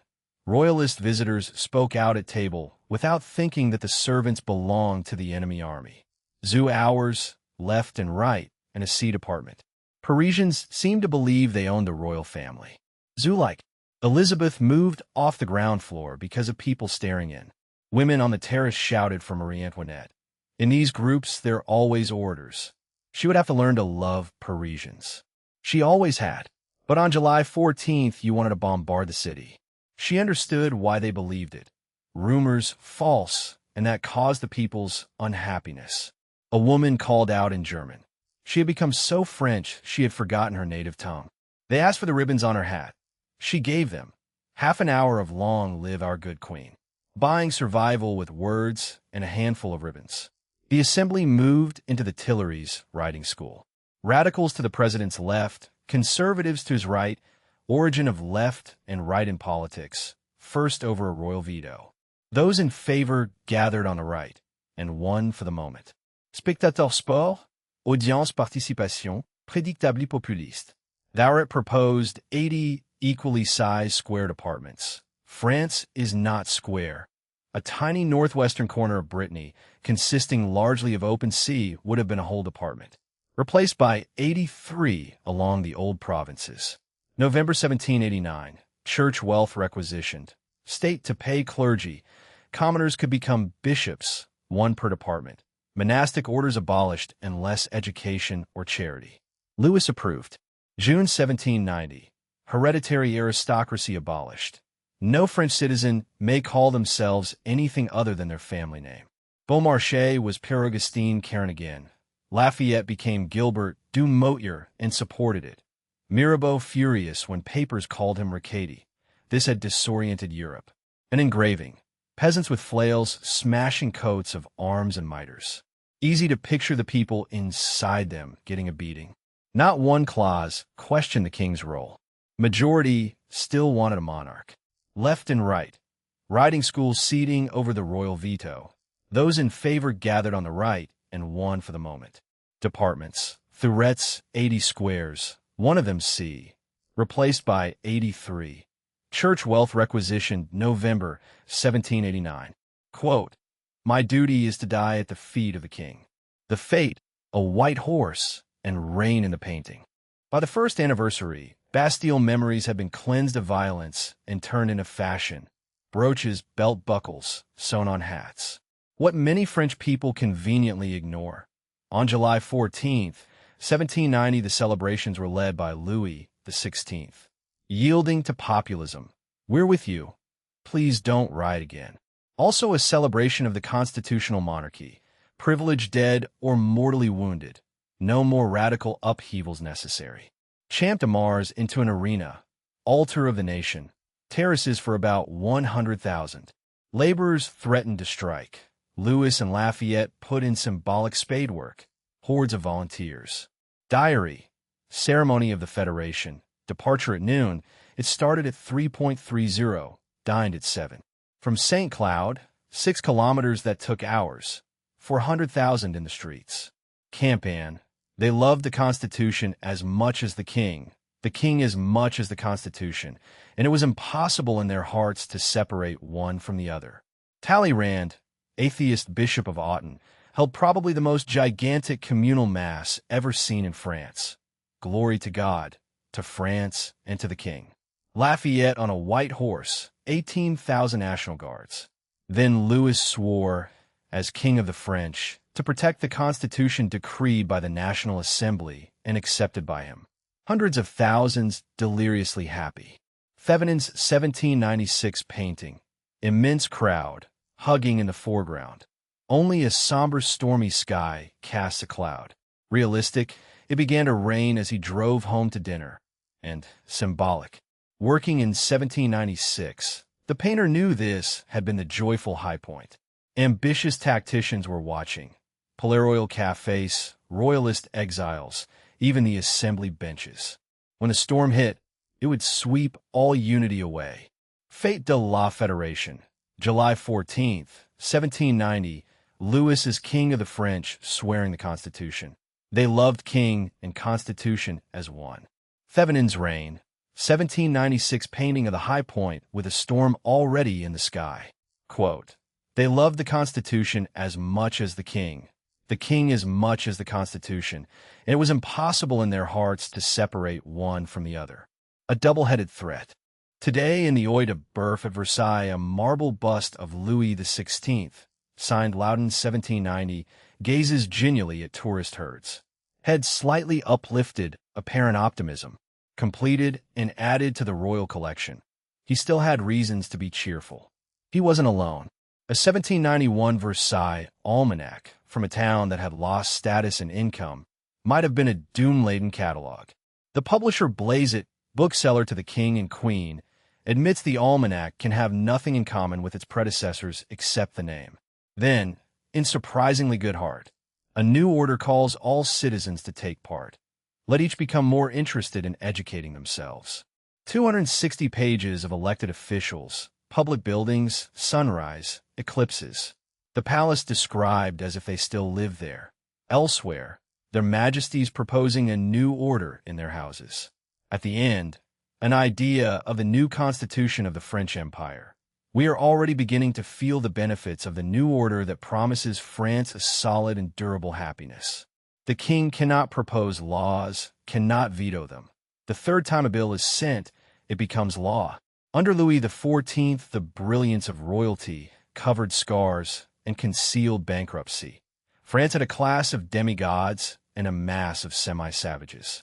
Now a single state, same laws, king supreme, head imposed upon and governed by the legislative assembly. Who in France cannot love such a solid, happy order? Assignats, abbeys for scrap, and General Morpheus' sequel. Behind the scenes, discontent on both flanks. Aristocrats still in power, awaiting a chance to give the plebs a kicking. The poorest, the assembly not going far or fast enough. Louis lost Marly and Lamoette but kept Versailles, Tuileries, St. Cloud, Rambouillet, Saint-Germain, Compiègne, and the hunting forests. November 1789. Churches, abbeys, chateaux, fields suddenly state property. A month later, sell to the people. A money tree. Only the rich could bid. Paid over 12 years in a new paper currency, the assignat backed by national assets. Necker opposed. Ignored. Lost 5% on issue. More printed to pay bills. By late 1791, half its worth. 1793, refusal punishable by death. Valueless by early 1796. Forged notes from Britain, Germany, Belgium, Switzerland. True enough, the state issued about 45 billion livres against assets of about 3 billion. A bubble designed to burst. Buyers at fixed assignat prices got bargains comparable to post-Soviet oil refineries. The revolution, meant to eradicate privilege, had redistributed the nation's wealth to the wealthy. To cap it, 1825, the Loi du Milliard compensated aristocratic and royal émigrés, 1 billion francs. Recipients included future King Louis-Philippe, Lafayette, and Talleyrand. Visible to the poor who had hoped for a slice. Speculators pulled large buildings to pieces for stone and lead. Temporary labor, then nothing left that would have employed people longer term. Jumiages, 11th century walls, Gothic cloisters, libraries smashed for builders' supplies, frescoes moldered in the rain. Marley bought by an industrialist, turned into a cotton mill, demolished when he went bankrupt. If the destruction had helped the poor, it would seem more excusable. National treasures more or less given away to rich vandals. The Constitution locked down private property as inviolable, with fair preemptive compensation. The king's person inviolable and sacred. Royalty hereditary male to male. Chess pieces moved about the board, none taken off. After 1789's feeling that anything was possible, Republicans were frustrated. The man infuriating them most, Lafayette, still only 32, cultivating himself as national protector. For the revolution, disorder was necessary because the old order was servitude and insurrection is the holiest of duties. But for the Constitution, laws must be respected. He urged martial law to protect the monarchy. To veterans of 1789, a return to the ancien regime. Enemies used fake news, linking him to her. Scandal sheets, official lover, morning and night. The loving evenings of General Motier and beautiful Antoinette cut short because Lafayette becomes impotent. L'ami du peuple statait it ouvertly. Reality. She despised him, blaming him for October. He was in contact with royalist agitators. February 1791. Arrogant but true. I am violently attacked by all party leaders. Undermining the head of a National Guard opened the way for violence. Assignat. Paper backed by nationalized church land. About 45 billion issued against about 3 billion in assets. Death to refuse it. Loi du Milliard, 1825, 1 billion francs to émigrés. Lafayette, Talleyrand, future Louis-Philippe paid for having fled. Property inviolable. Constitution locking down what August 4th seemed to smash. Chess pieces moved, none taken off. Quote, who in France cannot love such a solid, happy order? Who in France will not play their part in making this order yet more solid and happy? Mirabeau's gold, a courgette of factions, and 3 rabble-rousers. Mirabeau waged a campaign against Lafayette for purely personal reasons. Impossible to have 2 national heroes. Handsome slim veteran versus ugly ex-prisoner for debts and adultery. Privately, Lafayette wanted to be the all-powerful intermediary. Mirabeau swore to maintain monarchist government and saw dictatorship under a king as a crime. Shockingly, the people's champion was a royal spy, paid in gold. He never promised counter-revolution. Defender of monarchic power regulated by laws, apostle of liberty guaranteed by monarchic power. Died suddenly April 1791, aged 42. Entombed in the Pantheon, converted in his honor. Letters found November 1792. Remains removed, then to Clamart, then probably the catacombs among anonymous skulls. Seized as evidence of conspiracy, though many letters urged Louis to keep working with the assembly. Factions divided until thinly sliced as a courgette in a Parisian kitchen. Cordeliers, Girondins, Jacobins, Feuillants, Montagnards, Hébertistes, in rages, 48 neighborhood sections. Like France today, fortunately without the guillotinings. Macron jumping from the socialists, then splits from the split. Each club claimed universal truth. Those who didn't agree entirely were tarred with the same brush. Or, eventually, decapitated with the same guillotine. Anyone with an ounce of sympathy for the king. Monarchians, monarchy plus chien, the same trick as Elautrician. Still used in modern history books for Bailly, Mounier, Lafayette, and posthumously Mirabeau, the Democrats who might have avoided massacres. Marat, best known for being murdered in his bathtub. Fitting, given the writings. Swiss like Necker, none of the love of order. Doctor in Newcastle, human and animal patience. Rousseau-ish treatises attacking anyone he didn't agree with. Voltaire, one should not stray off one subject to go and provoke brawls in the street. Physician to Charles's guards, rich, physics lab, failed to disprove Newton. Then income plummeted. 1785 tax battle. Claimed exemption as a foreigner who spends money to inform himself. Pay up. August 1789. Le Moniteur Patriote. Draft Constitution illusory, dangerous, shameful. Reject with indignation. The king would treat the people like a herd of animals. The blood of traitors is still steaming. Then L'Ami du Peuple pasted on walls. Abolish slavery, egalitarian ideas, murderous instincts. Rip out Lafayette's heart. Louis caused 15 million to die of poverty. Most famous line. It is by violence that liberty must be established. Danton, until 1787 a lawyer's clerk. Married a tax collector's daughter, 20,000 livre dowry, bought a post. Cour du Commerce Saint-André, Marat printed there. Later the guillotine prototype tested on sheep. Natural orator, loud, ugly, gored by a bull as a baby, broken nose, smallpox. Club des Cordeliers, open eye of revolutionary vigilance, occasional riot. Usually stayed out of the riots his speeches incited, perhaps Mirabeau's bribes. July 13th, on a table. Push back 15,000 brigands in Montmartre and 30,000 ready to cut throats. Laveau, old friend from Versailles, said everything there was calm. Danton, furiously, you don't understand a thing. The throne has been overturned. Laveau, this will lead you to the scaffold. Thereafter Danton, you'll be hanged. Laveau, not before you. Laveau was right. Robespierre, if Danton was a bellowing grizzly, he was a cat, sleek, then claws at the throat. Last speech, July 1794. The French Revolution is the first founded on human rights. Other revolutions required only ambition. Ours imposes virtue. Given a day before he tried to organize the armed overthrow of the government, while the terror show trials ran.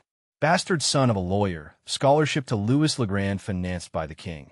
Selected to read Latin verse at the coronation greeting. Proyart, the king looked down benevolently on the young monster. Spoke for universal suffrage, including women, against slavery, against the death penalty he would use so freely. David's jeu de paume, clasping hands, gazing heavenward, standing alone while others embrace. Turn the Jacobins from moderate Bretons into an alternative assembly. Crédité de ouise liberté, égalité, fraternité, originali ou la mort. Once in power, liberty, equality, death became tragically accurate. Monarchien, monarchie plus chien, Bailly, Mounier, Lafayette, Posthume Mirabeau. L'Ami du Peuple, Marat's wall tabloid. It is by violence that liberty must be established. Ou la mort, Robespierre's original triade suffixe. Liberty, equality, des. Quote, it is by violence that liberty must be established. Nancy, Pilnitz, and a Berlin with chamber pots.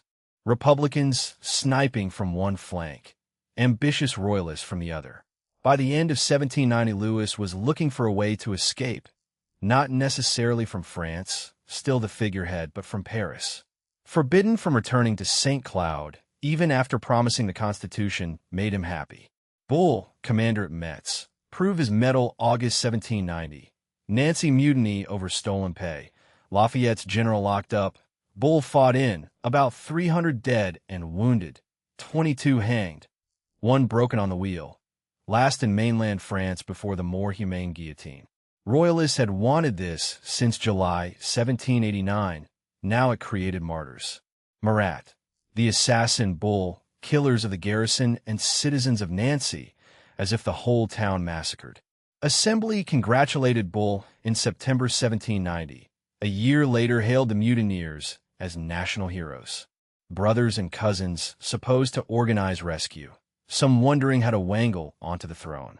Louis gave Berturi, former ambassador, power to deal with foreign courts and propose measures to re-establish royal authority. A 60-year-old competing with younger men of action. Charles in Turin, with Condé, plotted to capture Alsace, maybe grant independence. Louis, rumors like this, true or not, did his cause no good.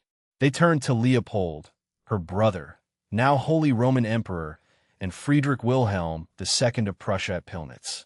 Invasion planned by Bull. Leopold would put his sister's life in danger. Britain happy to see chaos across the Channel. Prussia recently and profitably at war. Written warning. Situation of the King of France a matter of common interest. Troops to stay within range to take action. Unthreatening. Seized by Republicans as yet another sign the monarchy had to end. She decided they had to escape. While he dithered, she worked with Fersen on practical plans. A 6-seater berlin with larder, fold-away table, leather chamber pots, ordered in the name of a German baroness planning to travel to Russia. A showdown in Paris made the need even more urgent. Nancy Mutiny, 1790 Bull s 300 dead, 22 hanged. Assembly congratulated him, then hailed the mutineers as heroes. Pillnitz, Leopold's unthreatening warning seized as invasion proof. Berlin, Fersen's 6-seater with chamber pots, ordered for a German baroness going to Russia. Quote, unable to fortify justice, men have justified force. The king and queen try to take French leave. Tensions crystallized on a single eventful day. Morning of February 28, 1791. About 1,200 from the Faubourg Saint-Antoine, led by brewer-chemist Santerre, Bastille veteran who had commandeered fire pumps to spurt phosphorus, marched 5 kilometers to Vincennes. Looked rather like the Bastille. Once a royal prison, Sade, Mirabeau, Diderot, lately private apartments, now a bien national slated to become a revolutionary prison. Easy to convince workers, it would house anyone who criticized the Constitution. Rumor, it was already a counter-revolutionary HQ. Santerre, demolish it. Engraving. Pickaxes and sticks, no cannons, slow-motion demolition. Lafayette arrived about 3 p.m., confirmed the mayor of Vincennes did not want his chateau destroyed, quelled it, took 60 into custody. Yelled at Santerre, gate locked on the way back, shots at his aide and himself, a pole at his horse. Factional warfare in the streets. Meanwhile, about 9 p.m., some 500 men in black cloaks, daggers and pistols at the Tuileries, told the guards Lafayette had been killed at Vincennes. They would stay and protect the king. A soldier arrived. Lafayette was safe. Louis came out. Sire, your nobility has rushed to your sacred person. Your zeal is indiscreet. Give up your weapons and withdraw. I am safe amongst the National Guard. 2 baskets of hunting knives, sword sticks, snake's tongue daggers. Humiliated nobles through a jostling guard of honor. No loss of life. Displaced stones, punctured pride. Fallout worse. Farriers. They wanted to abduct the king to Metz in Lafayette's absence. Others, Santerre in league with nobles, or luring Lafayette into an assassination. Marat. Vincennes a distraction so the king could escape. Austrian friends waiting to cut our throats. Castles and palaces attacked again. Everyone against everyone else. Louis trapped in the middle. Ants, Easter dummy run, and Monsieur Durand. February 19th, before Vincennes. Ants Adelaide and Victoire left for Rome. Undisguised, magnificent carriage, stopped at Chalon-sur-Saône. Louis to the Assembly. They cannot be deprived of the liberty everyone possesses to go where he wants.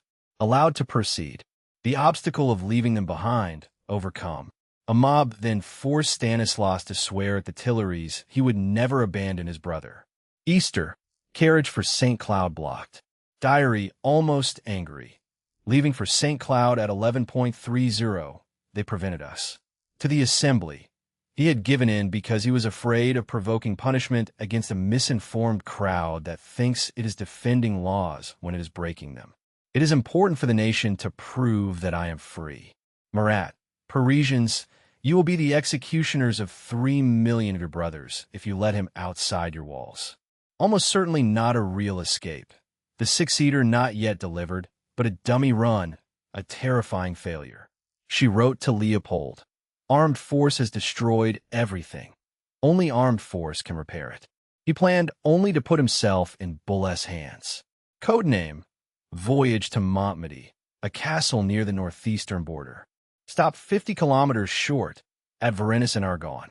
The French analyze it minute by minute, like Waterloo.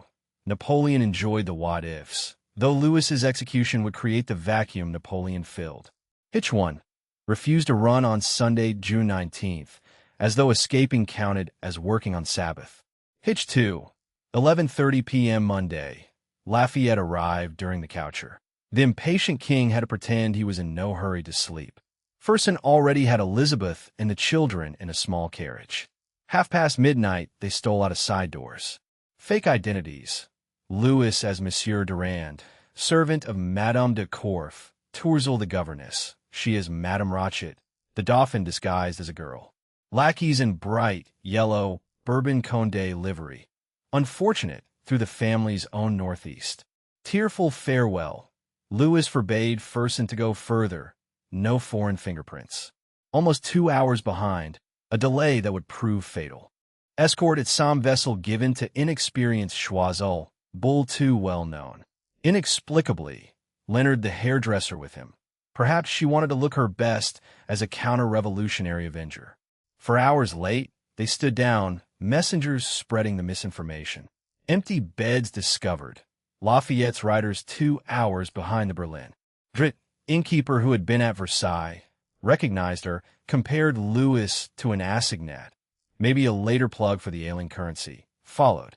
Varennes, 11 p.m. No troops, horses waiting the other side of a bridge. Wagon overturned, bells. Patriotic drinkers from the Bras d'Or to the house of grocer prosecutor Sauce. Passports accepted, Drouet stepped in. Judge d'Estès for Versailles. Sire, Louis might have said, "Sorry, wrong chap, I'm humble Monsieur Durand." Instead, "Yes, it's me, the king. And here are the queen and the royal family. I have come to live amongst you." If she slapped her forehead, it has not been recorded. Choiseul offered to fight out. Roerig had 60 hussars.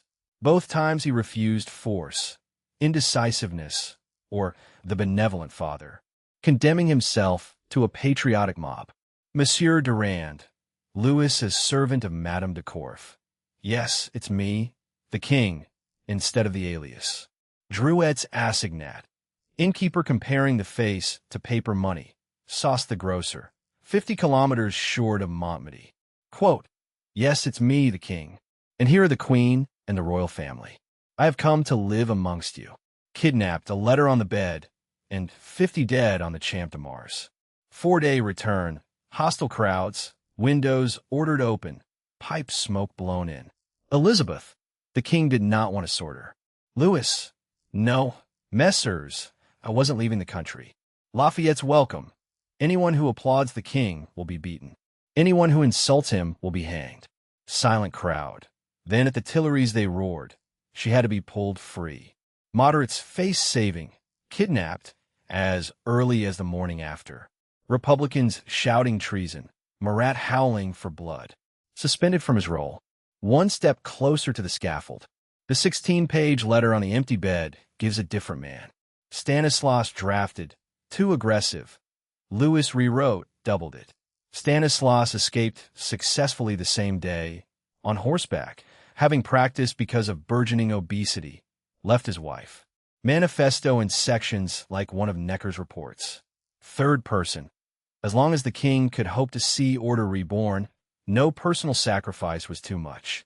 Today, destruction of royalty properties violated, crimes unpunished, complete anarchy above the law. Clubs dominate everything. Thousands of libelous pamphlets echo them. Return to your king. He will always be your father, your best friend. Not running to return with a conquering army. He cared and understood. Naivety, left on a bed instead of pasted on every wall. Too long. Self-pitying regurgitation. Suppressed by his own sympathizers in the assembly. It would have contradicted the kidnapping story. No kidnapper gives the abductee time to write a 16-page ransom note. To most French people, terrified of invasion, only one word mattered: Varennes. Violence now inevitable. Necessary, except to Louis and the moderates. Brothers needed to storm back. Republicans needed riots to discredit Lafayette and Bailey. Within days, a massacre. Robespierre, powdered hair. If the king came at the head of rebels and foreigners, would he be inviolable? Referendum tactic. Ask the people who can be manipulated. Barnave, accused of loving her.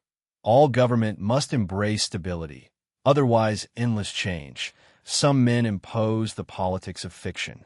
Won the day, dubbed Two Faces, guillotine November 1793. Robespierre to the crowd. My friends, all is lost. The king is saved. Petition for abdication. He opposed it, would give Lafayette an excuse. Danton wrote a new version. July 17th, Champ de Mars, the altar of the nation still standing.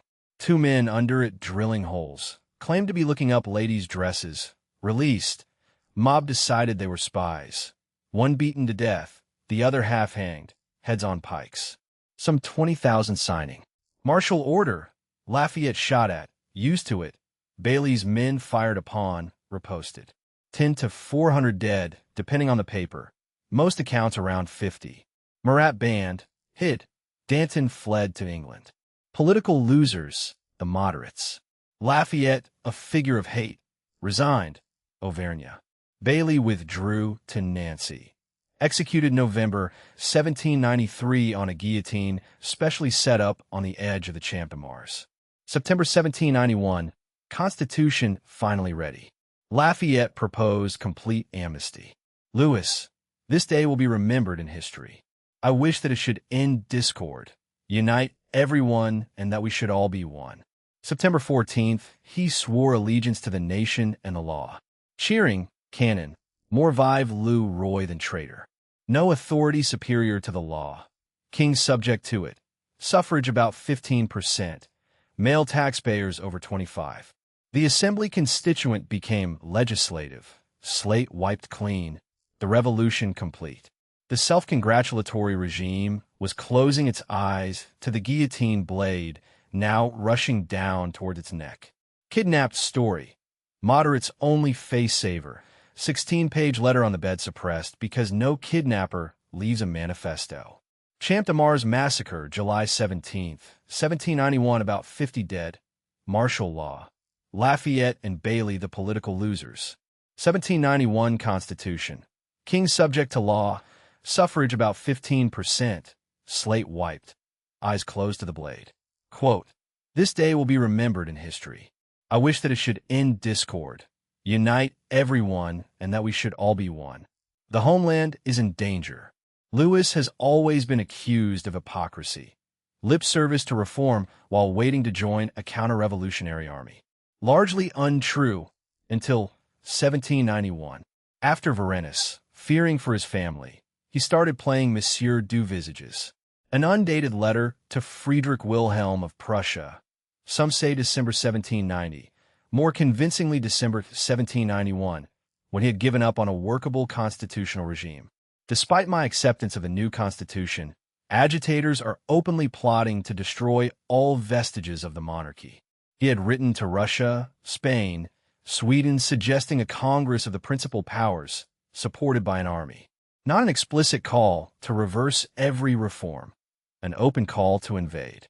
Brothers putting together an army in Koblenz, Condé in Turin. Some 140,000 emigrated, many willing to fight. November 1791. Emigres staying out after years end under sentence of death and dispossession. Louis paid lip service. warning Clemens Wenceslaus, "If by January 15th he does not prevent gatherings, I will regard him as an enemy of France." Delegates assumed he meant Austrians and Prussians. In his mind, more the Parisians. Telling the assembly one thing, plotting the opposite. Murat opposed even defensive war. If the king favored it, it was a plot. Hunting revealed a murderous streak. Brisset called war a crusade for universal liberty. Robespierre, "No one likes armed missionaries." Battle of words about who was the purest Republican, who would succeed when the reactionary duo was overthrown.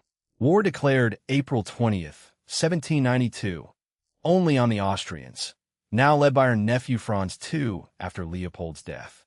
April 29th, General Dillon on the Belgian border ordered a retreat. His own men shot him, bayoneted him, threw the body on a bonfire in Lille, hanged his second-in-command. If they were armed missionaries, it was for the Church of mob rule. A bonnet on a still-attached head, and Brunswick's gift. Lafayette recalled to Metz 25,000 better-disciplined troops, twice surprised by smaller Austrian forces. June 16th, open letter. France threatened from without, agitated within. Enemies within, drunk with fanaticism. An open threat of personal martial law. Infuriated the assembly, played into Republican hands. Seized as excuse to attack the Tuileries. Louis was refusing to sign a force of 20,000 provincial volunteers for Paris and vetoing a law on priests. June 20th, a mob smashed almost every door. He explained the veto was within the Constitution. Impassive, a soldier put a hand over his heart, not beating abnormally fast. 2 hours. Mayor Petion, one of the instigators, arrived perhaps hoping to be too late for a lynching. Queen escaped with the children. King in calm debate, a revolutionary bonnet on his, as yet still attached head. Saved the monarchy for a few weeks. Lafayette's army refused to march. He arrived at Compiègne with a small force. Louis didn't believe he could pull off a smuggle. Louis began reading Charles I. Shortages of coffee, sugar, soap, taxateurs grabbing grain, chateaus burning again. Murat. If after Champ de Mars he had found 2,000 men boiling with a rage, tearing his breast, he would have stabbed Lafayette, burned the despot in his palace, impaled the assembly in their seats. The death knell came from Germany. Louis sent Mallet du Pan, a moderate, to Koblenz for a diplomatic manifesto. Hijacked by Geoffrey de Lamon and Austrian agent Pellenc into the Brunswick Manifesto. July 25th, in the Moniteur, August 3rd, soldiers returned to their legitimate sovereign. Representatives judged militarily, without hope of pardon. If the Tuileries is entered or insulted, the city of Paris subjected to military action and total subversion. Exactly what Louis's enemies had been waiting for. Early July, the Assembly drafted the warning. Citizens, the homeland is in danger. All able to carry weapons permanently on duty. Any colors except the tricolor punishable by death. July 11th, as Austrians marauded on the border, the warning given. Robespierre to the Jacobins. The tyrants have only pretended to declare war on their accomplices, so-called representatives wholly occupied with impoverishing them and cutting their throats. Summoning the volunteers Louis had tried to veto, openly electing himself head of the mob. Volunteers from Brittany and Marseille for the 3rd Bastille anniversary. Few vive le roi. She stayed away. July 29th, he demanded dissolution. July 31st, 47 of 48 sections petitioned to end the monarchy. Mock and seal. Louis XVI is going to hand over our towns to the bloody blades of the despots of Europe. August 9th, Commune insurrectionnelle. Santerre, head of the National Guard after the previous incumbent, was unfortunately shot, leaving a meeting. Robespierre. The revolution is about to pick up speed. Brunswick Manifesto. July 25th, 1792, Paris threatened with total subversion. The gift Louis's enemies had been waiting for. Patrie in danger. July 11th warning. Any colors except tricolor punishable by death. Bonnet on a still-attached head. June 20th, Tuileries smash. Veto explained as constitutional. Petion hoping to be late. Quote, I have come here to avoid a great crime, and I shall always believe myself safe with my family amongst the representatives of the nation. March-ins, a 12% mandate, and the September Zers. Midnight, August 9th, Quinns-Winksbells. About 1,000 Swiss guards and 300 armed aristocrats. National Guards jeered him. By 5 a.m., some 20,000 at the gates, some manning cannons. She argued for a pitched battle. He agreed to take refuge in the assembly. March-ins, inadvertently or ironically, the chorus of a new song. To the delegates, I have come here to avoid a great crime. Constitution forbade debates in the king's presence. They sat in the stenographer's box all day, listening to musket fire and insults. Citizens announced they were the new magistrates. The assembly had been deposed. Vergniaud yielded, a wish for the revocation of the authority delegated to Louis XVI. Jobless, homeless, Swiss shot about 200 before being overwhelmed. About 300 died in battle or after surrender. Around 60 marched to the Hôtel de Ville and killed. About 100 aristocrats died. 200 slipped away in civilian clothes. Family to the Feuillants, then Temple Prison. An optimistic delegate. The people are not bloodthirsty. It will be easy to bring them back to law, justice, and reason. He could not have been more wrong.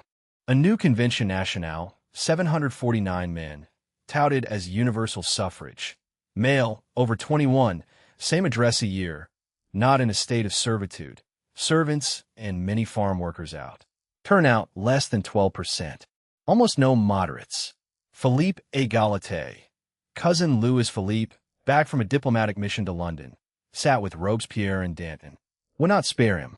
Before August 10th, the Assembly had come close to combining benevolent monarchy with the demands of the overtaxed masses.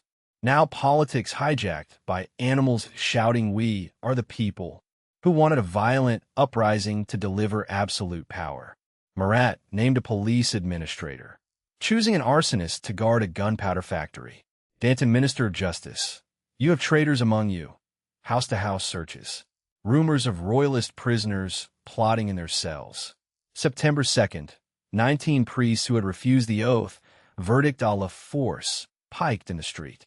Carmes, 115 priests in the gardens, including an archbishop and Delphade, a tiers-état delegate. By Cedar, rumored weapons, none found. About 100 clubbed, many of them children. Evening circular from the Comite de Surveillance, signed by Marat, countersigned by Danton. A terrible plot. Ferocious conspirators put to death by the people, acts of justice which seemed indispensable. The nation will no doubt adopt this useful method. Salpêtrière, about 130 of 186 women, prostitutes, alleged adulteresses, bludgeoned. About 30 raped first. Lamballe refused to reveal foreign dealings. Released into the street, beaten to death. Head and heart paraded to the temple. Held up for the queen to kiss her alleged lesbian lover. Shutters closed. She fainted. The head given to Marie Groscholz for a wax effigy. Later Madame Tussaud, Chamber of Horrors. Versailles, September 9th. 43 of 50 prisoners hacked at a crossroads. Escort miraculously disappeared. Railings and exhibition of severed heads. About 1,200 in Paris, 150 in the provinces. Half for non-revolutionary crimes. Soul-searching about names, as if to contradict that large numbers were willing.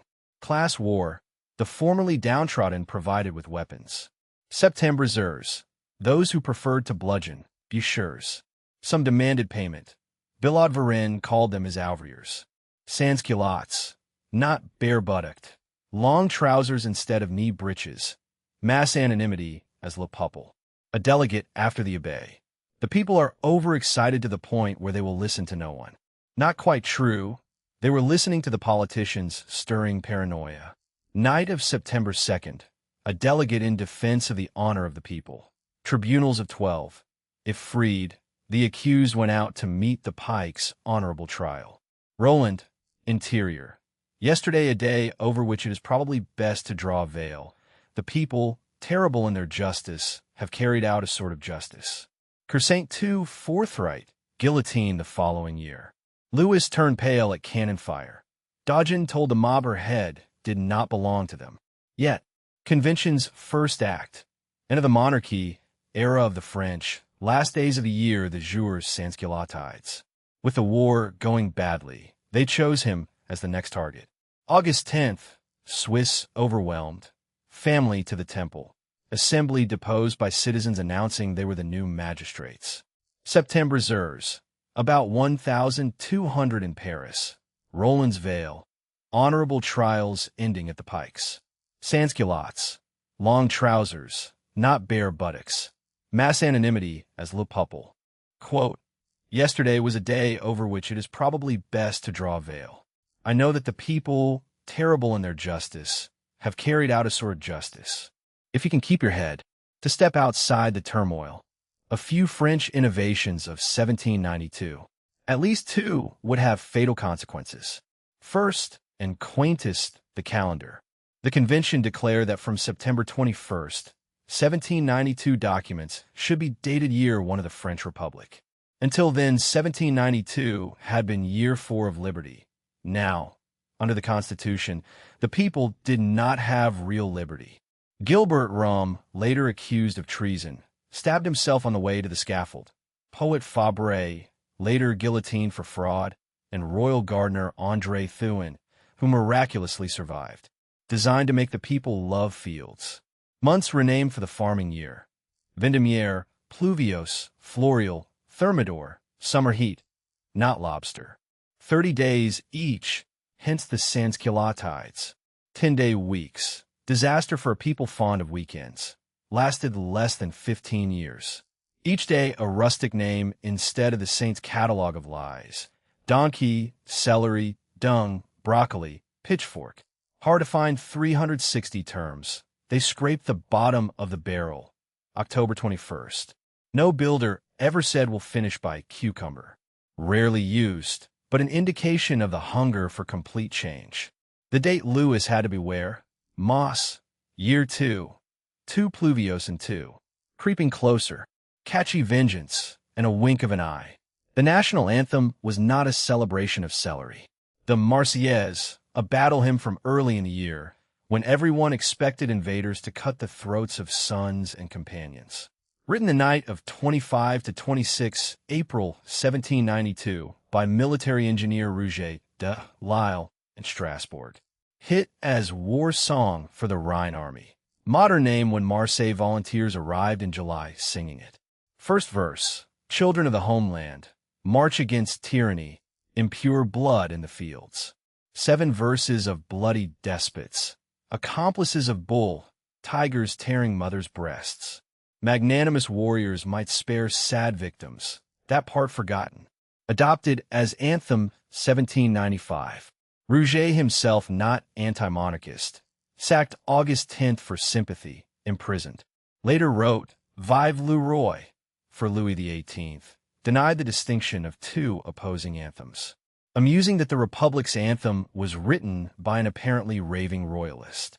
No consolation in 1792, when France was divided along its strict lines, traitors and vengeful patriots. The third innovation, Louis, fascinated by machines, played a part.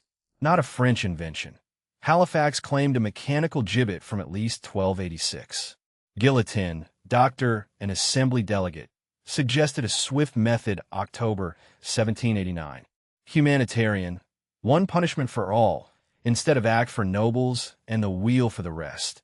Ignominy ending at death. Bodies to families. Then a joke. With my machine I can cut off your head in the wink of an eye, and you won't feel a thing. Laugh, then shock. Accepted. January 21st, 1790 Louis signed the decree, exactly 3 years before he would be guillotined. Tests on sheep and corpses in the alley where Marat printed and Danton wrote. Said, not attested, that in March 1792 he argued for an oblique blade. March 25th he signed authorization. A month later, Mugger Pelletier on the Place de Grève. Crowd disappointed. Give us back the gallows.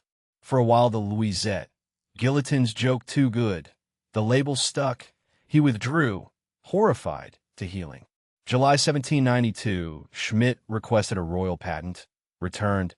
It is repugnant to humanity to grant a patent for a discovery of this type. Ask the government instead. A sly hint, weeks before the palace was stormed. Calendrier Republicain, rustic days, donkey, celery dung. 10-day weeks, sansculottides. Moss, year 2. Marseillaise, Rouget de l'Îles Rinsogne. Laissez vive le roi. Fort Louis XVIII. Louisette.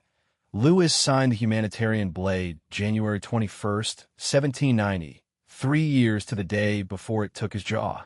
Quote, with my machine, I can cut off your head in the wink of an eye, and you won't feel a thing. Pike's section, a locksmith and Louis must die. Almost as soon as it was oiled, political executions began. After August 10th, the Commune decreed revolutionary tribunals. The legal system bypassed. Robespierre headed the Place de Vendôme section, renamed Section de Piques, a stroll from the Tuileries.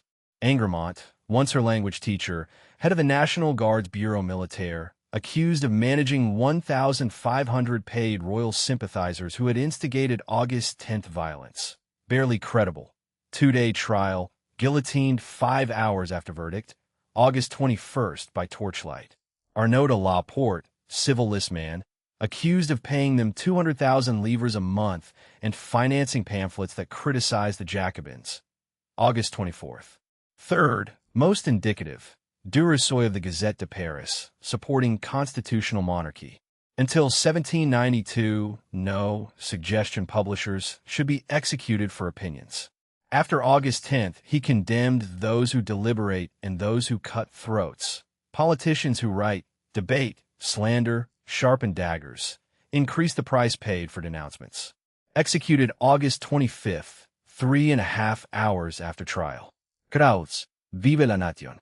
Swift trials still did not satisfy, hence the prison massacres. Then November, the promise of show trial. Since 1789, Louis had corresponded with émigrés. Even pleas to tone down were tantamount to treason. By autumn, the invaders' ardor cooled. French troops in Belgium and the Rhineland. Patrie no longer obviously in danger. Then locksmith François Gamine. A hidden safe behind paneling between Louis's apartment and his son's. Poison wine afterwards, survived by vomiting, health ruined.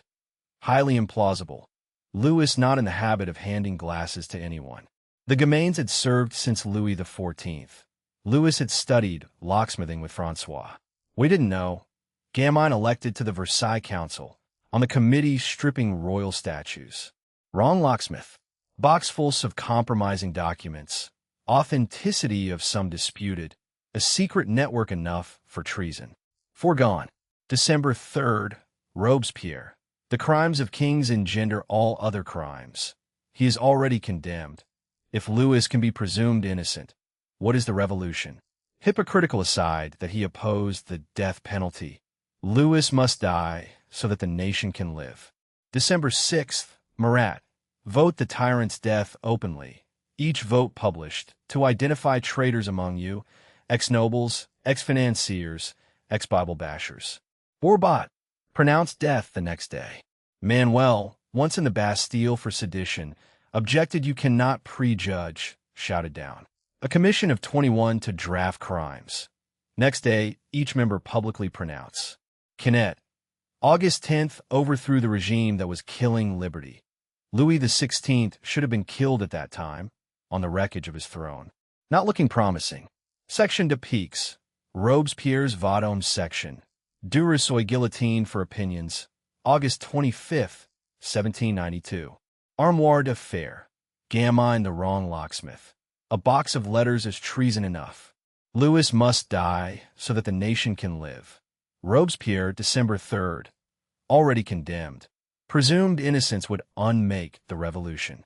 Quote, Louis must die so that the nation can live. Crimes and punishments. Tuesday, December 11th, 1792. Louis Capet, medieval family name, summoned from the temple. Members piled on new accusations, dictating laws, paying scandal sheets, using popularity to enslave the people. So many that even Marat called for restraint. He wanted to get on with condemning. Citizen Capet sat in the armchair from which he had ratified the Constitution a year earlier. The French people accuse you of committing a multitude of crimes to establish your tyranny. Calm, rational, often absurd charges. Marching an army against the people. At that time, I was allowed to march troops where I wanted. Tricolor trampled at orgies. It didn't happen in my presence. Political decisions since 1789, overseen by the Assembly, acting within the Constitution. Conspiring with counter-revolutionary armies. Shakier. Disowned all the actions of my brothers. Diplomatic correspondence went via ministers. The idea of counter-revolution never entered my head. Document after document. Don't recognize it. Not at all. Same as before, non. Asked for a lawyer. December 26th. Raymond de Seize, who had represented her in the necklace affair. Only a man. He can no longer inspire any fear. This is the time you owe him not only more justice, but more favor. Nations are sovereign. They delegate. Louis just happened to be that delegate, in a way the ultimate victim of the monarchy. Ingenious. Unlikely to find favor with Robespierre. You want to decide the fate of Louis, but you yourselves are the accusers. Your opinions are already known all over Europe. Louis seems to be the only Frenchman for whom there is no law. Charge by charge, letter by letter. He had been trying to reduce taxes before the États Généraux. Murmurs on the extreme left. Louis. His counsel had been speaking the truth. He had never wanted to spill the people's blood. Chamber erupted. Calls to send the president à l'abbaye. Voted to print the defense. January 15th. 673 of 718 we, guilty of conspiring against public liberty. 423 non to ratification by the people.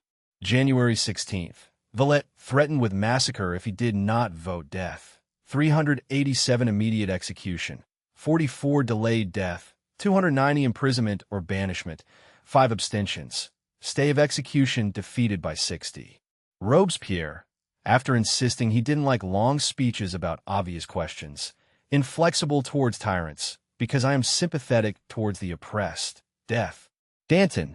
Death for the tyrant. Marat. Death within 24 hours. Cousin Égalité. Solely concerned with my duty, I vote for death. With family like that, no enemies needed. A jaw, a company in the mountain. January 21st, 1793. Gates closed. 80,000 soldiers, cannons, shops shut. Carriage, spare the open cart, Santerre escorting. The blade cut through the back of his skull into his jaw. Technology not yet perfected. At 39, the tyrant was dead. These days, just one step alongside Bastille, Versailles, Tuileries. Why execute him? More than 300 had proposed lock him up, kill him if invaded. A royal hostage might have protected France better. Minutes show the issue was revenge for despotism, not security. Was it fair? Aristocrats had taxed generations into early graves. Almost as soon as he became king, he had set about changing that. Slowly, peacefully, aristocrats scuppered fairer taxes. After the États Généraux, he played the game. Aristocrats in the assembly watered reforms. Only once totally unsafe did he communicate in earnest with those who wanted to save his life. Imagine a vast company, billionaire owner, yacht, wife's shoes. He wants decent wages, workers and decisions, training, shorter hours, cut director salaries, including his own. Board votes, non every time. Strike. He sits down with the workers, shares to the rank and file. He stays honorary chairman. Why would the workers then kill the man trying to sort things out? They almost certainly wouldn't. Who would? People who do not want a peaceful solution, who desire violence to grab the company. Not ordinary workers, ideologists whose ideas matter more than the company's fate. That explains the round of killings after. No head sacred. The guillotine knew no limits. Girondins on the right. Revolution, but limit confrontations. Rule of law, delay the sentence. Montagnards on the highest benches. Paris, Bastille spirit. Overthrow the moderate assembly. Immediate death. Center the plain, nicknamed Marais. Marshland, Dum. The Marais toads are raising their heads. They'll be easier to cut off. Majority, not unified. After the execution, if you don't agree, you're a traitor. March 1793, Danton's suggestion. Tribunal permanent. No appeal. White Rosette, death within 24 hours. Marat, arrest all enemies, exterminate without pity. Counter-revolution isn't a convention. All who oppose the tyrant's death are traitors. 100 Montagnards pledge support. Girondins got him arrested for slander. Allies on the tribunal found him innocent, carried through the streets in triumph. May 31st, Danton to deputations. The people hate cowardly moderation that will bring back tyranny. The people will carry out a general insurrection. June 2nd, tens of thousands of National Guards, cannons, 29 Girondin leaders, house arrest. Not counter-revolutionaries. Brisset, Bastille veteran.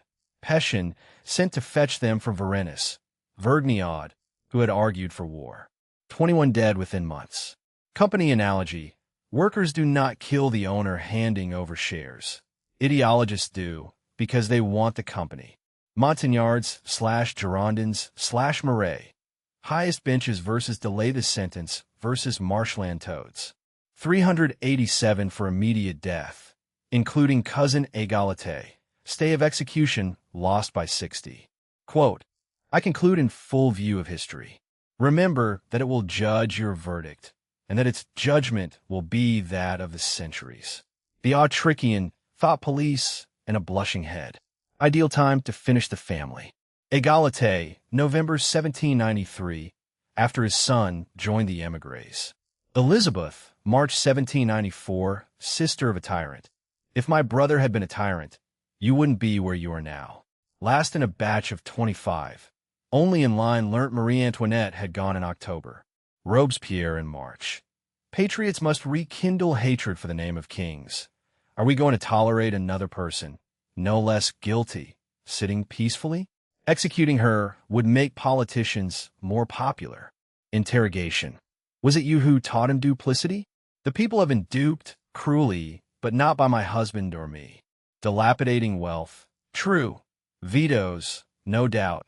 Climbing back on the throne over corpses. We didn't need to climb back. We were there already. Trial October 14th. Orgies of Versailles Guard had not seen. Wine bottles under the bed, proving she got Swiss drunk. Hébert. Frenetic debauchery with a boy between herself and Elizabeth. J'en appelle à toutes les mères chères, brief suspension. 30 hours. Patched black widow's dress. Anything more to say? I was just the wife of Louis XVI. Fouquier Tinville had known the death penalty all along. Hands tied, open cart, 30,000 soldiers, crowd more aggressive than for Louis. Last words, stepping on the executioner's foot. I'm sorry, I didn't do it deliberately. The Dauphin, hailed Louis XVII, made to sign incest, dank cell, scabies, tuberculosis. Died June 1795, age 10. Marie Therese exchanged December 1795. Napoleon later called her the only man in the Bourbon family. Comité de salut public, sous Robespierre, Comité de sûreté générale à high-speed prosecution. September 1793, Lloyd as suspects, partisans of tyranny by conduct, contacts, words, or writings. Paris Commune. All those who, having done nothing against liberty, have done nothing for it. Thought police. Probably more than 40,000 put to death in the whole revolution. Majority 1,793 to 95. About half a trial, rest lynched or on suspicion. Only about 20% aristocrats or émigrés. Common crime enough. Famous heads, Bailly, Barnave, Desmoulins, and wife Lucille a week later, Du Barry, Lavoisier the tax collector chemist, Malherbe who tried to defend Louis, Olympe de Gouges. Mountier fled, wrote of populist tyranny. You have dishonored the names of patriotism and liberty. Napoleon later made him counselor of state. Vergniaud. Revolution devours its children. Marat in a copper bath of sulfur. A Girondin in Normandy. Cut off Marat's head and the nation will be saved. Charlotte Corday, 24. Note about secrets vital for the Republic. July 13th. Knife up the sleeve. Tract. Monsters soaked in our blood. Brigands on a bloody throne. Convention wanted a return to public torture. For days later guillotined. Carpenter Legros slapped the head. It blushed. Outcry. 3 months. Danton's statue at Odeon. After bread, education. They didn't choose. What do I care if people call me a drinker of blood? Mid-1793, he mutated. Tried to prevent the May 31st storming, secret talks to give her to Austria. Married the 16-year-old babysitter. Asked to stop the bloodletting. April 2nd, 1794, treason. Robespierre. An idle rotten for a long time. Speeches expunged. Last words. Don't forget to show my head to the crowd. It is worth seeing. Past Robespierre's house. You'll be following me. First part true within 4 months. Lloyd suspects. September 1793 tyranny by conduct, contacts, words, or writings. Commune added those who had done nothing for liberty. I was just the wife of Louis XVI. 30-hour trial. A bears incest charge. I'm sorry, I didn't do it deliberately. Revolution devours its children. Vergniaud. Corday. Danton's head worth seeing. Quote, I was just the wife of Louis XVI. Thermidor. Owls and privilege and death. July 1794. Thermidor in 2. He would overhaul both committees. Salat over Charite. Luchet demanded arrest. Voted. President of the assassins. Down with the tyrant. Commune convened. 2,000 men with cannons. He refused to lead a counter-revolutionary revolt. Set up an executive committee he would not join. Insurgents got bored and went home. Signing an order to the peaks to save the nation. Partial signature row when convention forces stormed in. Augustine out a window. Broken leg. Robespierre shot in the mouth or hit by a gendarme. Broken jaw. Hole in the cheek. Next day, he and 21 allies guillotined. Then 83 more. Blade of relief. United in the Arancis grave with Elizabeth and 1,000 others. Not the end of the bloodshed. Chouans, owl-hoot salt smugglers. Dismissed as reactionaries who failed to understand progress, or bigots manipulated by the church. Their opponents, patriots. Jean Cottereau objected to conscription August 1792. Everyone eagle, some more eagle. And a priest threatened if they refused the Paris oath. 80% of Breton clergy refused. Peasants still religious even if they hated bishops' taxes. February 1793, guerrilla. Vade army of some 30,000, families in tow, as far as Granville and Le Mans. Disease, no supplies. December 10th, Le Mans. 3 Republican armies, 6,000 to 20,000 dead, about half women and children. Benabin described rape, corpses stripped. Republicans lost 100. Savenay, Kleber, the carnage became horrible. Westerman, we don't take prisoners because pity is not revolutionary. Nantes overflowing, 9,000 in a coffee warehouse. Typhus, Dr. Thomas, skeletons of children clenched to mothers' breasts. Carrier ordered elimination. 2,000 shot in a quarry. Some 4,000 drowned in whole boats. Revolutionary weddings of naked pairs. Benabin, they complained of starving. They won't say they're dying of thirst. Quicker than the guillotine. Now reserved for aristocrats. Privilege and death. Anjou another 7,000. Gabori alleged skins cured into cavalry trousers. Convention had voted combustible materials into the Vade. Turreau asked, if I am to put women and children to the sword, I need an order. No reply. Colons infernals. Some 50,000 in 4 months, plus 400 kilos of metal from tombs. 100 Years' War English had been well-behaved tourists. After Thermidor, Carrier guillotined as scapegoat, Turreau ambassador to the United States, then backed Louis XVIII, then Napoleon. If the constitutional monarchy of 1789 had been preserved, almost none of these killings. Even if Louis were held responsible for every starvation death of his reign, he would have been a less bloody tyrant than the men who engineered his downfall. After the Terror, the old social divisions were as strong as ever. The killing was all for nothing. Thermidor in 2. Partial signature row. Broken jaw. 21, then 83. Colons infernals. Turreau. Some 50,000 in 4 months. Westerman. Pity is not revolutionary. Privilege and death. Guillotine for aristocrats. Drowning for the rest. Carrier later scapegoated. Quote, We don't take prisoners because we would have to give them the bread of liberty, and because pity is not revolutionary. Balvi, plus ça change, plus c'est la même chose. Saint Just, youngest of the convention, ally of Robespierre, himself a victim. The people has only one dangerous enemy, its government. The revolution had promised to free the poor, half the population, and the colonies. After the blood, Clarke asks who is actually better off. How the revolution failed to help the poor, women, and slaves. One of Rimbaud's angriest poems, Les Pauvres à l'Église, around 1870. The poor offering laughable Latin prayers, women rubbing pews smooth after 6 black days, then back to nameless ills. Not just religion as opium. The revolution had not freed the poor from Ancien Regime poverty. In 1793, the convention drafted a new constitution. Freedom of religion and speech, presumption of innocence, help for the poor, education, no profiting from public service. Also populism. No generation may impose its laws on the next. Insurrection, the most sacred of rights. Recipe for continuing anarchy. Never applied.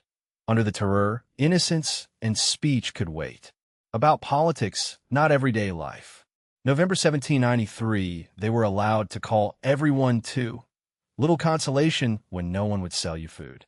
The Assignat disaster. Only speculators who bought clergy assets at fixed prices, 12 years to pay, benefited as value plummeted. Before being publicly burned in the Place Vendôme, February 1796, about 3% of original worth. Real value, already zero. Your debtor pays his debt and bankrupts you. Death to refuse assignats or trade metals. Coal from 725,000 tons in 1789 to 250,000 in 1795. Conscription emptied factories and fields. No British machines. Luxury trades dead as clients fled. Haitian sugar under threat from British and revolt. Men obsessed with politics or administrative jobs. Economy at a standstill.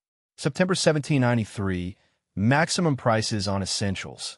Lingerie not considered essential.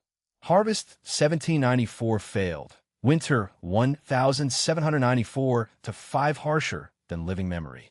Maximum repealed. Speculation rife. Farmers stockpiled. A pensioner who had lived on 3,000 livres. Flour from 1/10 of a livre to 2.5, 25-fold. Beggars into towns, rationing, state buying from speculators. Paris petitioner, 7 unfortunates fainting in 10 minutes. A child dying on a dried-up breast. A woman fighting a dog for a bone. Nearby, Epicureans studying the art of eating. Your children have nothing to eat. Tomorrow I'm getting divorced. Dickensian, but food riots in Paris, Rouen, Amiens. March 1795, Size champion death for anyone opposed to the convention. April 1st, demonstrators invaded demanding food. The 1795 Constitution was stodgy and bourgeois. Lower house, upper concile the ancients. 250 MPs over 40, ribbon hats, red cloaks with gold tassels, velvety political lampstands. Aristocrats dispossessed. Assets sold cheap to the bourgeoisie. Populists had wiped each other out. Merchants, lawyers, landowners, cash poor, property rich. Radical-sounding clauses to reassure the people. A new privileged elite, aristocracy in all but name. By ending the constitutional monarchy, the sans-culottes had given themselves a right royal kick in the revolutionary pants. Fraternity without the other half. Marie Antoinette, ironic, to campaign. Any woman who deals with matters outside her sphere is no more than a schemer.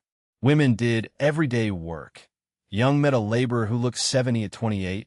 Women wrote chaos. Neither work nor complaining won political recognition. The movement that was meant to free all ordinary people forgot half the population. The 1795 Constitution's good citizen, good son, father, brother, friend, or husband. Fraternity, not humanity. Ancien Regime.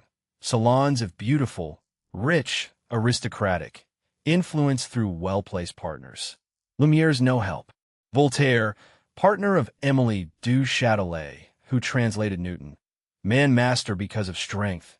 never a woman inventor, designed to mollify men. In no republic the smallest role. Rousseau's Émile, almost all little girls hate reading, always willing to learn how to hold a needle. Encyclopedia Ferrer on neglected education, then quotes Van Sherman and wonders if study robs innocence, distracts from immorality. Wifentry, authority to the male, greater strength of body and mind. Now, madam, go make dinner. Louise Félicite de Correlio, first historian, illegal basement press of women's works, first female editor-in-chief, lambasted size for excluding women from active citizenship. Stepped down after marrying late. Husband a Montagnard sent to Brussels. They survived. Etta Palm de Elders, wallpaper seller's daughter claiming Baron. 1790 speech, marriage delivered to a despot. Do you think our desire for fame is less strong? Medale from Cryle.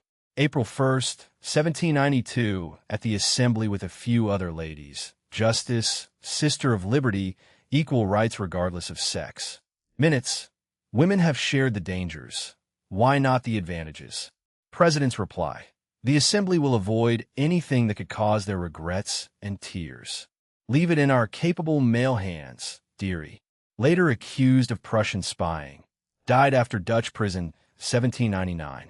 Pauline Lyon, the chocolatier, and Claire Lacombe, the actress, founded a women-only society to take up arms. Lacombe threatened the convention. If oppressed, we know how to oppose repression with resistance. Arrested for forcing Dames de la Halle to wear the red bonnet. They said it was a male-only hat. October 1793 debate. Charlier, unless you contest that women belong to the human race, how can you take away this right? Outvoted, societies dissolved. Lacombe imprisoned a year, returned to acting. Olympe de Gouges. Women, isn't it high time we too held a revolution? Butcher's daughter, widowed at 18, slavery play banned until 1789, moderate constitutional monarchist. 1791 Declaration. Man, are you capable of being just? Equal education, property, vote, jobs, speech. Clause 10. A woman has the right to ascend to the scaffold. She must also have the right to ascend to the political rostrum. Unpublished. After September massacres, she signed. Blood, even of the guilty, if shed cruelly, sullies revolutions forever. Called Marat an abortion of humanity, Robespierre loathsome. July 1793 pamphlet. Look at these treacherous, bloodthirsty men. Vote on returning to constitutional monarchy. Tried November 2nd, guillotine next day, second woman after Marie Antoinette. Le Moniteur. The law punished this female conspirator for forgetting the virtues appropriate to her sex. Chalmette, the man-woman abandoned her household. Be what nature intended. He was guillotined as an English spy. Minor advances. Daughters inherit equally. Divorce. Women over 21 marry without consent. Witness documents. Otherwise, Loiselique confirmed. Women excluded from voting. Only Condorcet defended them. Later dead in his cell. Societies dissolved. Robespierre on wives of prisoners. If so many women here, their husbands are aristocrats. Arrest the noisy ones. May 23rd, 1795. Gatherings of more than 5 women illegal. Neither liberté, égalité, nor fraternité. Clause 10. Scaffold and rostrum. Olympe guillotined November 3rd, 1793 for forgetting virtues appropriate to her sex. 5-woman ban, May 23rd, 1795 gatherings of more than 5 women illegal. Clubs dissolved October 1793. Fraternity, not humanity. 1,795 good citizen as son, father, brother, friend, or husband. Quote, a woman has the right to ascend to the scaffold. She must also have the right to ascend to the political rostrum. Me equal to you, until 1802. La Rochelle, Musée du Nouveau Monde. Cognet's painting of Bailey sworn in, 2 barefooted black men gazing in gratitude, chains at their feet. They weren't there in 1789. Implication, the revolution ended slavery. Not entirely true. Sèvres statuette, 1793, Slave couple pointing hâte à bonnet phrygien. puis j'ai une caption moi égale à toi, moi libre aussi, fort à richement tel pis. Slavery, a huge income. Haiti produced as much sugar as all British Caribbean islands, ending it like closing Britain's cotton mills. Diderot had predicted floodwaters of just resentment. Gouges slaves speaking like philosophy lecturers. We are human. The difference is only color. Société des Amis des Noirs, 1788, about 140 including Mirabeau, C.S., Lafayette, Condorcet. Opposition at the Hotel de Massiac. 70 then 400 slave owners, shippers, administrators. Moreau, de St. Mary, listing 9 degrees of mixed race. March 1790. Colonists and their properties under the nation's protection, stirring insurrection a crime. Mirabeau, I will not degrade this assembly by trying to prove that they have the right to freedom. You settled it by declaring all men born free and equal. Condorcet, let's add a word. All white men are born free and equal. Colonists' coup in Haiti lynched the army commander, massacred mixed-race demonstrators. Vincent Ogé, free de couleur, coffee family, polite letter than 300 men. Spanish handed them over. February 1791, 2 of the last Frenchmen broken on the wheel. Abbé Gregoire, men have the right to exercise their freedom as they have the right to sleep, eat, etc. May 1791, Lafayette, are they men? I think so. Barnave, leave timing to the colonists. Decree, no law on the non-free except by request of colonial assemblies. Robespierre furious. You have just legalized slavery. If the colonists threaten us, let the colonies perish. August 1791, tens of thousands of slaves rebelled, hundreds of masters killed, 150 sugar refineries, 1,600 coffee plantations. Toussaint, later Louverture, battle skill or a gap in his teeth, negotiated, then fought for Spain when they offered freedom. Assembly finally gave voting rights to free men of mixed race. Sent Sonthonax, light happiness, an abolitionist. Disbanded whites-only assemblies, matched the Spanish offer, then abolished slavery in the North, declaration displayed. All held in slavery declared French citizens. Extended to the whole island. Robespierre had changed sides. Abolitionists anti-revolutionary, the revolt like the Vade. February 4th, 1794 the convention bowed. Enslavement abolished. All men without distinction of color are French citizens. Abandoned plantations as communes. A third investment, a third workers, a third tax. No whipping, raping, selling children, still peasant poverty. The law did not mention slave trading. French ships could still sell to America and Britain. Wars raged. 1796 Grenada, St. Lucia, St. Vincent recaptured into slavery. Girardet's 1797 portrait of Jean-Baptiste Belly, black convention member, leaning on Raynal. First black man portrayed in power in France. Threatened en route. When one knows how to save whites, one may have power over them. Arrested in Brittany, freed by the convention. 1802, a new governor deported him. He died in jail, 1805. Toussaint tricked, died in a Burgundy prison, 1803. Sonthonax exiled to Oyonnax. Napoleon, May 20th, 1802. Slavery maintained according to laws in force before 1789. Trading of blacks will continue. Several years to live up to male equality, undone in less than a decade. France did not abolish slavery until 1848. Moi eagle a toi. 1793 mantelpiece pigeon. Cognates grateful black men who were not at Bailey's Oath. February 4th, 1794. Enslavement abolished. All colors French citizens. Trading not mentioned. May 20th, 1802. Napoleon's decree restoring slavery according to laws in force before 1789. Quote, let's add a word to the first article of the Declaration of Men's and Citizens' Rights. All white men are born free and equal. The revolution smolders on. Even if it failed the least privileged, it opened the way for one class, the ambitious alpha male. The early gladiators killed each other off. By 1795, the woolly directoire was a vast parliament. After brandished heads, a lull that felt a tad boring. Into it stepped Napoleon D. Bonaparte. Corsican noble, free place at the École Militaire, 16, artillery lieutenant, 19, put down a food riot at Auxonne. Days after the Tuileries, a shaken Louis made him captain. Late 1793, Toulon, a bumbling former painter handed control to the 24-year-old. Cannons, 100,000 sacks of soil, pounded the town. Summer 1795, 3,500 British-backed royalists in Brittany foundered. Parisian royalists, 30,000, marched on Parliament. Bonaparte, 8,000, 40 cannons, grape shot for 40 minutes, about 300 dead. General at 26. Italian victories unmatched in 3 centuries. Vatican art to the Louvre. Egypt spoilt by Nelson. Back 1799, Directoire in crisis.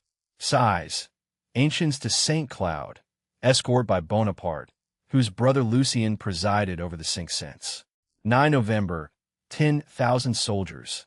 Next day, they swore the Constitution, shouted him down. Bayonets. Some leapt from windows. Consulate. 3 consuls, only the first with real power. Size. Former defender of the poor. 200,000 livres. A chateau. Later account. Citizens. The revolution has been settled according to the principles that started it. It is over. El est fini. Complete, like a polished sword, or finished, curtain down. Implication the former, reality the latter. 1804. 99% emperor. Notre Dame as lavish as the Ancien Regime. Bees for fleurs de lis, brothers kings. The revolution really was over. Fini until 1871, and what most people wanted. Or rather, over for now. Empire crashed 1814. Louis XVIII, Waterloo. Key problem. The revolution did not really end until after 1871. Charles X and Louis Philippe, coups 1830 and 1848. Napoleon III, Prussians 1870, siege, commune. February 1871. 396 of 675 royalists. Monarchy not restored only because Legitimists and Orleanists split. Henri d'Artois would have been Henri V if he had accepted the tricolor. He held out for white. Spring 1871. A swollen appendix. Government at Versailles. 150,000 against 50,000 behind barricades. More than 6,000 killed. Hôtel de Ville and Tuileries burned. Père Lachaise, 150 shot. Then a mirror of knots. Kangaroo courts in the Luxembourg. 40,000 prisoners marched to Versailles. Echo of October 1789. Galifet shot gray hair as probable 1848 veterans. McMahon still trying. 6 more years until Grevy. Almost a century for a stable republic. Soudaine liberté, égalité, fraternité amite. Even that precarious. 1940, militias, liberation lynchings. Proof of how easily France splits into 2 murderously opposed halves. Almost no French citizen wants the old monarchy back. After Louis XVI, their kings were spectacular failures. Not the question. Not whether a republic is inherently fairer or whether they would like bourbon babies for the world media. If France had contented itself with 1789 and nurtured the constitutional monarchy beyond 1792, would have been more peaceful, stable, happy, unified for the following 200-odd years. Some say 1789 was partial reform for the elite. The Real Revolution came after the guillotine. In theory, a republic offers more democracy. The first was born in such violence, creating such bad blood while benefiting relatively few, that the country underwent approximately 1 revolution or coup per decade until 1871. The education system's myth, Bastille almost immediately into the triad, hero status for dubious populace, is a way of denying there was any other option than to guillotine everyone who disagreed. If discontent about the flaws of 1789 to 92 had been harnessed democratically instead of dictatorially, France might have grown, relatively quickly, into true liberté, égalité, fraternité, and, who knows, sororite, led by probably the most popular man in France. A constitutional monarchy headed by Louis XVI, which, even on Bastille Day, 1789, was almost certainly what the vast majority wanted. Elle est finie, polished swart or curtin daun, 18 brumaire, bis fort fleur de lys. One coup per decade. 1814, 1830, 1848, 1870 to 71. 396 of 675 royalists in February 1871, split legitimist/Orleanist. What most people wanted, even on Bastille Day, 1789, a constitutional monarchy headed by Louis. Quote, "Citizens, the revolution has been settled according to the principles that started it. It is over." Epilogue. Why modern France is suffering from Regis envy. So how are liberté, égalité, and fraternité faring today? The Republic offers a good deal of liberté, no more than Britain, Belgium, Sweden, or Tonga. Yet a secular state spent the 2017 campaign disputing gay marriage, and in 2016 made a rumpus about women covering too much flesh on beaches. Bizarre, not very libertarian. Égalité. Aristocrats still marrying cousins and looking down on surnames without a duh. Bourgeoisie is snobbish about the right arrondissement. Fraternité. Bosses and unions at war. La France insoumise. Subtext since 1789. 2% from a presidential runoff. Homegrown terrorist attacks widen the rift. France has not shrugged off monarchist social divisions. Palaces, hairdressers, and a garden shed. The Assembly sits in the Palais, Bourbon, home of a daughter of Louis XIV. The Élysée, 365 rooms, once a mistress of Louis XV.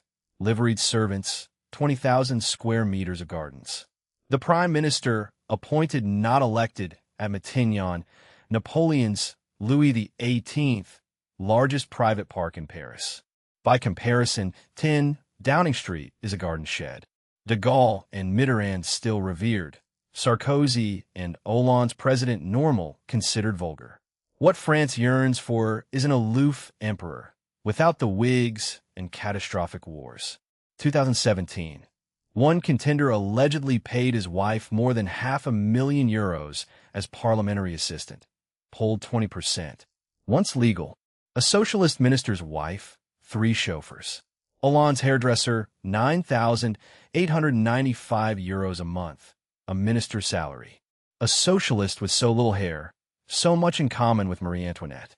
Whenever a British prince marries, French media charges across the channel. Q at Buckingham Palace, hear French. 2 sources, dissatisfaction with their own elite, identity incomplete. Versailles shell, no living continuous entity. Britain has the Queen, 3 generations in line. Old-school cachet France is lost. A president never unites the same sentimental way. A wave of optimism, then distrust, throwbacks to the revolutionary past. If 1789's constitutional monarchy had been allowed to develop, France could attract the world's media to jubilees, and its politicians might be less prone to behave like monarchs. Instead, they spend working days on 1789-style marches and turn to Britain for illicit royal thrills. Even if they would never admit it, deep down, the French are suffering from acute Regis envy. Regis envy. Bourbon rooms still occupied. Buckingham queues. A president never unites the same sentimental way. President normal. Hollande's hairdresser at €9,895 a month. A minister's salary, so little hair, so much in common with Marie Antoinette. 10 Downing Street as garden shed. Matignon, the largest private park in Paris. What France yearns for is an aloof emperor without the wigs. Quote, even if they would never admit it, deep down, the French are suffering from acute Regis envy. Conclusion. Clarke's case is not that France should restore Bourbon. It is that the story the French tell themselves about 1789, a few busy weeks, powder-faced aristos donating their fortunes, philosophy-reading Democrats handing out the triad, is almost entirely false, and that the falsehood has costs. A revolution had already happened by the time the Bastille's 7 inmates walked out. The Assembly was drafting a constitution that reaffirmed Louis as head of state. He was still cheered at the first anniversary. The poorest ended worse off. Something went disastrously wrong. And the wrong thing was not that the king failed to become a philosopher. It was that a window for bloodless constitutional change was slammed shut by people who needed violence more than bread. The forensic arc runs from Versailles as advertisement of distance, through two Louises who could not make privilege pay tax, to a 1789 that was not a dark age. Literacy rising, balloons in the sky, Figaro on the stage, Cayas that wanted a father king. Then populism, gunpowder, heads on pikes, a cocarde pinned at the Hotel de Ville. Fake news filled the vacuum of the Grande Pair. October rain terminated 160 years of Versailles etiquette. A year of honeymoon. Left and right invented in a riding school. A fate in the rain. Thevenin's stormy sky. While assignats gifted national assets to the wealthy and Marat pasted violence as liberty on the walls. Varennes made the kidnapping story necessary. Brunswick made the homeland in danger real. August 10th and September put the people in the stenographer's box and Roland's veil over the rest. The company analogy is the book's sharpest instrument. Workers do not usually kill the owner who is trying to hand them shares. Ideologists do, because they want the company. What changes if Clarke is right is the commemorative calendar itself. Bastille Day celebrates a riot for gunpowder, not a declaration of rights. The triad did not include women, who got the scaffold without the rostrum. It did not include slaves until 1794, undone in 1802. It did not include the poor, who gained the right to say two while flour went up 25-fold. The Terreur and the Vade, colons infernals, privilege and death, pity not revolutionary, were not the price of liberty. They were what happened when the constitutional monarchy was treated as treason. Almost a century to a stable republic. One coup per decade until 1871. 1940 as proof the atom still splits. Limits. Clarke is a British in Paris satirist, not a monograph of the Vade or of colonial Saint-Domingue. Some letters' authenticity is disputed in his own pages. The counterfactual, Lewis as popular constitutional head, cannot be run. The pressure he leaves is not nostalgia. It is Regis envy. Palaces still occupied, hairdressers on ministerial retainers, and French queues at Buckingham Palace for a living continuity Versailles no longer supplies. Key persons discussed.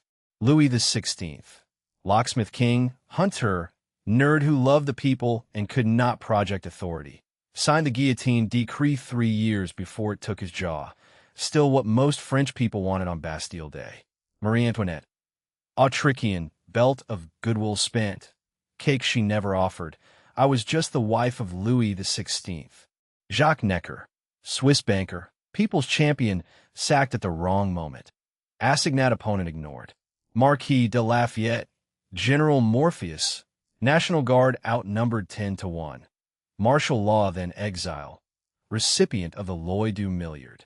Honoré de Mirabeau, people's champion and royal spy paid in gold. Pantheon, then catacombs. Jean-Paul Marat, Swiss doctor, l'ami du peuple. It is by violence that liberty must be established. Copper bath, Corday's knife. Georges Danton, Cordeliers, drinker of blood, then stop the bloodletting. Hedworth Singh. Maximilien Robespierre, cat, oh you la mort. Louis must die so that the nation can live. Partial signature row, broken jaw. Olympe de gouges, scaffold and rostrum. Guillotine for criticizing the terror. Napoléon Bonaparte, grappe chaud, elle est finie, Bisfort fleur de lys, restaurée de slaverie in 1802. Arthur Young, English agronomist walking into the Grande Pair. One rascal writes, and 100,000 fools believe. Jean-Sylvain Bailly, first mayor, Champ de Mars massacre, guillotine on the edge of the field he had celebrated. Key works discussed. The French Revolution and What Went Wrong, Stephen Clarke, 2018. The source. Sardonic forensic history from Versailles to Regis envy. Cahiers de doléances, 1789. Lewis's commission complaint books. Wanted a father king, not a republic. Declaration of the Rights of Man and of the Citizen, 1789. Men born free. Property inviolable. The king reigns only by law. Olympe de Gouges, Declaration of the Rights of Woman, 1791, Equal Rights. Clause 10, Scaffold and Rostrum. Rouget de Lisle, La Marseillaise, 1792, Battle Hymn of Impure Blood. Writer later offered Vive le Roi to Louis XVIII. Brunswick Manifesto, July 1792, Paris, threatened with total subversion. Gift to the Republicans. Marat, L'Ami du Peuple, Wall tabloid mixing abolition of slavery with calls to rip out Lafayette's heart. Arthur Young, Travels, Eyewitness of Rural Hysteria in Strasbourg's Hotel de Ville gutted. Rousseau, Les Confessions, The Brioche Princess, published 1782, Cake before Marie Antoinette was queen. Index of Key Concepts. Constitutional Monarchy Window, the 1789-92 regime in which Louis reigned by law, the Assembly made taxes, and a majority still wanted a king. Clarke's claim is that this was the revolution most French people asked for, and that slamming it shut produced the terror rather than completing liberty. Fake news / grande pair. Rumor as political force. Queen Mines, English in Aquitaine, hidden grain, filling the vacuum when no one believed the Gazette. Distinct from later terror, copycat hunger, not Ryle SD. Assignat, paper money backed by confiscated church and noble assets. Issued at about $45 billion against $3 billion in assets, a bubble that redistributed national wealth to those who could bid.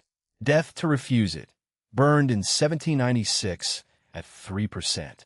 Monarchians, disparaging label, monarchy plus chien, for Bailey, Mounier, Lafayette, Democrats who might have avoided massacres. Still used in modern textbooks. Sans culottes, long trousers, not bare buttocks. Mass anonymity as le peuple, the innocent tools politicians needed public opinion to be. Lloyd as suspects, 1793 hunt for partisans of tyranny by conduct, contacts, words, or writings. Paris Commune added those who had done nothing against liberty and nothing for it. Thought police, Colons infernals, Turreau's Vade columns. Some 50,000 dead in 4 months. Metal stripped from tombs. Pity is not revolutionary. Privilege in death. Guillotine for the influential, drowning for the rest. Regis envy.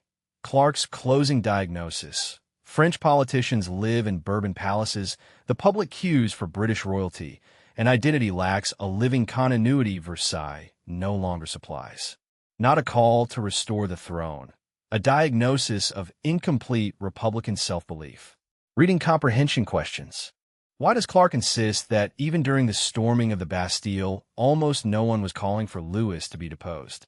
What was in the Bastille on July 14th, 1789, and why does Clarke think commemorating that day is unlike America's celebration of a Declaration of Rights? How did the October 1st, 1789 officers banquet undo months of Louis's diplomacy? Why does Clarke reject "let them eat cake" as Marie Antoinette's line, and what source does he cite?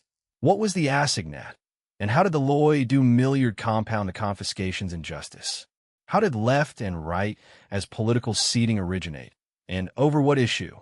Why did Louis admit, yes, it's me, the king, at Varennes, and why does Clarke treat that as fatal? What did Roland mean by drawing a veil over September 2nd, and whose honor was he defending? Why does Clarke's company analogy distinguish ordinary workers from ideologists as the people who would kill the reforming owner? What did Olympe de Gouges demand in Clause 10? And what happened to women's clubs in October 1793? How did the February 1794 abolition of slavery get undone, and by whose decree? Clarke treats Bastille Day as a myth that denies another option. What value assumption sits under that claim? And what would have to be true for the constitutional monarchy to have grown into Sororite as well? Where does Clarke's satire, hairdressers, Buckingham Palace queues, do forensic work, and where might a reader suspect British in Paris score settling rather than archive? What rival explanation of the terror, war, famine, genuine plots in the Iron Safe does the book flatten when it names populist politicians as the decisive cause?